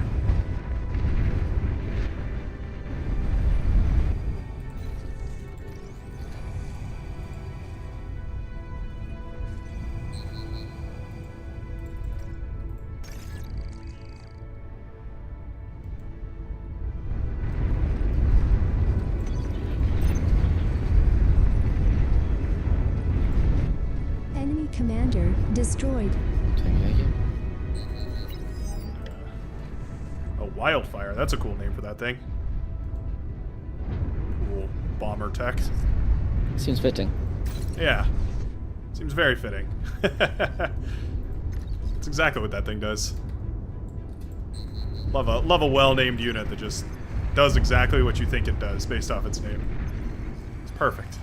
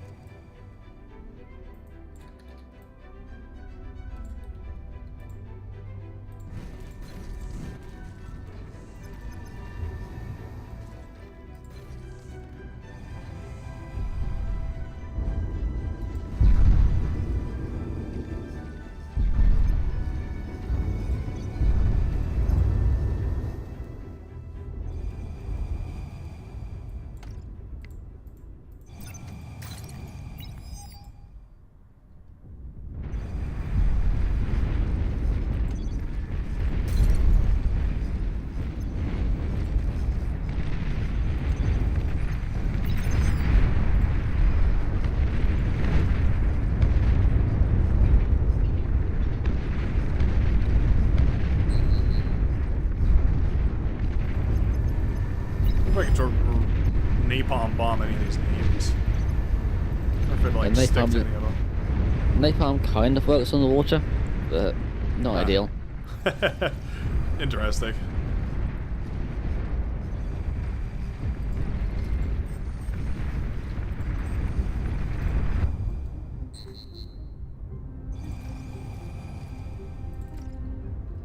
Air transport detected.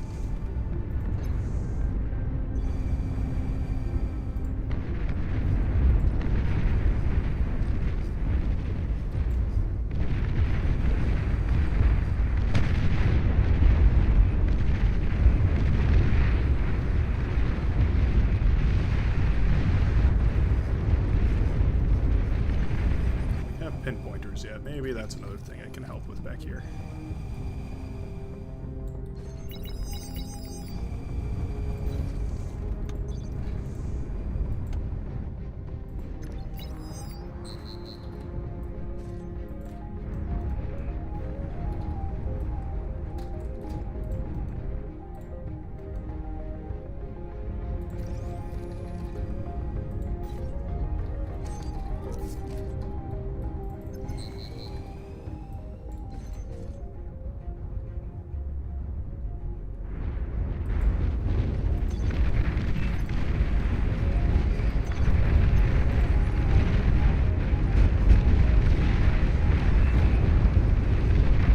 Man, Despot's pack a punch. Watching him just plow through the T1 boats is so satisfying. They are both Crazy, crazy high impact. shorter range than the ARM ones on this version, though. Oh, interesting. I guess that makes up for their viability. Oh, there's those depth charge launcher drones. Sweet.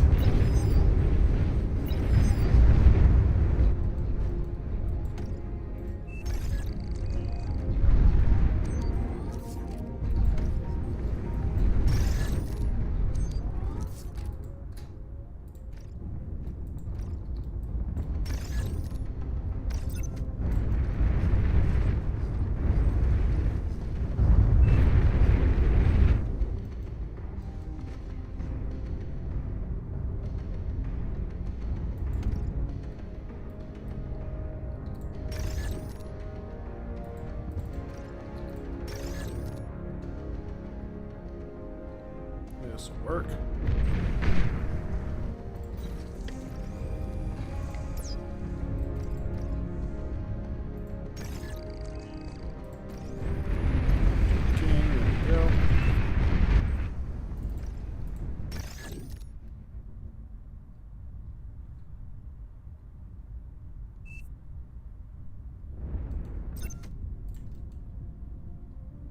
No problem, Terp King. Always got your back when you have not got your own, I guess. Didn't know how to finish that sentence, but there we go. Got there in the end. Yeah, let's start building these.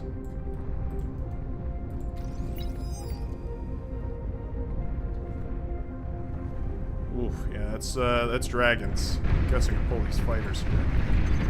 I don't think it'll be enough, frankly, but better than nothing.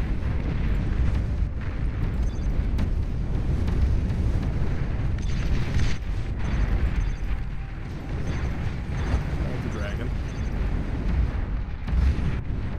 Softened it up a bit, at the very least.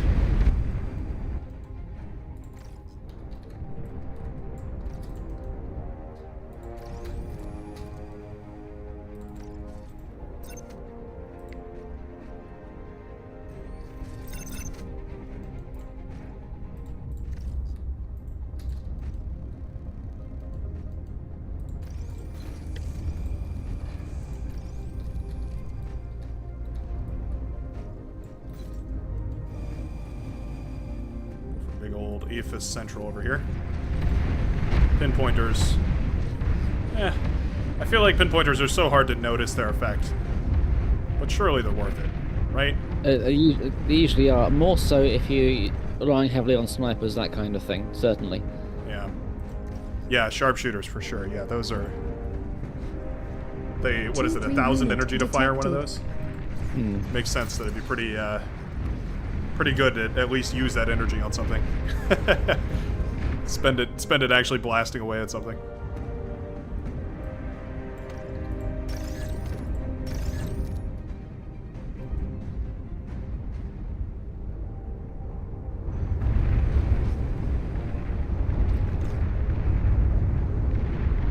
Enemy commander destroyed. Try and feed the Venaja. Feed the beast, if you can believe it. There we go. Out he goes. Nice bombing over there.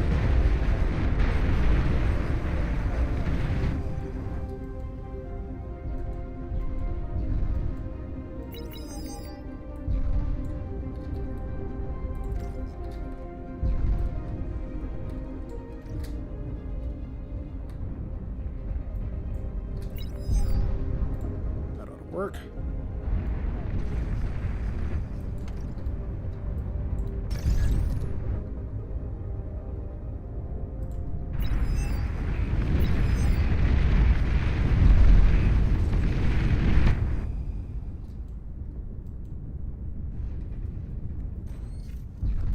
Let's go ahead and give this to Venaja.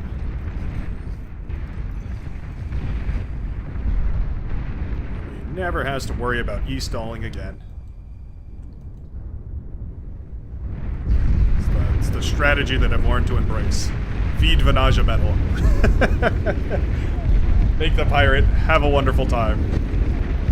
True AP strat. Only way to really conquer the high seas. Just dump gargantuan amounts of metal and energy into it.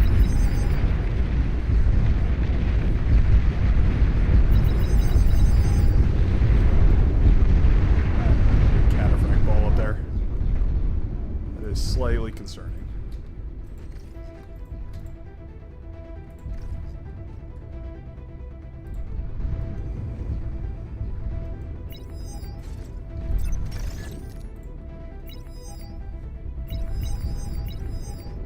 There's mass support if you wouldn't mind. Nope. Yeah. Fighters are not going to get there very quickly. Is that what you're asking? Is that what you said? Fighters? Yes, please. Gotcha. Yeah, 1 second. Actually, our other guy was on top of it here. Oh, and you know what? Legion anti-air guns. Not bad. Not bad against dragons. Really, the win there goes to Clownbuzz, though. An allied commander Ravagers are has excellent died. against them. Yeah. Their rapid single target damage is pretty good. Yep. The new railguns aren't too bad either. Oh, yeah, I should make some of those. I guess you kind of need them in combination, though, huh? Because railguns are liable to just shoot at a bunch of fighters, I feel like, and then... Yeah, definitely. Titan detected. Long-range plasma cannon detected.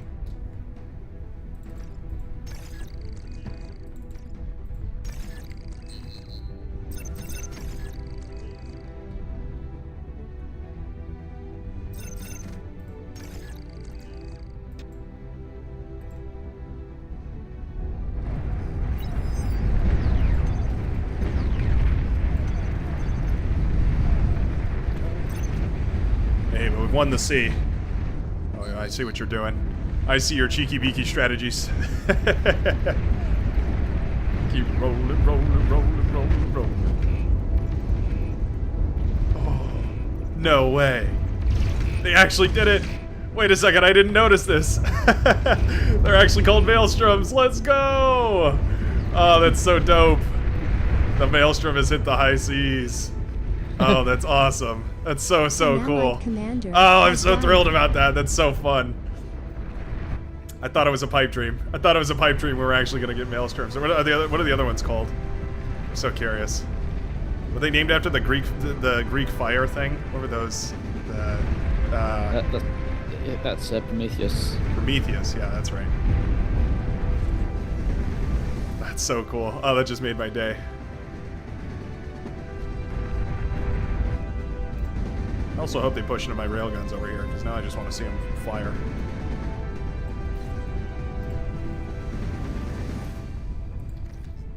Should I clear it up?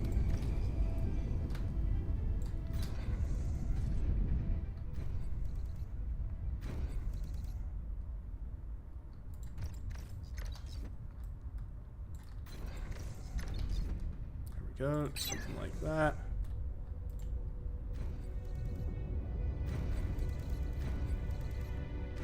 Actually, you know what? Stop that.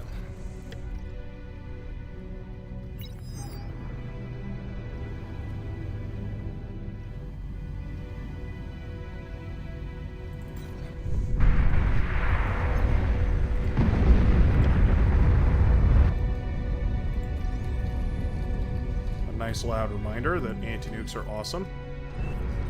Indeed.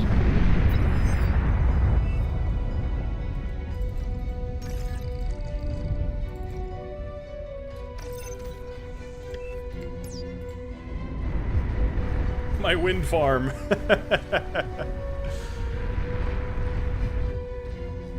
As good as it gets.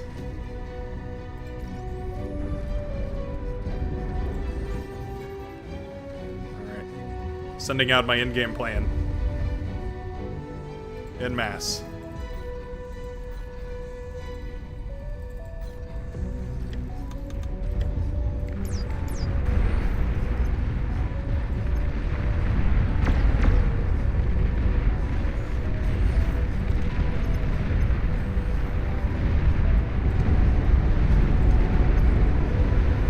You're overflowing metal.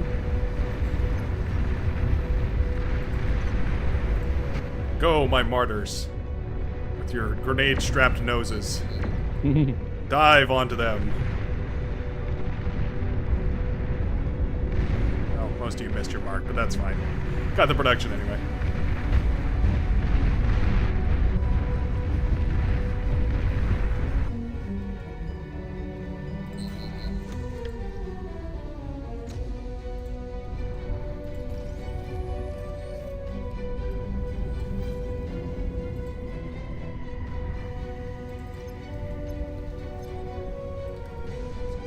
For an extension over here.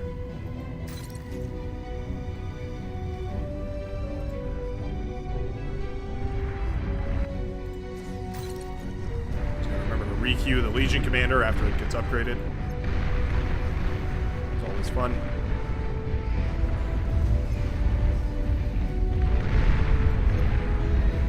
Let's see that, we'll make a wave.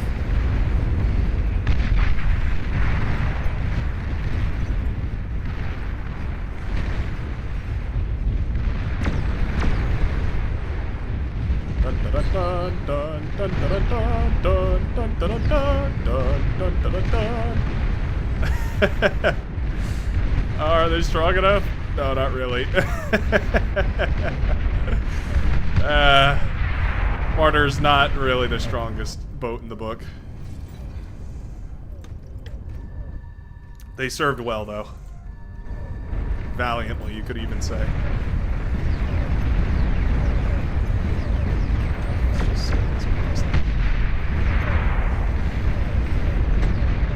Nice. Oh, nice salamanders.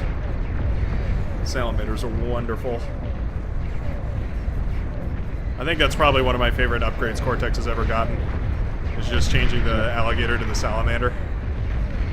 The lab really needed it. Yeah. It gives them a really viable, cheap T2 spammable powerhouse. Yeah. Which is essentially what the welder is for Armada. It's also reasonable anti-spam too. Yep, yeah, it's pretty good. More of the flowing metal. Which was something the lab was greatly lacking. Yeah, I like it quite a lot.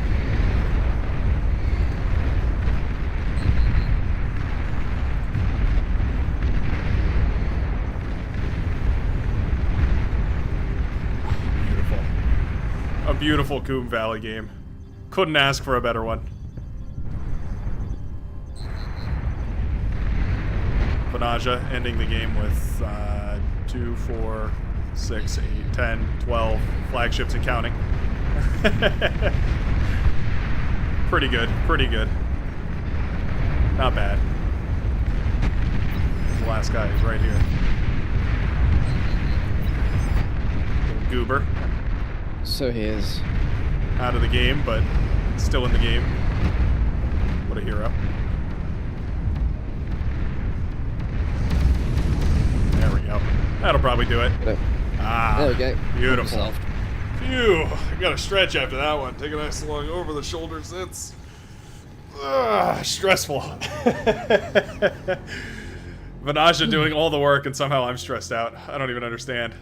Look at that eco-scaling. Man, eco-scaling in the water more more exponentially than my eco-scaling on land. What a mad lad. What an absolute Chad lad. Beautiful. Well, that's going to be all for me. That's the end of the live stream. What more to say? What a great look at the Legion units today. I really feel like we covered everything. I got to see a lot of the new T2 defenses. They look epic, just like I've essentially come to expect from you guys. No, no pressure, but you guys put out some top-notch content, so I'm thrilled to see that the standards have not fallen whatsoever. Some of the new models and stuff, really, really cool. Cool discussion about kind of where the units are and where they're headed. Always super fun. And it was neat hearing from that other guy as well, who I've forgotten the name. That's just something about me. I always forget names. Don't take it personally. I'm horrible about it. That was Zephyr. Zephyr, that's right. Thank you. Anything you want to add before we get out of here? Not that springs to mind. Yeah, I think we kind of left it all out there on the field in that last game. I can tell we're both hitting that hump where it's like, oh my goodness, I can't commentate. Have to just keep focused on the game. All APM to the forward fields. Pretty much. Yeah, very, very tricky. Well, thanks a ton for joining me, Hornet, and thanks a ton to everybody else for watching today. That was a blast, and I sure hope you guys enjoyed. Leave a like on your way out. Helps the live streams propagate the ether webs. Indeed. And helps me out quite a comment, lot. subscribe, all that good stuff. Yeah, all that good stuff. Thanks a ton, buddy, and I will see all the rest of you that are watching this live in the very next video or live stream or whatever it so happens to be. Peace out, everyone. Cheers.